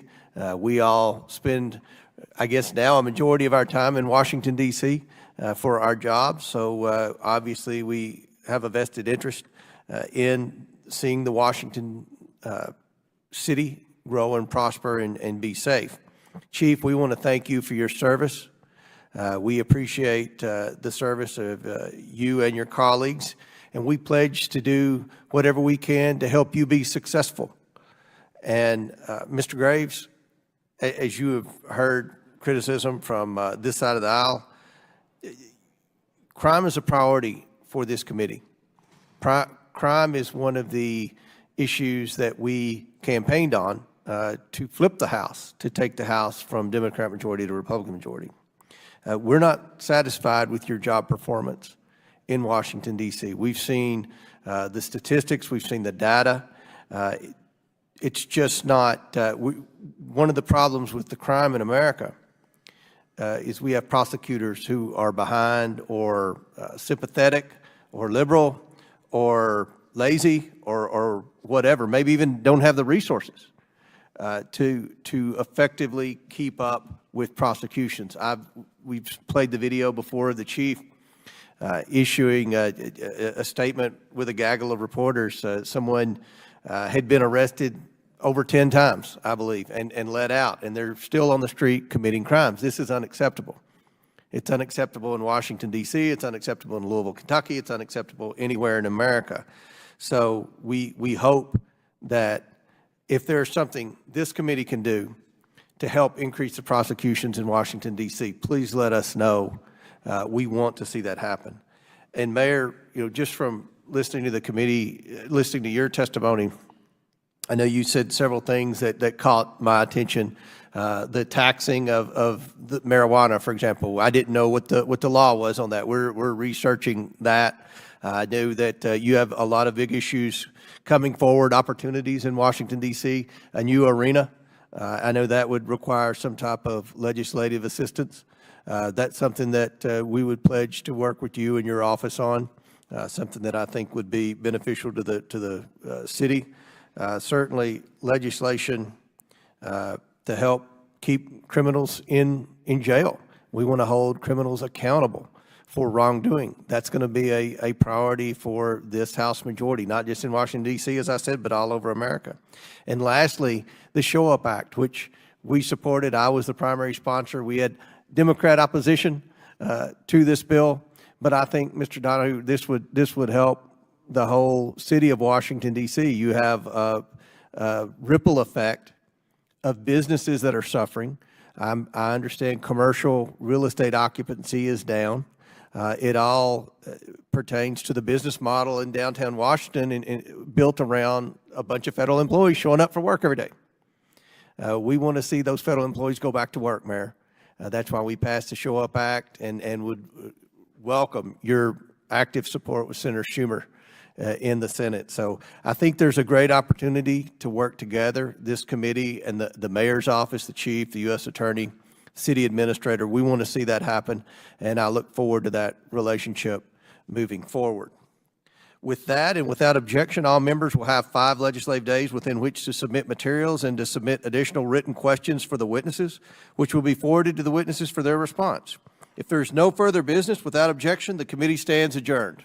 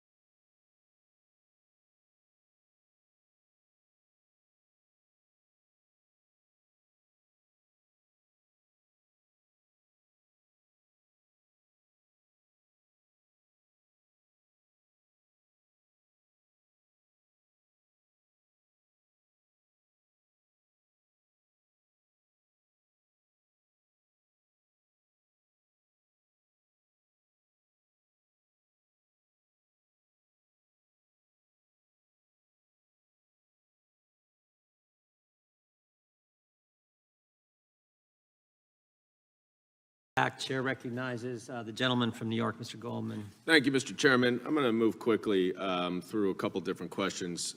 We established earlier credibility matters, certainly for witnesses who appear before us. Mr. Boyle, do you know who Kash Patel is? I do. Have you received any money from Kash Patel or his organization? I have. When you previously met with the majority members and/or majority staff of this committee, was Kash Patel present for that meeting? No. To your knowledge, has Kash Patel ever spoken to the committee members on your behalf? Not that I know of. Not that you know of? Was anyone present for your previous meetings with committee members and staff on the majority that were not members of this committee or staff of this committee? My counsel. Your counsel? Anyone else? I don't think so. No. Are, is Kash Patel helping you finance your counsel? Not that I'm aware of. Okay. Mr. Friend, what about you? Do you know Kash Patel as well? Yes. And did you receive any money from Kash Patel? Yes, he gave me a donation last November. A donation? Yes. Are you a charitable organization? I was an unpaid, indefinitely suspended man trying to feed his family, and he reached out to me and said he wanted to give me a donation. Did he have any, was he present for any of your meetings with committee members or staff? No. And how many times did you meet with the committee members or staff prior to your transcribed interview? I never met with them prior to my transcript. Did you speak to them on the phone? Yes. Okay, all right, so you spoke to them on the phone? Yes, I spoke to them on the phone, corresponded. Did you provide documents? Yes, I gave them my written declaration. Did they ask you whether they could share that with the minority? I don't know. At the time, I don't believe they were actually in the majority. Did they ask you whether they could share the documents? I don't remember if they did or didn't. I want to focus a little bit on that SWAT case that you mentioned, Mr. Friend, where the SWAT team was used to make an arrest of someone associated with the domestic violent extremist group. That was not your case? That was a case that was within my office. The Joint Terrorism Task Force sort of ran all the cases together. Okay. Well, did you work on that case? My name is on it. I did not perform work for it. Got it. And what evidence did you have that this defendant had offered to surrender to the FBI? The evidence I had was in his conversations with the individuals from my office who he spoke to. He said that he would cooperate. So he never said he would cooperate with the FBI, but he never told you that he would surrender to an arrest. Those are two different things, you agree, right? No, I wouldn't. If somebody told me that if you need anything from me, just let me know, I'll cooperate, I would interpret that to mean I could reach out to them if I had a criminal charge. Really? Yes. Interesting. All right, that's certainly not my experience. Mr. Allen, you passed around information to other members of the FBI related to January 6th, is that right? Yes, sir. And you were admonished by your supervisor not to do that, is that right? I was not, sir. You were not. So when it says here in the FBI's letter to Mr. Jorman of yesterday that your supervisor admonished you to stop circulating these materials on multiple occasions, you're saying right now that the FBI is lying to this committee? That statement that they wrote is inaccurate. Okay. Did you write to your colleagues to, quote, exercise extreme caution and discretion in pursuit of any investigative inquiries or leads pertaining to the events of January 6th? Yes, I corresponded with my teammate. Did you write that? Yes, I wrote those words in the correspondence. And that was after you had been admonished not to send information about January 6th, right? I was not admonished to not send information. But you do agree that your personal opinion should not influence your official duties, don't you? No, you should be objective and analytical in all the decisions and information. No, that was my question. Your personal views should not influence your official duties. No, you should be objective in doing the conduct of your job. And now, Mr. Friend and Mr. O'Boyle, I don't have much time, but you agree that you were field agents, correct? Correct. And you understand chain of command, do you not, Mr. O'Boyle? I do. Right. So that if you make a suggestion to a supervisor and your supervisor overrules you, That's the nature of the business, isn't it? Not if it's a violation of a law or And you rule. make decisions about whether grand jury subpoenas should be served or not as a field agent of the FBI? Time the gentleman is If I have a expired. reasonable belief, I can make a protected disclosure, which is what I've done. Okay, but do you think you make those Time the gentleman is decisions? expired. Gentleman yields back. Chair recognizes himself. Mr. O'Boyle, why do you think they came down on you so darn hard? Deep down, what do you think their motivation is? I think they want to, the agency as a whole wants to get rid of people who simply just don't toe the line that they want. They don't want critical thinkers. They don't want people who raise valid questions to their chain of command. They want to send a message, don't they? Absolutely. They want to make you an example, don't they? Yes. And they don't care. They want to send that message so hard, so strong, they don't care that you served 6 years in the Army, member of the 101st Airborne, took enemy fire, was selected for a special new unit they were putting in Quantico. They wanted to send such a message that they said, if we can get this guy, we can get this guy to be quiet, we can get everybody to be quiet. That's what they were doing, wasn't it? Yes, sir, especially since I just had a baby who was 2 weeks old, and we had just sold our house. Just to put the emphasis on it, they said, we're going to do it the day he arrives. The day we've worked with him, we selected him, he's done a great job in the FBI, he served our country, took an oath to the Constitution, took an oath to defend this country. He's going to move, we're going to send all his stuff in this van to this moving. We're going to do that. When the day he arrives, we're going to suspend him. We're not going to let his family get their belongings. We're not going to let him get his clothes for his kids, his winter coats for his children. We're going to send a message. And they did. They suspended you. They took your pay. They don't let you get health insurance. They made life miserable for you to send a message. Because you know what? You reported on the first big screw up they had in this administration. The first big one. You reported to us as a whistleblower about the school board's issue. The Biden administration, they thought this was going to be a win for them politically. They thought it was going to make Terry McAuliffe governor of Virginia. Backfired on him. And you reported. Would it surprise you, Mr. O'Boyle, to know that the FBI told us they looked at 25 parents who were reported on this snitch line that was set up with this memorandum from the Attorney General? They looked at 25 parents. How many do you think of them were actually ever investigated and prosecuted? How many think were prosecuted, Mr. O'Boyle? If I had to guess, I'd say zero. Zero. Zero. And you came to us because you say this is wrong. This is wrong to set up some federal snitch line, some neighbor calling in because they don't like their neighbor's politics, reporting to the FBI, go investigate these parents. They said, we got to get this guy. We got to get Garrett O'Boyle because you had the courage to step forward. And it's not just with this issue, because we have the memorandum from the Richmond field office about Catholics, right? If you're pro-life, pro-family, and you're Catholic, look out.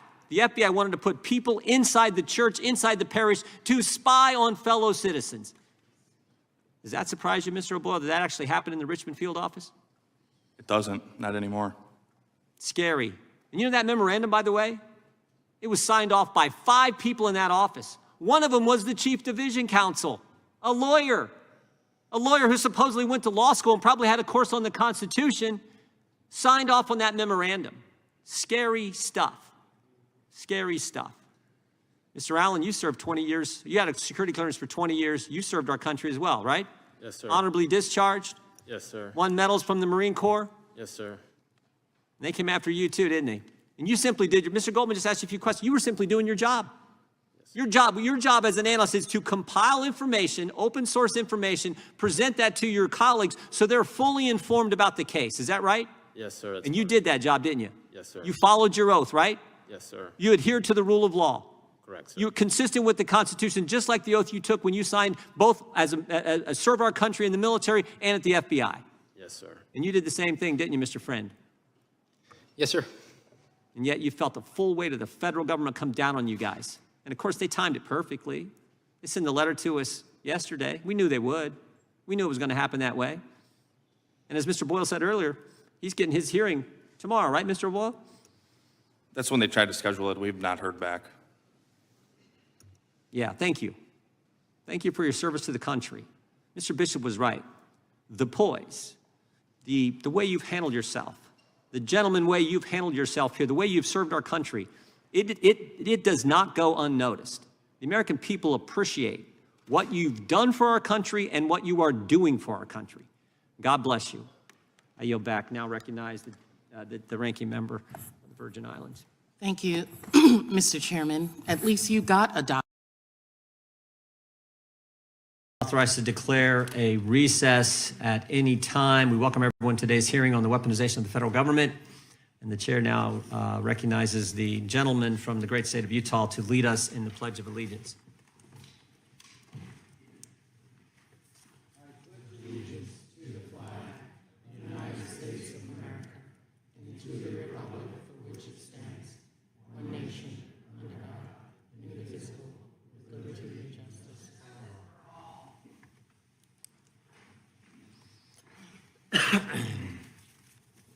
Chair now recognizes himself for an opening statement.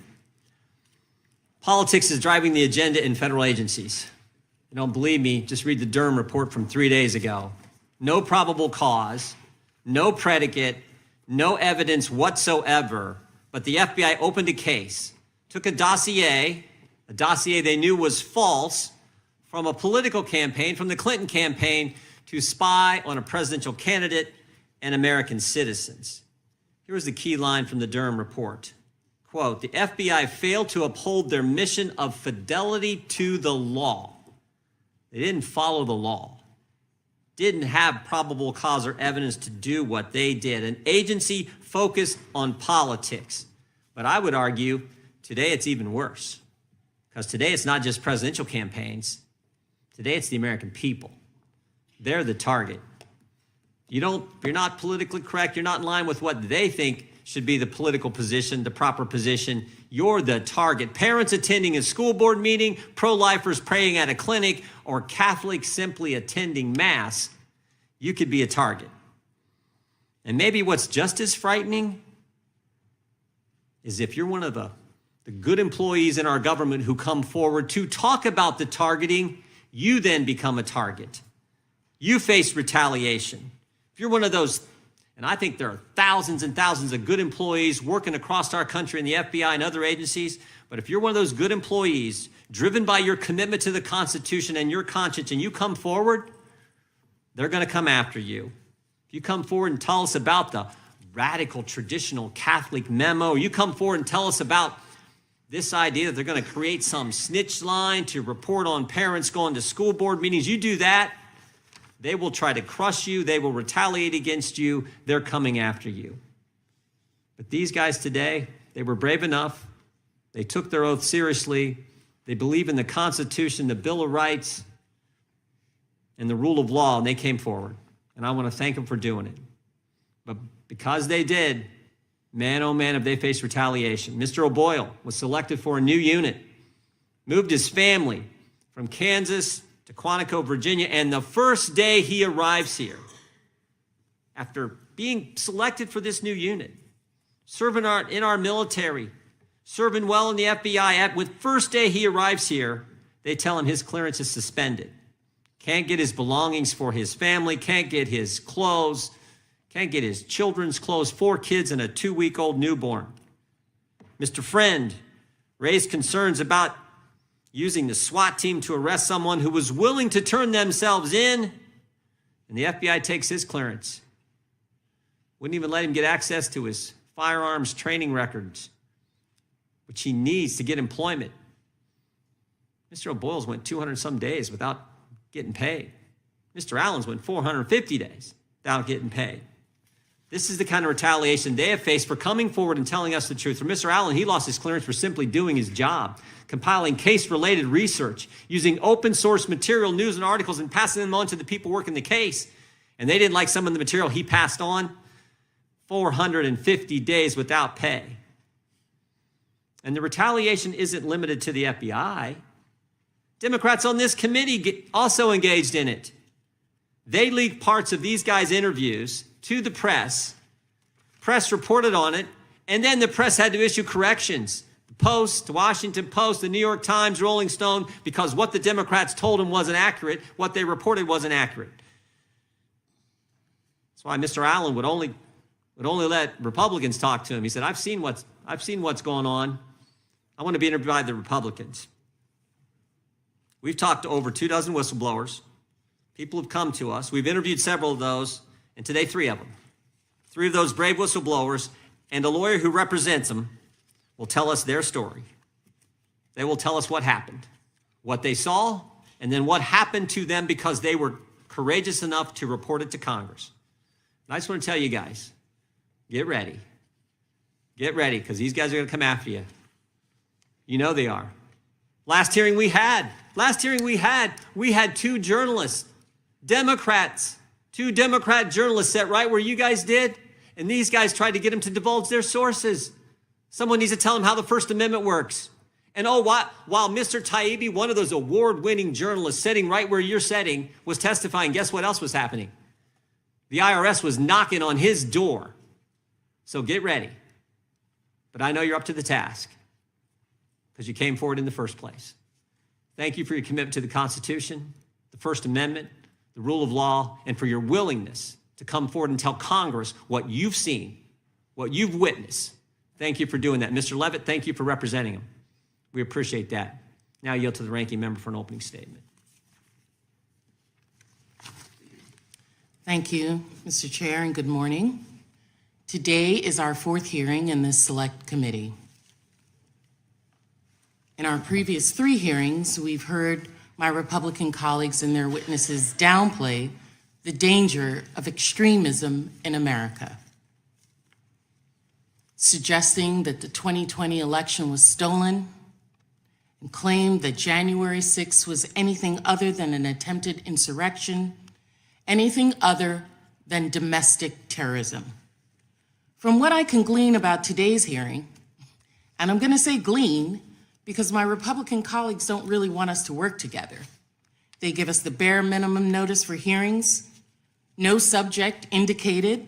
We learn who the hearing witnesses is from British tabloids. That's not normal in the House of Representatives. One must wonder, are Republicans scared of giving us the information so that we can do our own due diligence on these conspiracy theories, these ideas that they want to put forward? Indeed, today's hearing will be more of the same. Perhaps they're too far gone to realize that, in fact, this hearing is evidence, as if we needed any more, that MAGA Republicans are a threat to the rule of law in America. Less than 2 months ago, former President Trump, facing mounting investigations into his many alleged crimes, declared that, quote, Republicans in Congress should defund the DOJ and the FBI until they can come to their senses. And we all know that when Trump says jump, the Republicans in the House say, how high? So here we are, on Police Week, watching House Republicans jump to lay the foundation to defund law enforcement. My colleagues on the far right are on a mission to attack, discredit, and ultimately dismantle the FBI. This is defund the police on steroids. As part of their mission, my colleagues have brought in these former agents, men who lost their security clearances because they were a threat to our national security, who, out of malice or ignorance or both, have put partisan agenda above the oath they swore to serve this country and protect its national security. It is everyday American taxpayer who is bearing the burden of this circus-like hearing. A year ago, Republicans promised that if they won control of Congress, they would focus on kitchen table issues like bringing down inflation. Now we got a bait and switch. Instead of trying to make their constituents' lives better, they're wasting time and taxpayer dollars on endless, fruitless string of partisan investigations. Instead of working to make America more secure, they're manufacturing opportunities to attack law enforcement agencies, even and especially on the same week that we are remembering those law enforcement personnel who lost their lives in the line of duty. We are assembled today to hear conspiracy theories and speculations. We're going to hear alternative facts, actions and events taken far out of context, when they lack support for a baseless allegation, get this, my Republican friends will cite the absence of evidence of a cover-up. And any suggestion that Chairman Jordan's witnesses are anything but victims of an oppressive dystopian government will be met with mock outrage. So we all know what we're about to see. The real question, the real thing that Americans need to be focused on is why. My Republican colleagues would like me and others to believe that they've suddenly found religion when it comes to misconduct in law enforcement. Give me a break.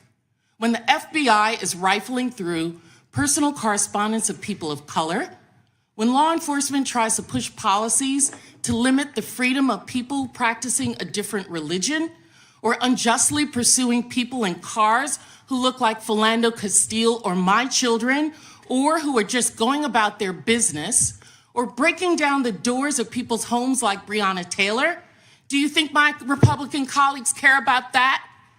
They don't bat an eye.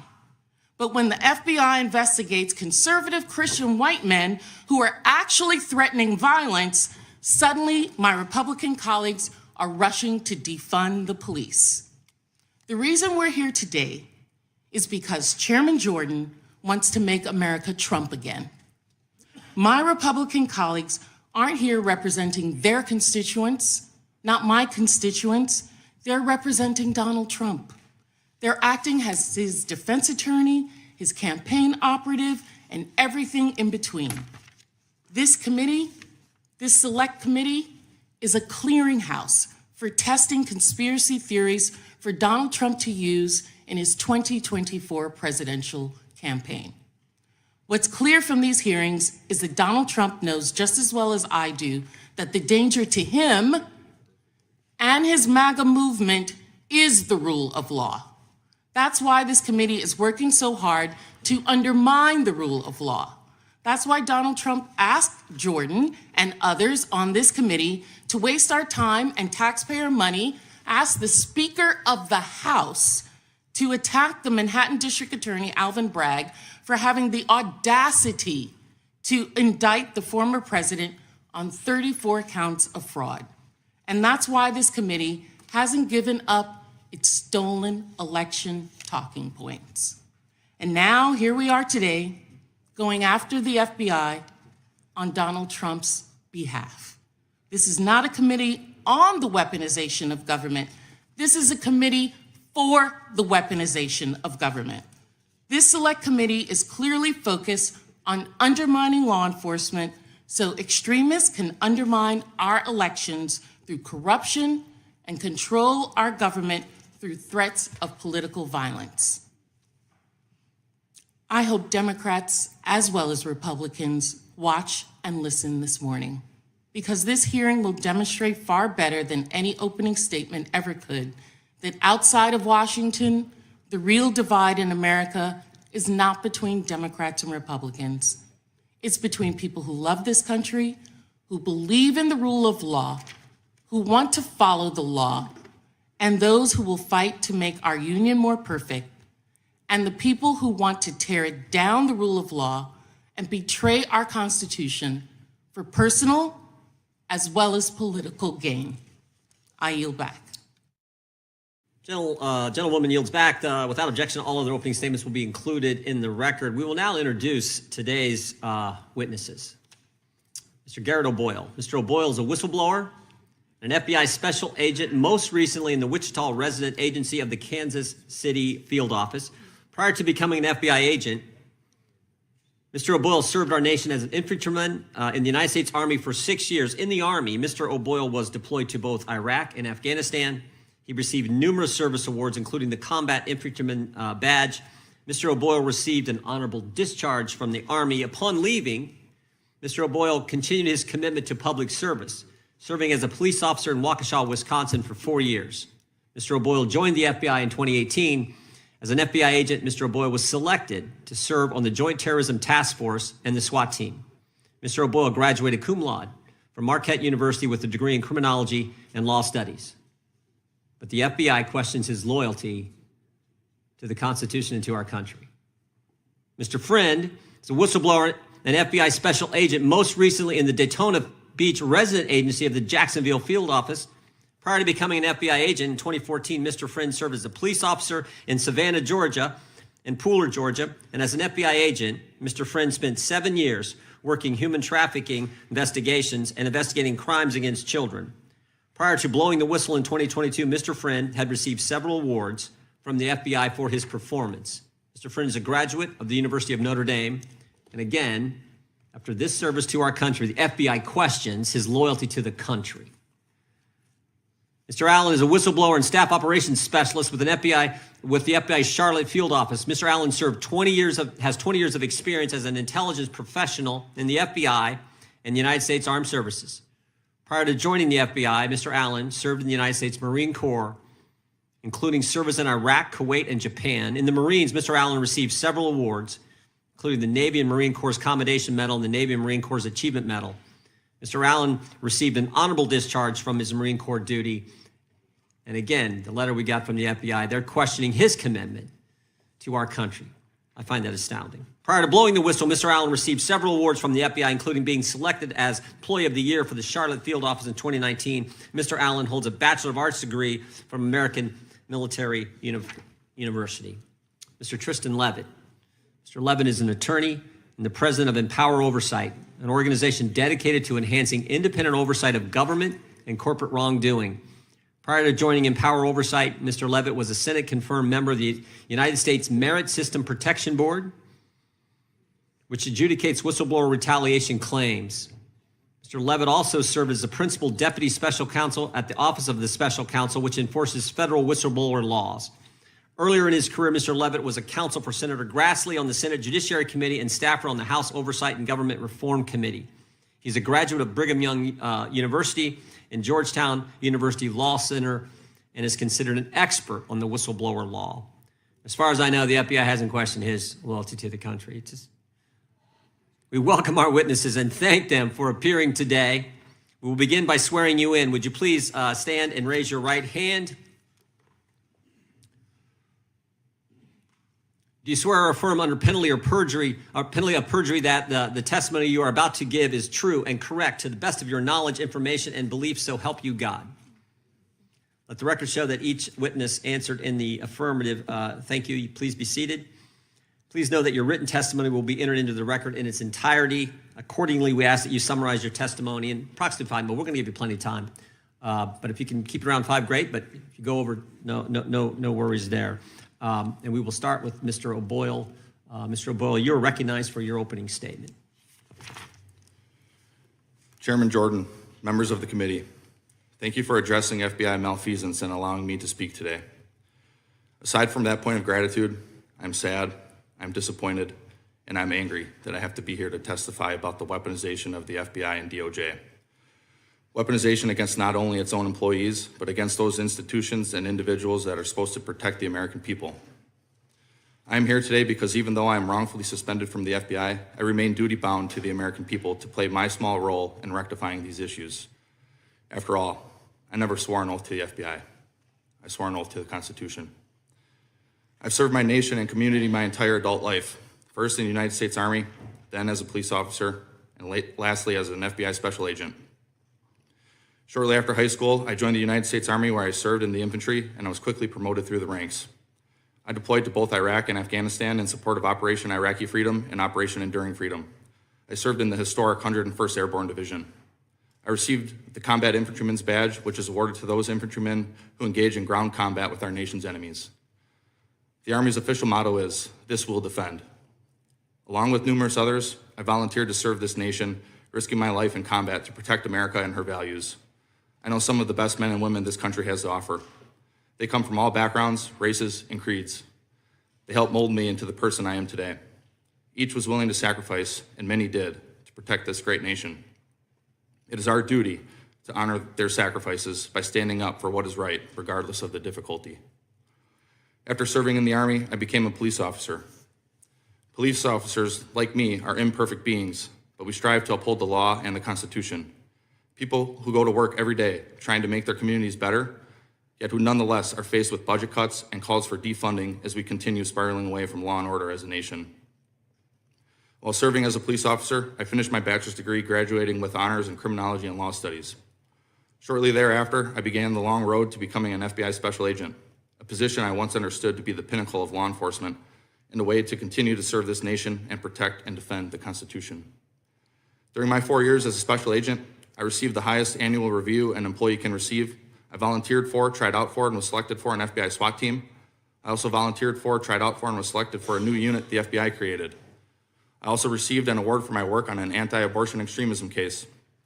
I've been smeared as a malcontent and subpar FBI employee. This smear stands in stark contrast to my life in public service. This smear campaign, disgusting as it is unsurprising. Despite our oath to uphold the Constitution, too many in the FBI aren't willing to sacrifice for the hard right over the easy wrong. They see what becomes of whistleblowers, how the FBI destroys their careers, suspends them under false pretenses, takes their security clearances and pay with no true options for real recourse or remedy. This is by design. It creates an Orwellian atmosphere that silences opposition and discussion. We know what is right to do, yet we too often refuse to do what is right because of the difficulty and suffering it incurs. I couldn't knowingly continue on this path silently without speaking out against the weaponization I witnessed, even if it meant losing my job, my career, my livelihood, my family's home, and now my anonymity. It's up to members of this committee, current and former FBI employees, and indeed all Americans, to ensure that the weaponization of our own government against the people comes to an end, no matter the personal cost. As James Madison prudently opined, in framing a government which is to be administered by men over men, the great difficulty lies in this. You must first enable the government to control the governed, in the next place, oblige it to control itself. The safeguards currently in place at the FBI are clearly inadequate and must be reworked to protect whistleblowers and others who are inappropriately targeted. The FBI can extract whatever they want from me. I'm willing to bear that burden. I've sworn to defend this country from enemies, both foreign and domestic, even if that means sacrificing my life. I've lived that oath out since first enlisting in the Army, consistently saying, "Here am I, send me." My oath, however, did not include sacrificing the hopes, dreams, and livelihood of my family, my strong, beautiful, and courageous wife, and our 4 sweet and beautiful daughters who have endured this process along with me. In weaponized fashion, the FBI allowed me to accept orders to a new position halfway across the country. They allowed us to sell my family's home. They ordered me to report to the new unit when our youngest daughter was 2 weeks old.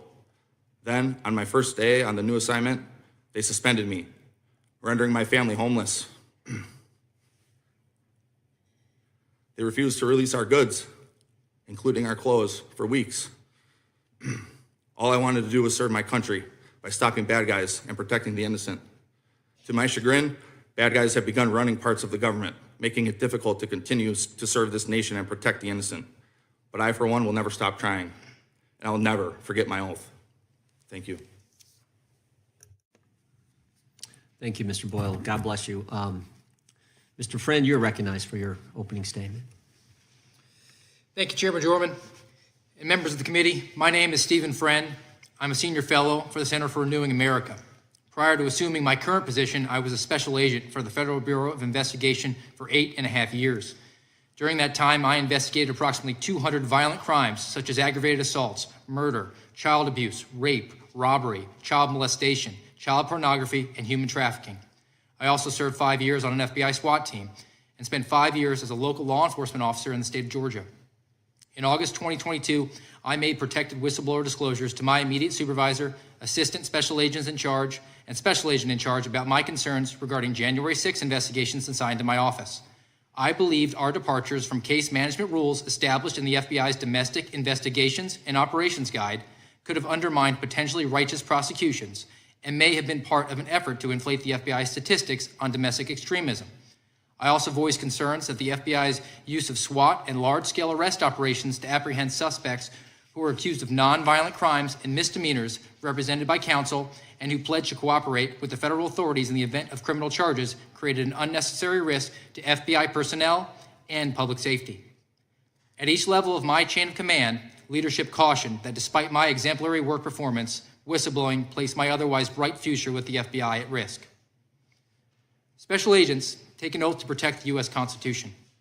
The dangers of federal law enforcement overreach were hammered home to me when I was required to attend trainings at the Holocaust Memorial Museum and MLK Memorial. I cited my oath and training in my conversations with my FBI supervisors.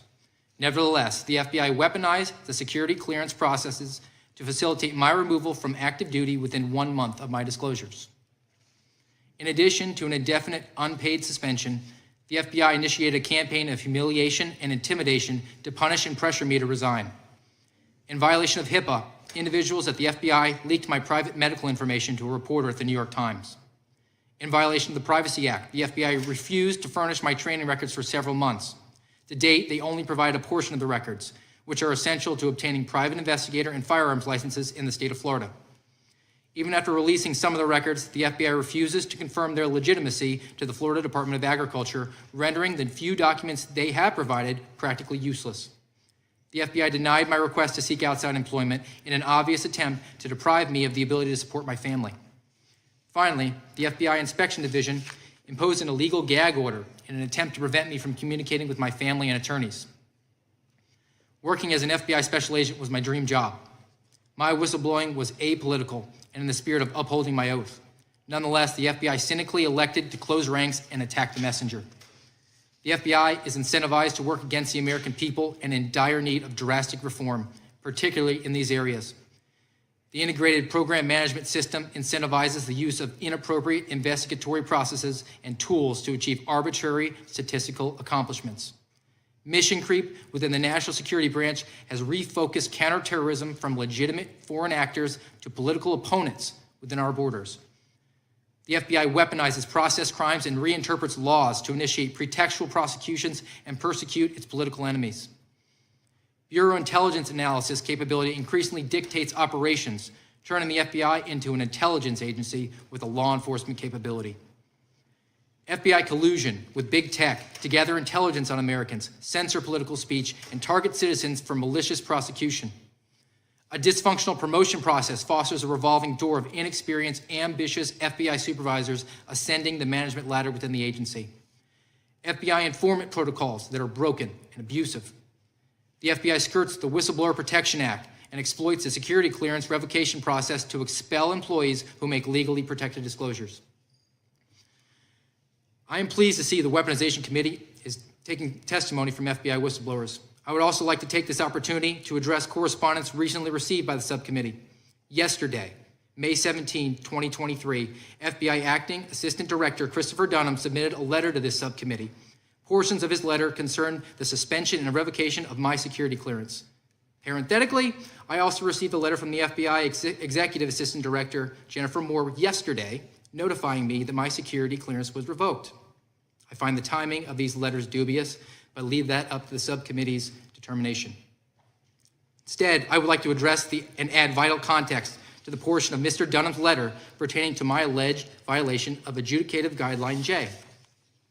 Mr. Dunham is referring to an audio recording I created of my August 23, 2022 meeting with Jacksonville Assistant Special Agents in Charge Colt Markowski and Sean Ryan. After making protected whistleblower disclosures to my immediate supervisor in August 19, 2022, ASAC Markowski summoned me to a meeting at the FBI Jacksonville office. ASAC Markowski told me the meeting was intended to be an opportunity to discuss my concerns. I anticipated the meeting might ultimately lead to my executive managers attempting to compel me to participate in an activity which placed public safety at risk. I was concerned ASAC Markowski and ASAC Ryan may threaten adverse actions toward my career as a result of my whistleblower disclosure. Prior to the meeting, I consulted Florida law to confirm that a law enforcement exemption exists for state two-party consent restriction. I decided to record the meeting to memorialize our discussion and my concerns about the FBI's misconduct. When I entered the FBI Jacksonville office building, ASAC Markowski and ASAC Ryan were having a private meeting. I waited for them in a conference room. When they entered, all of us placed our cellular phones on the conference table. As an experienced investigator who has conducted hundreds of recorded interviews, I noted how both ASAC Markowski and ASAC Ryan repeated themselves throughout our discussion and continually insisted I agree to their premise that I was insubordinate and refusing to perform my job. I rebuffed each allegation and repeated that I believed I was fulfilling my oath of office by making my disclosure about the FBI's rule departures and the inappropriate risk to public safety via aggressive arrest tactics for January 6 subjects. It was my sincere belief that my ASACs were also recording our conversations. In January 2023, I participated in an interview with the FBI Security Division. During that interview, I was asked if I recorded my August 23, 2022 meeting with ASAC Markowski and ASAC Ryan. I answered honestly that I had. Although it would seem to be an obvious and natural follow-up, the FBI Security Division interviewers did not request a copy of the recording. FBI Security Division should be gravely concerned if executive managers threaten subordinate whistleblowers with adverse action. I submitted that this omission by the FBI Security Division solidifies my contention that ASACs Markowski and Ryan created their own recording of our meeting. The FBI was not concerned about potential whistleblower retaliation. The Bureau was only interested in learning if these actions were at risk of exposure. I pray that all members consider the information I and my fellow whistleblowers present. You may think I'm a political partisan. You may think I am a grifter. You may think I'm a conspiracy theorist. It does not matter. Simply put, this committee should avoid the temptation to impugn the character and the motivations of the messengers seated before you. I sacrificed my dream job to share this information with the American people. I humbly ask all of the members to do your jobs and consider the merit of what I have presented. Thank you. Thank you, Mr. Friend. I appreciate your testimony. Mr. Allen, you are now recognized for your opening statement. Thank you, Chairman. Hello, my name is Marcus Allen. I'm a staff operations specialist for the FBI in the Charlotte Field Office. Due to whistleblower retaliation by the FBI, I've been suspended without pay for over a year. Thank you to the committee for allowing me time today to convey my concerns about the current FBI. In particular, I am concerned, and I believe this committee should also be concerned about the FBI's use of the security clearance process to retaliate against whistleblowers. First, though, just so you know a little bit about me, I served honorably in the United States Marine Corps from 2000 to 2005. I was deployed to Kuwait and served 2 tours in Iraq and contributed to Operation Iraqi Freedom. During my deployments, I was exposed to live enemy fire on numerous occasions, even though I served primarily in analytical and intelligence roles. I was awarded the Navy and Marine Corps Commendation Medal and the Navy and Marine Corps Achievement Medal. I eventually joined the FBI and was Employee of the Year in 2019 in the Charlotte Field Office. As the holder of a top secret security clearance since 2001, I've been trusted with the nation's greatest secrets. So why am I here today? Despite my history of unblemished service to the United States, the FBI suspended my security clearance, accusing me of actually being disloyal to my country. This outrageous and insulting accusation is based on unsubstantiated accusations that I hold conspiratorial views regarding the events of January 6, 2021, and that I allegedly sympathize with criminal conduct. I do not. I was not in Washington, D.C. on January 6th, played no part in the events of January 6th, and I condemn all criminal activity that occurred. Instead, it appears that I was retaliated against because I forwarded information to my superiors and others that questioned the official narrative of the events of January 6th. As a result, I was accused of promoting conspiratorial views and unreliable information. Because I did this, the FBI questioned my allegiance to the United States. Since I was suspended, there's been a dearth of communication from the FBI, with interactions seemingly only being forced by actions from my counsel or members of Congress. For example, I was not even interviewed by anyone from the FBI until May of 2022. I was suspended in January of 2022. This interaction with the FBI happened on the heels of a public statement from a congressional member in early May of 2022. The member made statements indicating the FBI was conducting a purge of employees with conservative viewpoints. Within hours of the public statements, my counsel received a phone call from the FBI wanting to see if they could conduct an interview. I promptly complied and did an interview with investigators within a week. Throughout this ordeal, I and my counsel have responded quickly, whereas the FBI has only stonewalled. I have filed a federal civil rights lawsuit, which is pending, seeking to recover my livelihood and restore my good name. Recently, my counsel filed a whistleblower complaint with the Justice Department's Office of Inspector General. The complaint set forth retaliation through misuse of the security clearance process, as well as reprisal against me for making a protected disclosure. Interestingly enough, in the wake of filing the complaint, I received correspondence from the FBI indicating that my clearance had now been formally revoked. This occurred after filing my complaint with the IG. The new and baseless claims made in the letter had never been brought up prior to the issuance of the security clearance revocation letter. I have never had the opportunity to defend myself. I only had one interview with the FBI, which occurred a year ago after apparent prompting from Congress. In that interview, the investigators, towards the end of the interview, uttered in response to my exasperation, "Don't sue us." This has been a trying circumstance for me and my family. It has been more than a year since the FBI took my paycheck from me, and we're getting financially crushed. My family and I have been surviving on early withdrawals from our retirement accounts, while the FBI has ignored my request for approval to obtain outside employment during the review of my security clearance. We have lost our federal health insurance coverage, and there's apparently no end in sight. I'm hopeful scrutiny from Congress and from the Inspector General will deter the FBI from abusing the security clearance process to retaliate against others the way it's retaliated against me. This is why I filed a whistleblower retaliation complaint with the IG and why I'm here today to answer your questions. Thank you. And I also have a rebuttal if the member will allow me to. Thank you.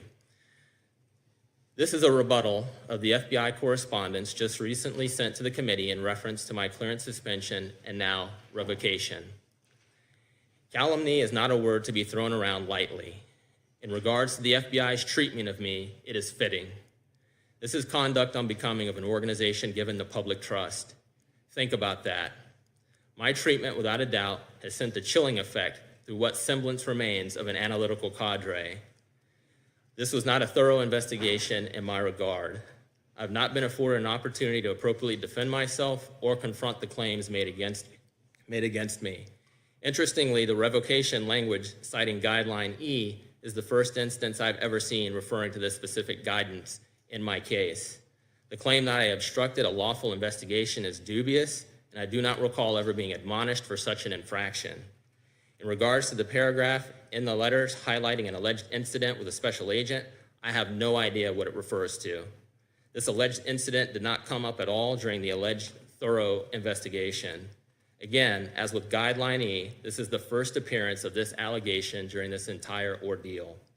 Next, I do not recall ever receiving a directive to stop sending information in regards to the 6th.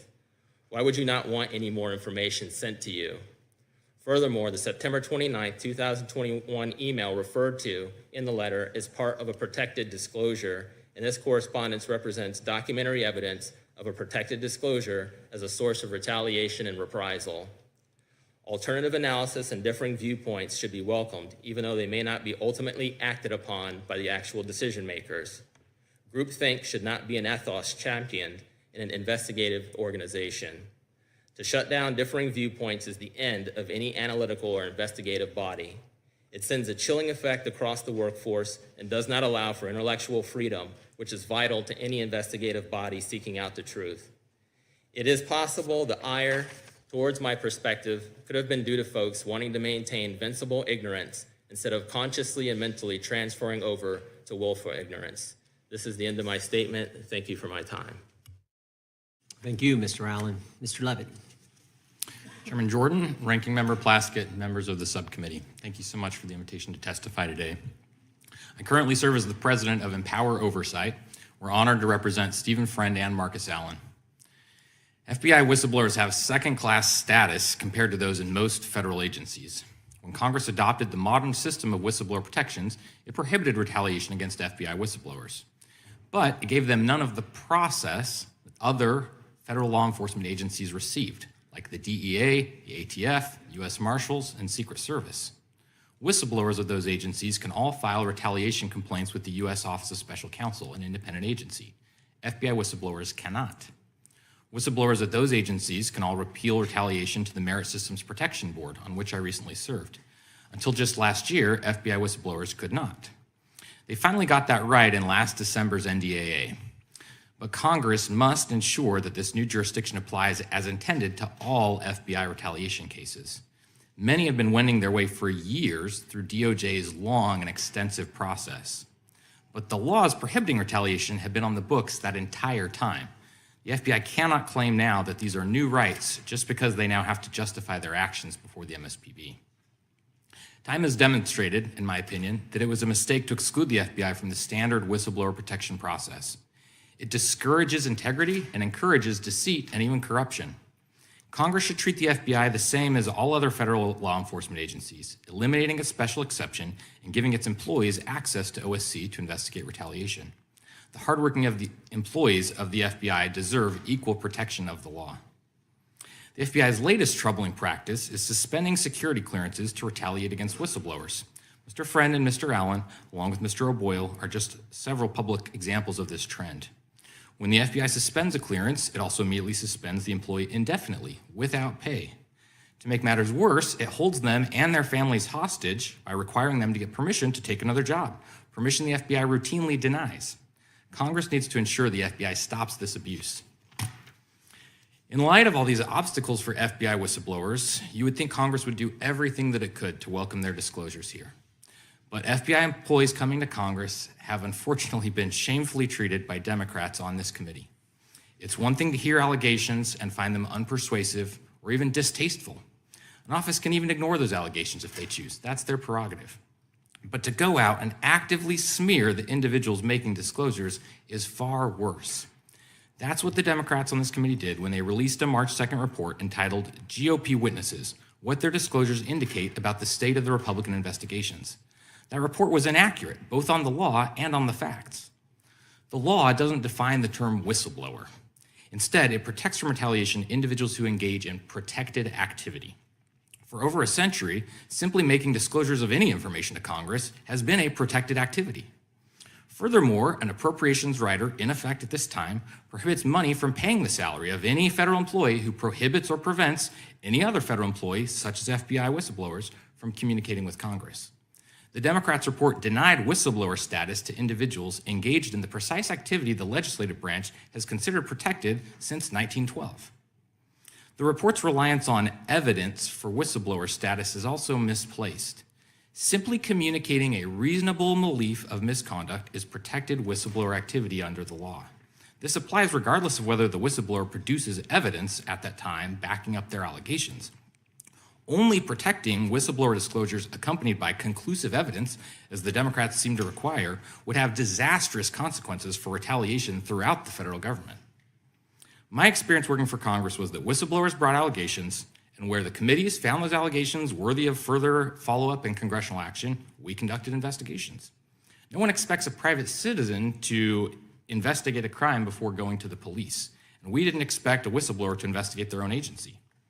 That's also essentially how the law for remedying retaliation through the MSPB is set up, where making a non-frivolous allegation leads to discovery, interviews, and more. Simply put, the burden isn't on the whistleblower to produce the evidence at the outset. That's why there's an investigative process. The Democrats' report also got the facts wrong. For example, they claim DOJ IG declined to investigate Mr. Friend's claim, when in fact DOJ IG will be interviewing Mr. Friend tomorrow and has an ongoing investigation. DOJ IG says no one from the Democrat staff ever contacted their office to verify this claim before issuing their report. Inexcusably, a number of mainstream media sources simply repeated the Democrats' wrong information uncritically without bothering to check the facts for themselves, which is why there were multiple retractions. FBI whistleblowers have traveled a hard road over the years. They should be treated by Congress the same as other whistleblowers.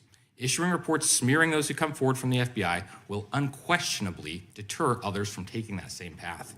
Congress must have firsthand information about how federal agencies are operating to perform its constitutional duty of oversight. Why would future whistleblowers bring their disclosures to Congress if they think they might be treated like this? Attacking whistleblowers hurts this committee and others, the House of Representatives as an institution, and Congress as a whole. Thank you. Thank you, Mr. Levitt. The chair recognizes the gentlelady from Wyoming for 5 minutes. Thank you, Chairman Jordan. I want to thank our witnesses today for their service to our country, service which includes their willingness to provide protected disclosures to ensure that the federal government is held accountable for wrongdoing. We've heard their testimony, and my colleagues will ask more questions so we can further understand the wrongdoing they have exposed and the retaliation that they have now suffered. As this hearing gets underway, I want to focus on the cultural changes that have occurred within the FBI over the last 20+ years, fundamental changes that have led to the political capture of our flagship law enforcement agencies, and with the Democrats using these agencies as their own personal political hacks. What happened that allowed for politicization to permeate every facet of the FBI? Well, there are many things, but I think we must focus on the information that was provided by retired FBI Special Agent Thomas Baker, who testified before the Select Subcommittee earlier this year. Mr. Baker explained that in the aftermath of 9/11, and upon being embarrassed by being scolded by President Bush for not being able to stop it from happening, then FBI Director Robert Mueller made the decision to fundamentally change the FBI from a law enforcement body to an intelligence-driven one. Such a redirection of the very purpose of the FBI resulted in centralizing its power in Washington, D.C., while placing less emphasis on the field offices. Changes that replaced agent executives in the headquarters with so-called professionals from the outside, and stockpiling more and more power in D.C. and away from the country that it serves. 9/11 was a watershed moment for many reasons. It was a horrific terrorist attack on the shores of the United States of America. But our government's ultimate response is also tragic. And by eventually finding a way to target not the terrorists, but American citizens, which is where the FBI and DOJ are at this point in time. Both the DOJ and the FBI, they've used the FISA court to obtain illegitimate surveillance authority. They've targeted political campaigns with which they disagree. They have created a Russia hoax to cripple a duly elected president. They have targeted Catholics for exercising their faith. They've targeted parents for wanting to protect their children. And what we can say in short is that the eye of Sauron has turned inward, and it is burning with a white-hot intensity that seeks to destroy everything in its path. What I think we can say is that as the DOJ and FBI have become more political, they have amassed more power. And as they have amassed more power, they have become more political. This is a vicious cycle that must be stopped. To be blunt, the leadership of the FBI and the DOJ are corrupt. I will name names. Christopher Wray and Merrick Garland are corrupt. They know it, we know it, and the American people know it. Congress needs whistleblowers like you so that we can conduct our oversight and correct course on these abusive federal agencies. And sadly, what we've already seen and what we will continue to see today is that the Democrats will not focus on the substance of what these brave men are exposing, or engage in a discussion about how to protect our constitutional rights and institutions from the tyrants that are running these agencies. Instead, what we will see is that they will deflect, they will call the witnesses names, they will scream MAGA, an extremist, at the top of their lungs. They will attempt to impugn your integrity. But make no mistake, they are simply trying to cover up the unforgivable and the indefensible, which is the creation of a two-tiered justice system based on political beliefs and the corruption of our political elites. I encourage the American people to listen to these witnesses, to read the Durham report, to study what is happening with the FBI and the DOJ, and to listen and to sift through the lies and recognize that this nonsense must stop, or we're going to lose the greatest republic that's ever existed in the history of the world. Thank you for your willingness to come here. Thank you for your willingness to stand on the wall. Thank you for your willingness to tell the truth about what these agencies are doing. America thanks you as well. And with that, I yield back. Gentlelady yields back. The chair recognizes the gentlelady from California, Ms. Sanchez. Mr. Chair, just as a point of order, I understand and we have been made aware from what you stated in your opening statement, as well as in a press conference earlier, that Mr. Allen did meet with you all and might have testimony that was transcribed. And I understand that he stated that he did not feel comfortable meeting with the Democrats. He's comfortable being here today in this open forum. We will be questioning him.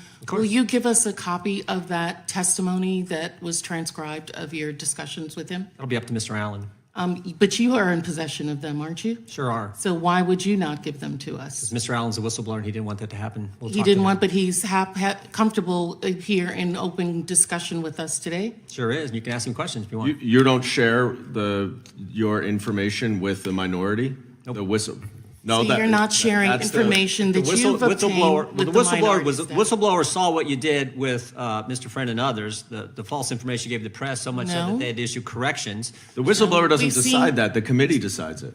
And we've decided. And you've decided We've that you're decided not have going to Mr. share. Mr. Allen is here. You can ask him questions, and we can talk about the testimony. But right now, you're not getting the testimony. Mr. But Allen's here to testify. And you'll give us the testimony when? After he's left, or at no point in time, or when will we have that? That's only for the Republicans. Is that what you're saying? Mr. Chairman, the gentlelady did not state a point of order. The point of and order gentlelady was, is will out of he be order. giving us the testimony of the witness that is here before us? And not a that point of you order. have Mr. information Mr. of Chairman, I asked that you for- are not sharing with Mr. the Chairman, Democrats. I move that I was indulging the ranking member, the gentleman from California is right. She's not stated a point of order. The 5-minute questioning time So the point of belongs to order is Ms. I would like Sanchez. the testimony. I move that you give us the testimony of the individual. Move to who is table. here.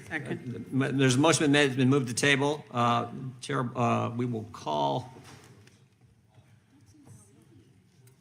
We don't, Mr. Chairman, we don't have to table. We asked for a recorded vote. Recognize for that. Mr. Chairman, can we have a recorded vote? No, it's not a proper point of order.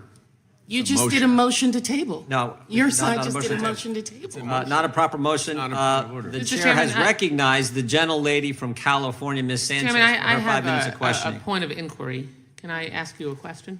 Sure. Mr. Chairman, Oh, it is, yeah, it is can Ms. I ask Sanchez's time. the chairman a question? After Ms. Sanchez, I'll gladly take your question. Ms. Sanchez, and we will restore the 5 minutes for Ms. Sanchez. I find it incredible that evidence that one side has garnered is not going to be shared with the other side. That is not how committees work.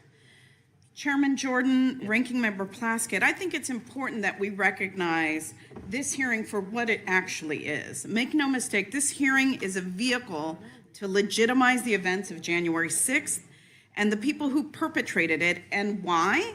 Because Donald Trump is running for president again.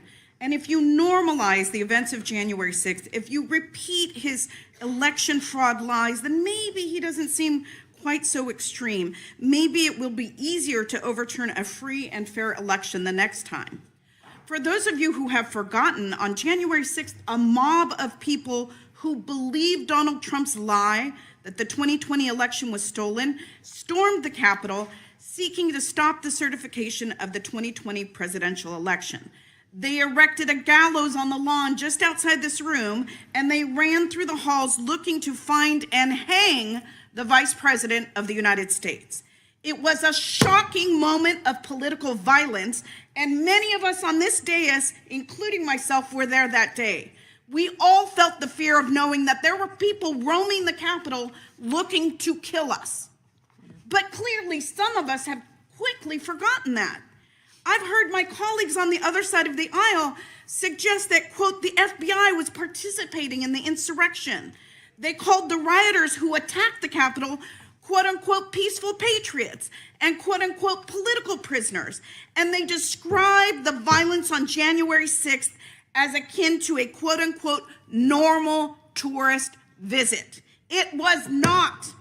Last year, the Judiciary Committee even had to entertain a resolution on the repeatedly discredited Ray Earp's conspiracy theory.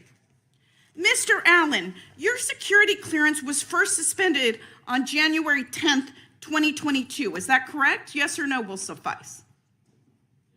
And the FBI's reason behind your suspension was because it found you to have, quote, espoused conspiratorial views both orally in writing and promoted unreliable information which indicates support for the events of January 6th. Is that correct, yes or no? That is the language that they placed on the letter. That's a yes then. Do you believe it's important for federal agents to have allegiance to the United States? Yes or no?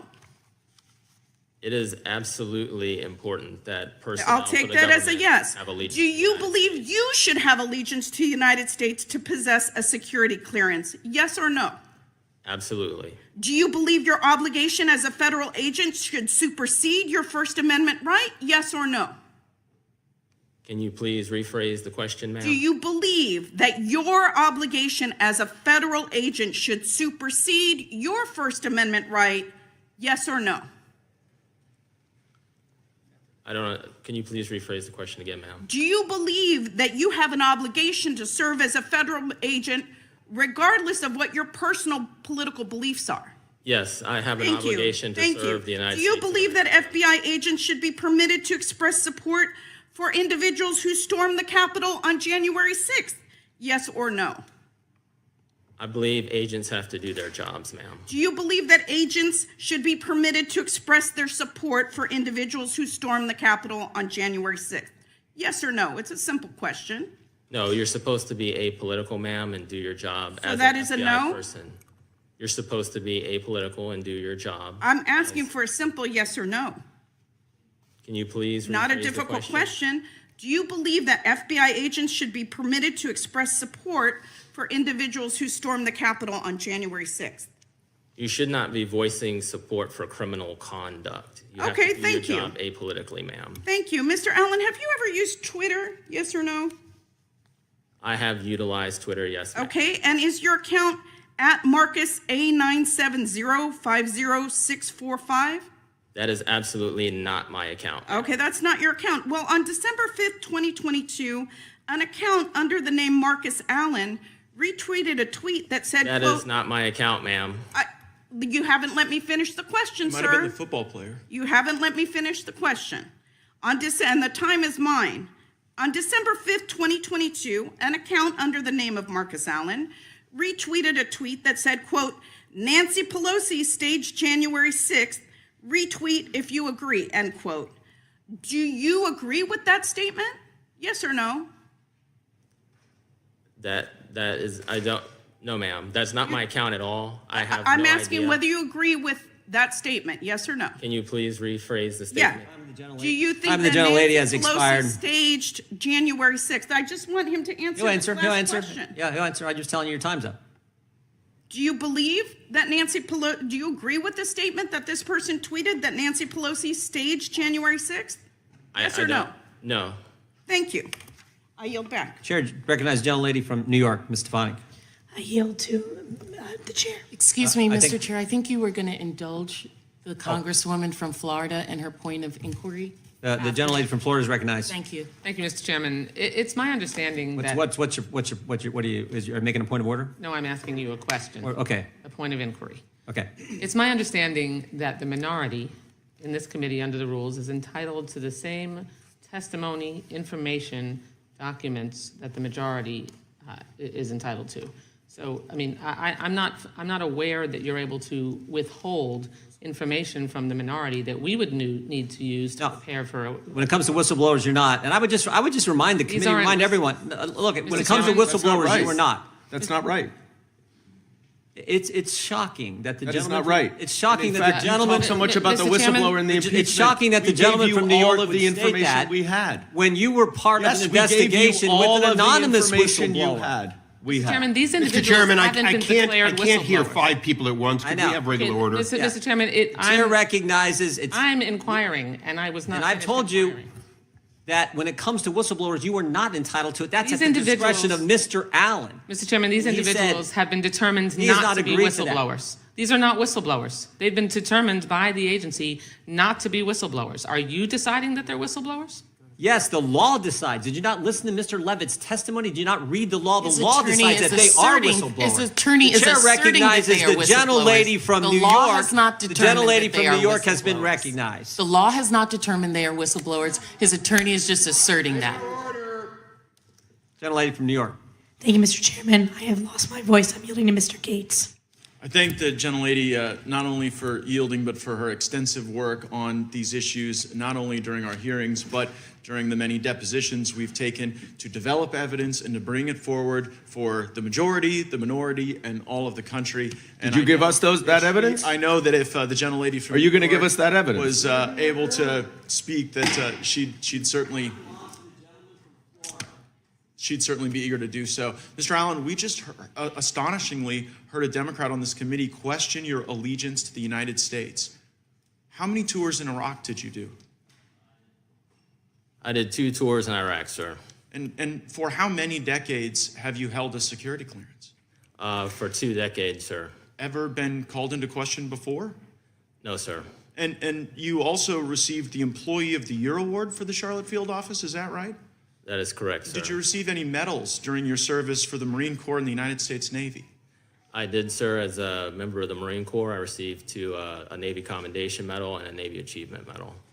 Seems to me your allegiance to the United States is pretty well established over multiple decades, wearing the uniform, fighting for our country, and I am proud that you continue to fight for our country as a whistleblower here, making a disclosure to the United States Congress. And Mr. Allen, is it your belief that you were retaliated against because you shared an email that questioned the truthfulness of FBI Director Christopher Wray? Yes, sir. And you believed that he wasn't truthful based on testimony he'd given to the United States Senate, isn't that right? Yes, sir. And in that testimony to the Senate, you believed that Christopher Wray indicated that there were no confidential informants and no FBI assets that were present at the Capitol on January 6th that were part of the violent riot. Isn't that right? Yes, sir. Please play the video. We're now going to hear from George Hill, who worked at the Boston field office.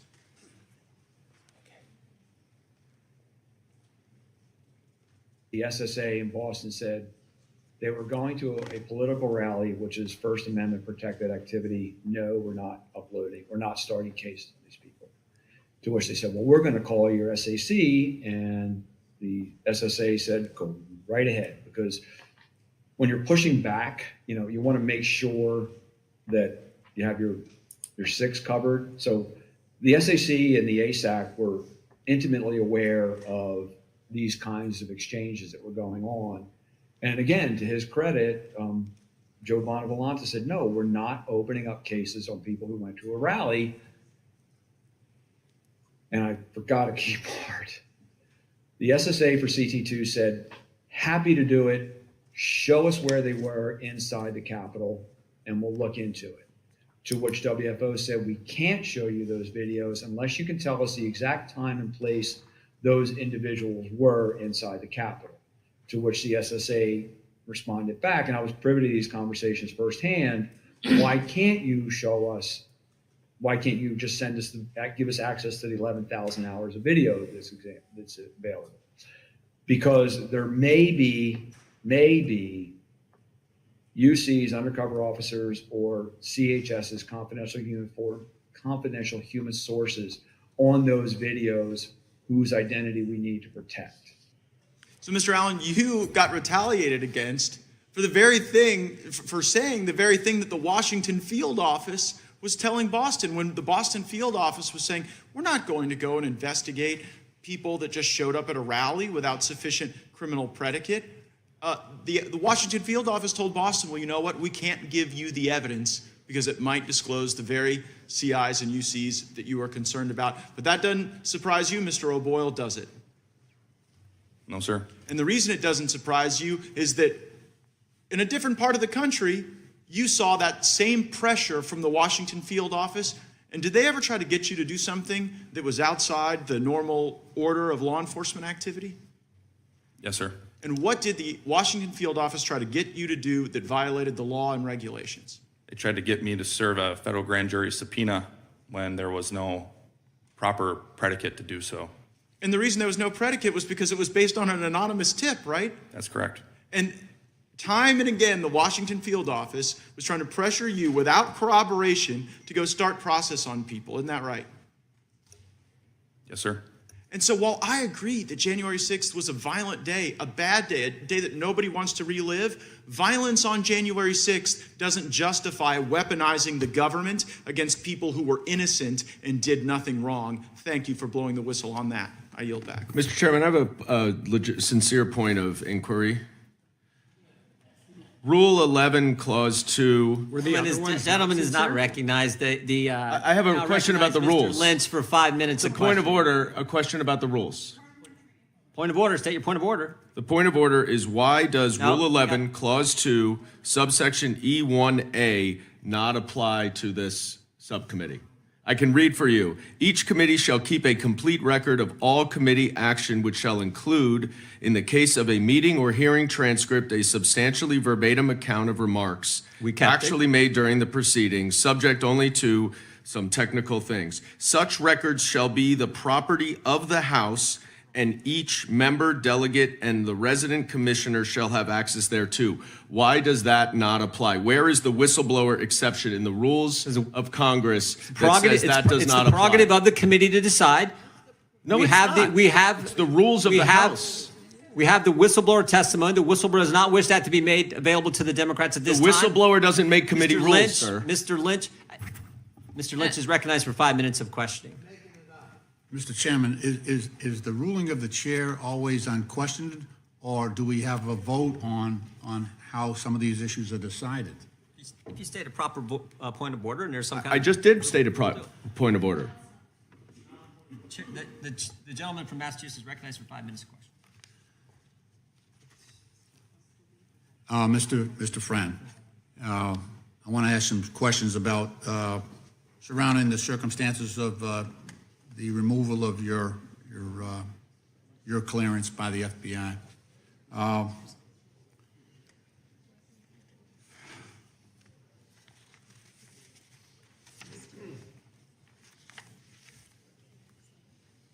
Mr. Friend, I'd like to ask you about your move to the domestic terrorism unit.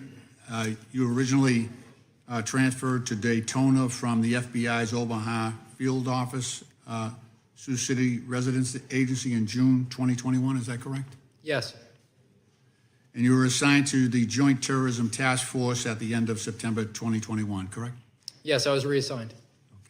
And you had been exclusively working on child sex abuse material known as CSAM cases, is that correct? Prior to that point, yes. And that was before you moved to the JTTF, isn't that right? Yes. Did you stop working on child abuse cases after October 1st, 2021? No, I did not. Well,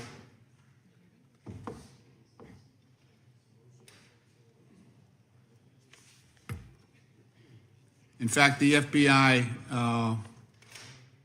planned to find a replacement for you when you moved from one position to the other, is that correct? Which office are you referring to? So, when you were moved from the child sexual abuse cases and moved to the JTTF, you were informed that the FBI would find a replacement for your other position. Was that correct? No, that's not correct at all. I was told that those cases were going to be considered a local matter going forward. They would not be resourced, and that I was going to be reassigned to work on domestic terrorism cases.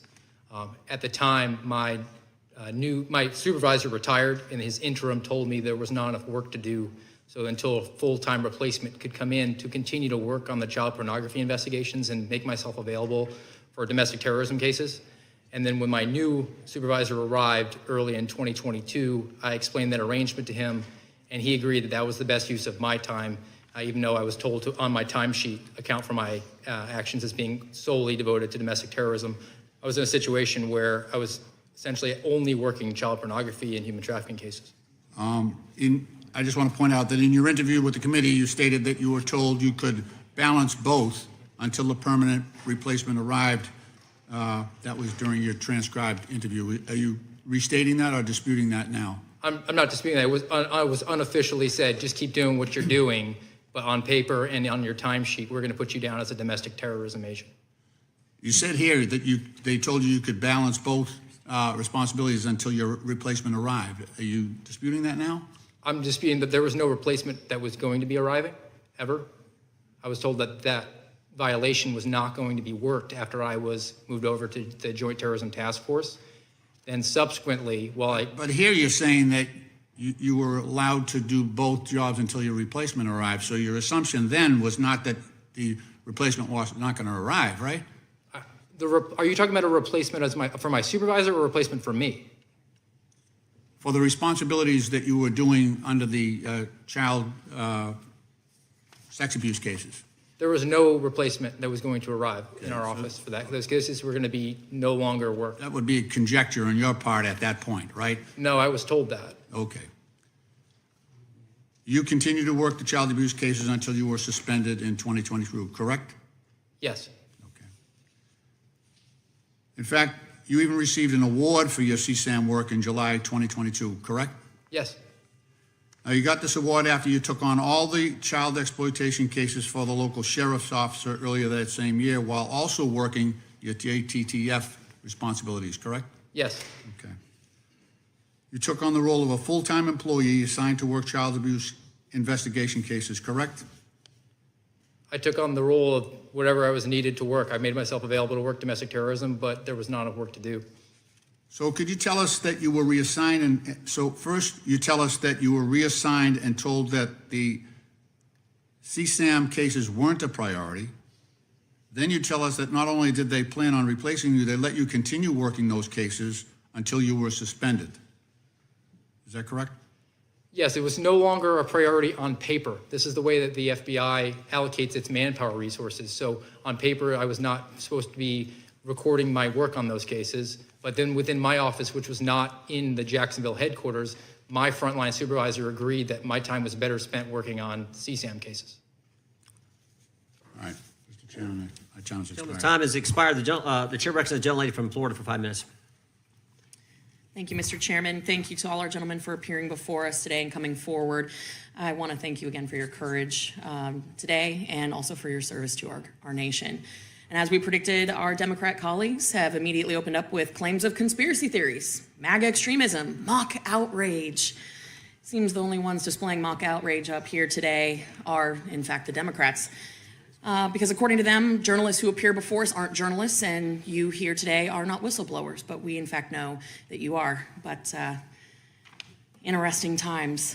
The line about Republicans defunding police, that one seems to be particularly special because, respectfully to my colleagues on the other side of the aisle, as the wife of a SWAT medic, as the wife of a first responder currently who has served our community for the last 16 years, I can tell you with certainty that no one hates a bad cop more than a good cop. No one. And I see from you nodding your head that you agree with that sentiment. It is inaccurate and wrong to make that assumption that Republicans want to defund police. It is false. Because forcing a political agenda down the throats of our hardworking men and women of the FBI with the threat and then subsequent follow through of retaliation because they are whistleblowers, because they didn't want to break the law, because they knew that it was wrong to target Americans without cause, and they swore an oath to the United States Constitution, not to a political party. That makes them whistleblowers. That makes them courageous for coming forward and telling the truth. Gentlemen, I'm going to ask you all to please turn on your microphones because we're going to go really fast, okay? Mr. Friend, during your service with the FBI, you served on the FBI SWAT team, correct? Yes.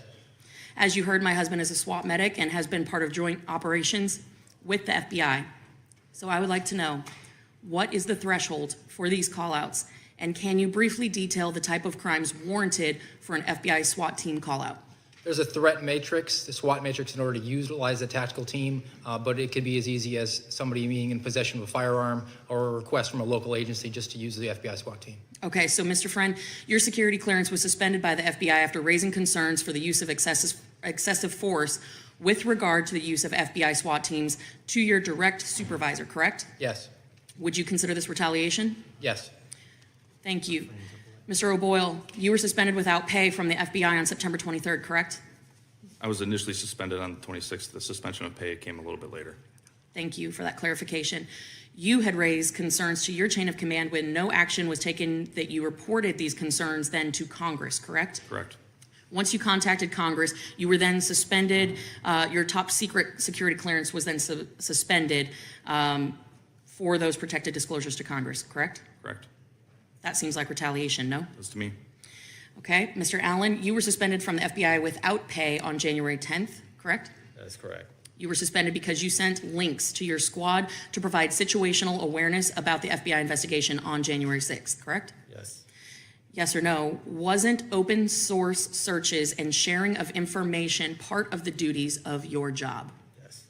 and subsequently, after doing your job and your supervisors not liking the tone of the open source articles you provided because it didn't fit the FBI's narrative, your security clearance was revoked, correct? To all our whistleblowers, yes or no, do you believe that the retaliation pattern has a cooling effect on other agents from coming forward or speaking up? Yes or no, Mr. O'Boyle? Absolutely. Yes. Yes. Do you believe that the FBI is purposefully hostile to you for that reason, to keep agents from speaking up? Yes. Yes, without question. Yes. So I think it's clear we have a pattern here. If you speak up about the abuses you are seen as an agent, or are sharing information that may not fall in line with the FBI's political narrative, you will be suspended without pay, have your security clearance revoked, and your life will be turned upside down. It's pretty clear that the MO is if you don't comply, they will retaliate. If you don't agree with the political agenda, you get suspended. And they do it in such a way to deter others from speaking up and speaking out. That, ladies and gentlemen, is the weaponization of government. That is the weaponization of government, and that is why we are here today. Not because we have a political agenda, not because we are here to go over events of the past. We want to fix it. We have to expose it, stop it, and prevent it from happening again. That is why we are here. These men are whistleblowers. The gentlemen who came before us in previous hearings, they were journalists. And just because you don't address them as such does not mean that they are not who they say they are. They have been retaliated against. And regardless of your party affiliation, this behavior is unacceptable, and we need to stop it. Republicans, Democrats, independents alike, this is a concern we should all share. This is the weaponization of government, and it is our job, our constitutional duty to stop it. With that, I yield back. Gentlelady yields back. Chair recognizes. Oh, I'm so sorry. Wasserman Schultz. The gentlelady from Florida is recognized. Ms. Wasserman Schultz. Thank you, Mr. Chairman. Mr. Chairman, I ask unanimous consent to enter into the record this document that clearly indicates the questions of allegiance to the United States on the part of Mr. Allen, and that were specifically the reasons for the revocation of his security clearance, in spite of the gentlelady from Florida's assertions to the contrary. Thank you. Mr. Friend, I find some humor in the irony of Republicans inviting you here the same week Congress is focused on honoring law enforcement. You've repeatedly made calls to undermine our law enforcement agencies. Since being rightly suspended, you've led Republican calls to defund law enforcement, recently describing the FBI as a feckless garbage institution. Since joining Twitter in November, no less than 40 times you called for our brave law enforcement personnel to be defunded. You even urged local police to sabotage criminal investigations by urging citizens to, and I quote, pressure your sheriffs to refuse to cooperate with FBI investigations. That is not only reckless advice, it's a recipe for allowing more criminals to run loose in our neighborhoods.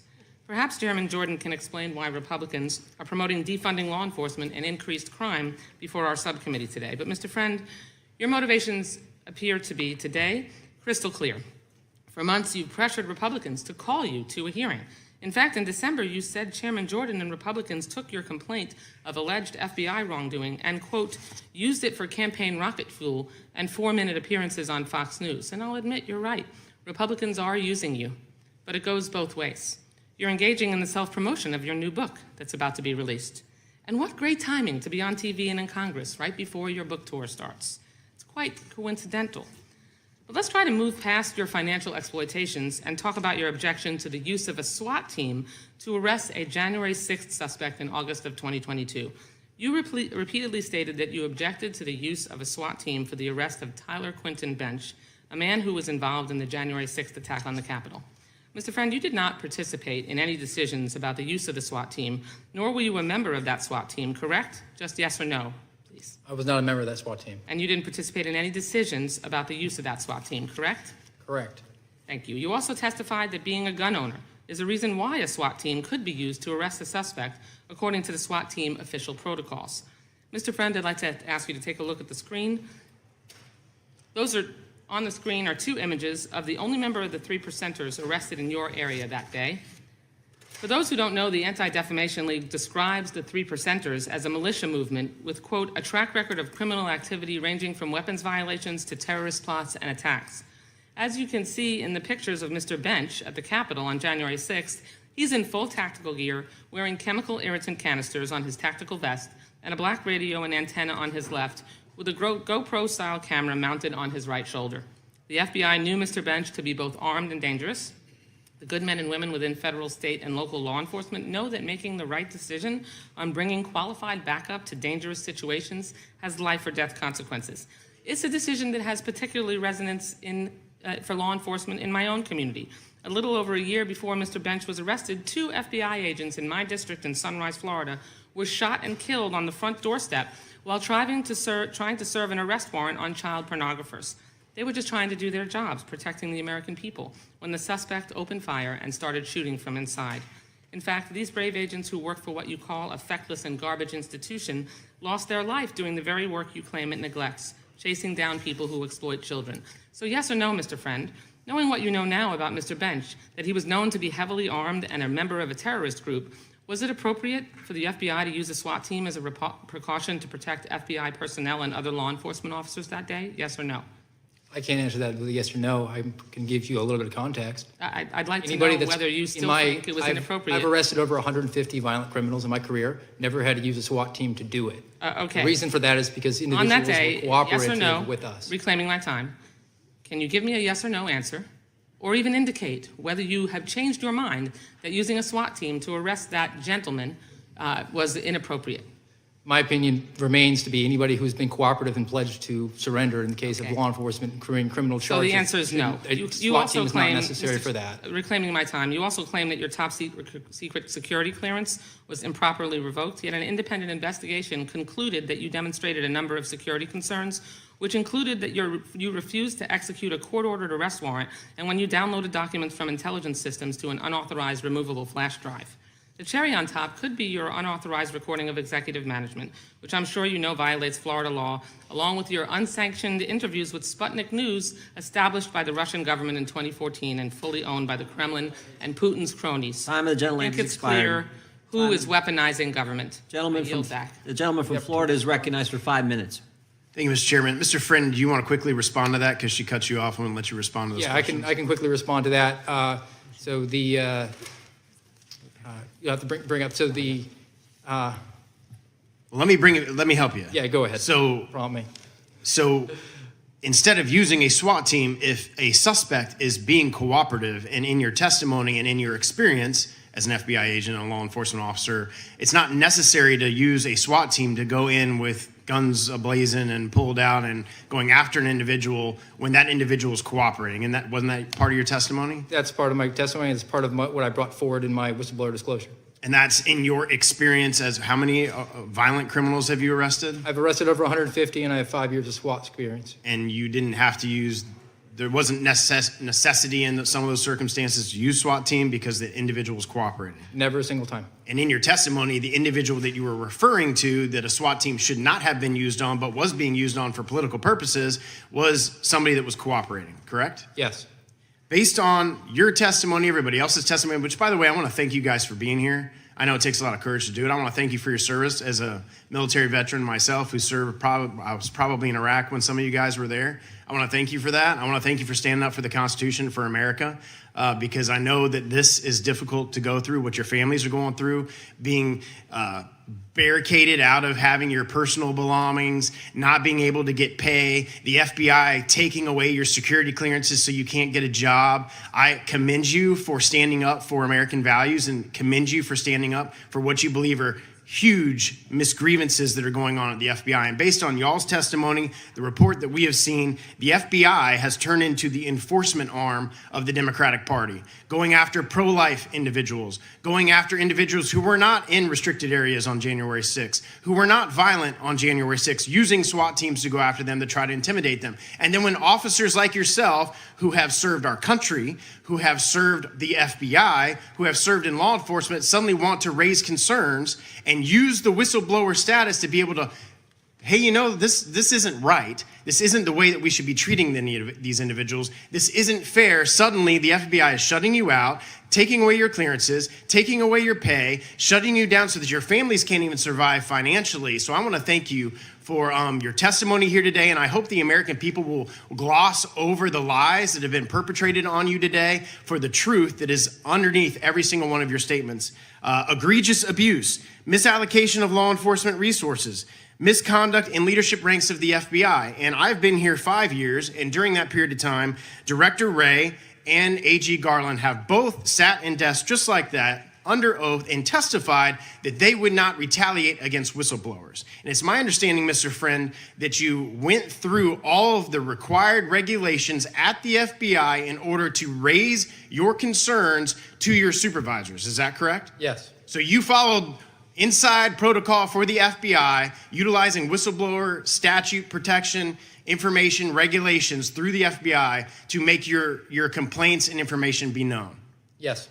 And you did that to your supervisors. 3 levels of supervisors. 3 levels of supervisors, and the response to that was losing your security clearance, shutting you out, losing your job, taking away your pay. That's correct. I'm so frustrated and angry, and I don't have only a minute and a half left to try to display the level of corruption, weaponization, politicization that has occurred at the highest levels of the FBI and the DOJ. And both Director Wray and Merrick Garland have sat there and testified that there's no retribution for whistleblowers. No, we don't retaliate against whistleblowers, but we have testimony, and I'm a lawyer too, and testimony is a fact in evidence that exactly is what is going on in the FBI and the DOJ. Just quickly talk about how the inflation, Mr. Friend, of the domestic violence or the statistics as it relates to January 6th, how they were inflating those statistics to make it look like there was a bunch more cases than there really was. Well, typically, you would investigate January 6th as one case with lots of subjects, but instead the decision was made to open up a separate case for every single individual there, and instead of on paper investigating them from the Washington field office, spreading and disseminating those to the field offices around the country, and if the individual lived in that area. So it, in effect, made it look like there was domestic terrorism cases and activities that were going on around the 56 field offices, when in fact the cases were really all from Washington, D.C., and Washington field office had a task force that was responsible for calling the shots in all those cases. Thank you guys for being here. My time's expired. Gentleman yields back. We have votes on the floor to our witnesses, so we will take a break now. We will stand in recess until... Will come to order. I want to welcome everyone here today. Without objection, the chair may declare a recess at any time. The committee welcomes the public to this very important meeting. While you are here, I want to point out to the members and the audience today that House Rule 11 provides that the chairman of the committee may punish breaches of order and decorum, including exclusion from the hearing. All participants will be required to avoid unruly behavior and inappropriate language. Expressions of support or opposition are not in order, and that includes holding up signs. I expect all parties to these proceedings to conduct themselves in a manner that reflects properly on the U.S. House of Representatives. I now recognize myself for the purpose of making an opening statement. Under Article 1 of the Constitution, Congress has jurisdiction over the nation's capital, and the House rules charge this committee with a duty to oversee the municipal affairs of the District of Columbia. We want our nation's capital to be safe and prosperous, a city for its residents and visitors alike. But our nation's capital is declining by several metrics. Crime has gone through the roof. Education levels are on the floor. According to the D.C. Metropolitan Police Department, motor vehicle thefts in the district have increased by over 100% compared to this time last year. 57% of these carjackings are committed by juveniles. Total property crime is up 30%. Homicides are on track for the highest rate since 2003. This year alone, we have already seen over 1,500 violent crimes committed, with a total crime up 27% from last year. Washington, D.C. clearly has a crime crisis. At this committee's March 29th hearing, members of the D.C. Council refused to acknowledge this reality. D.C. Council Chairman Phil Mendelson went as far as saying there is not a crime crisis in Washington, D.C. But the numbers speak for themselves. The residents of D.C. and Americans who come to visit their nation's capital deserve to be safe. I'm concerned about a lack of resources and funding for for the Metropolitan Police Department, as well as officer retention and recruitment challenges. And I am concerned that the U.S. Attorney's Office for the District of Columbia, which prosecutes local crimes in D.C., declined to prosecute 67% of cases last year. The D.C. Council's continued attempts to push soft-on-crime legislation and policies are emboldening criminals. Mayor Bowser thankfully opposed many of D.C. Council's reckless actions and rhetoric. This Republican-led House has passed 2 joint resolutions to halt these soft-on-crime proposals from the Council. Both of these joint resolutions passed with bipartisan support. However, many of my Democratic colleagues on this committee have actively cheered on the Council's reckless actions and criticized congressional action to restore order. I hope this committee will come together for substantive discussions on how to address our capital city's most pressing issues, especially crime. Today's hearing will also address the crucial role that the mayor plays in ensuring the best possible education for the district's children. Pandemic policies and prolonged closures have led to huge drops in math and language scores for students across all grades. These policies have also resulted in record-level truancy. In 2022, 48% of D.C. students qualified as chronically absent from school. 48%. Something needs to be done to turn this situation around. I look forward to hearing some solutions today. Finally, maximum federal telework has created huge financial strains on the district. Downtown D.C. has become a shadow of its former self. Mayor Bowser has been vocal about the need for federal employees to return to office, yet bustling streets and full office buildings have been replaced by maximum telework, leading to businesses leaving the district and a substantial loss of revenue. It's time in the post-pandemic world to have our federal government workers return to their offices, especially D.C. offices, to continue to serve the American people. I thank the mayor and U.S. Attorney for appearing today, as well as Chief Conte and Administrator Donahue. This week is also National Police Week, so I'd like to send an additional thank you to the men and women who police the streets of D.C. to keep us safe, and to all officers across the country who serve their communities. I look forward to working with my colleagues and district leaders here today to achieve meaningful progress on the critical issues facing our nation's capital. I now recognize Ranking Member Raskin for his opening remarks. Thank you very much. Thank you very much, Mr. Chairman. Forgive me, but I think we're at a point when we have to ask why we're doing this again. I wonder if second-guessing the elected leadership of Washington, D.C. is really the most urgent priority for the U.S. Congress today. I can think of dozens of things more urgently important to the American people, starting with the out-of-control gun violence that is taking thousands of lives and causing millions of people to live in fear and terror. From Kentucky to Tennessee, from Georgia to California, we've had more mass shootings in 2023 than we've had days in the year so far. In other words, there's a gun massacre, not always with an AR-15, but often with an AR-15 every single day. And yet, assault weapons account for only 1% to 2% overall of firearm fatalities in America. The vast toll from gun violence and our Swiss cheese-like gun laws make America an absolute outlier among industrialized nations in the world. Did you know that there are countries whose foreign ministries have issued travel warnings to their citizens about the dangers of coming to America because of gun violence? Gun violence is now the leading cause of death for children under 18, surpassing car accidents, pediatric cancer, and contagious diseases. And yet, the Oversight Committee has not seen fit to call a single hearing on why these massacres are increasing in our country or how we can work together effectively across party lines to stop this bloodbath. Nor have we held a hearing on the threat of a default, which could plunge America into a deep recession, crash the stock market, and cost our people millions of jobs. The Constitution does not allow any of this because Section 4 of Article 4 says that the validity of the public debt shall not be questioned. And yet, our colleagues who were content to raise the debt limit 3 times under President Trump, a president who created 25% of all the debt accumulated between George Washington and Joe Biden, seek to play a dangerous political game with the full faith and credit of the United States, a nation which has up until this point never stiffed its creditors or defaulted on its obligations. No hearings on that. And we've called no hearings on the war on freedom in America, the shocking new efforts to ban textbooks, censor and intimidate teachers, silence scientists, humiliate and cancel LGBTQ students, and rewrite our nation's history textbooks to conform to the white nationalist ideology that a Republican senator publicly embraced just a few days ago.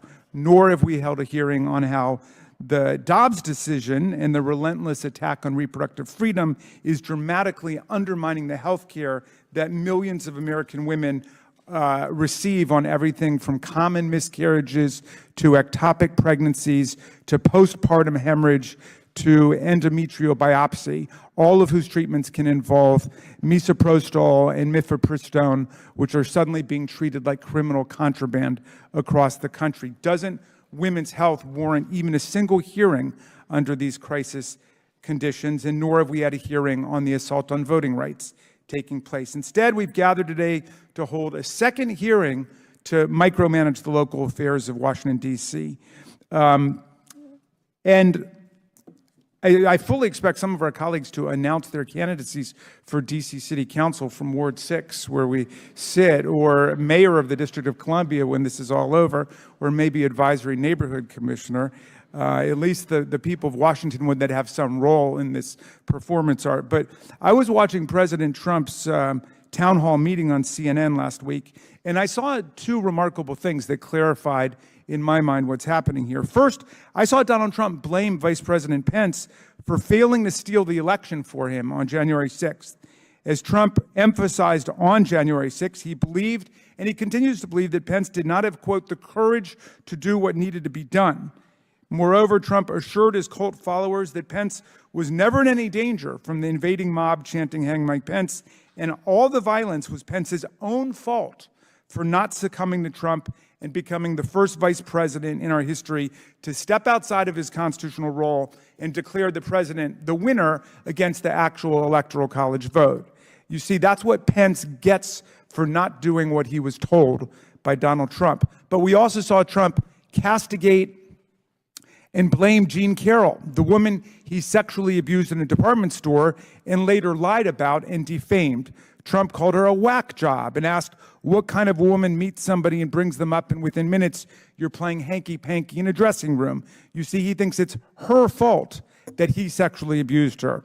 And watching these two glaring cases of the GOP frontrunner for the presidential nomination in 2024 blaming the victim for his crime made me see what's happening with these hearings on Washington. They're part of an effort to deny Americans who live in Washington the right to participate in representative government, and then to blame them for their own disenfranchisement and their own lack of representation in Congress. Nearly 700,000 U.S. citizens live in D.C. They pay more taxes per capita than the residents of each of the 50 states. They fought in every U.S. war. They're draftable. They're subject to all the laws of the country. And against all odds, without the power to select their own judges or prosecutors or make their own budgets without outside interference, they've made real progress in their community over the decades. And they have nonviolently petitioned for statehood the way 37 states have done it in our history, but they still have no voting representation in the House or the Senate.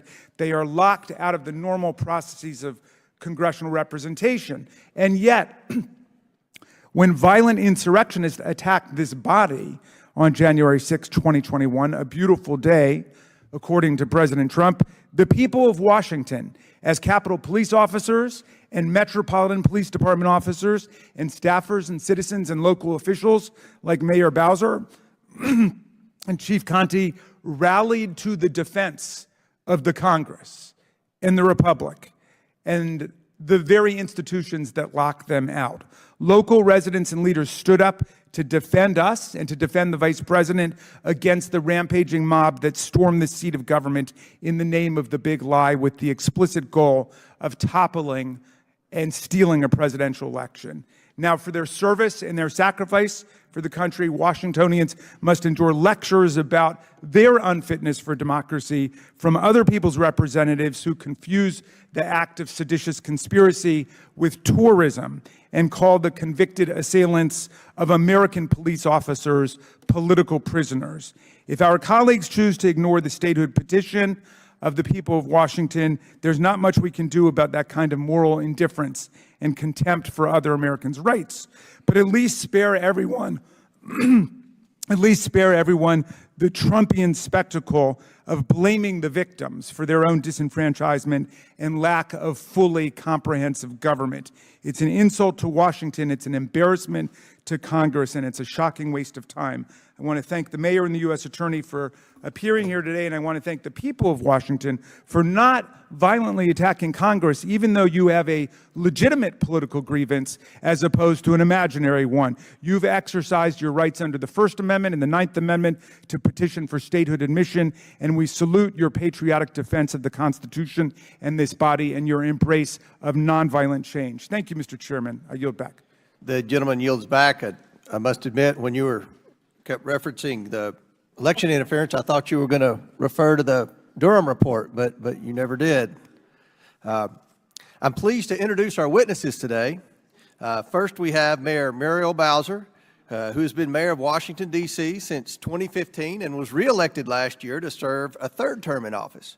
Mayor Bowser serves as the chief executive of the government of the District of Columbia, overseeing city life and government operations, district economic development, and the D.C. Police, among other critical matters. She is joined by 2 D.C. officials to assist with questions. Robert J. Conti III has served as chief of the Metropolitan Police Department, MPD, since early 2021. Chief Conti is a native of the district and has spent his career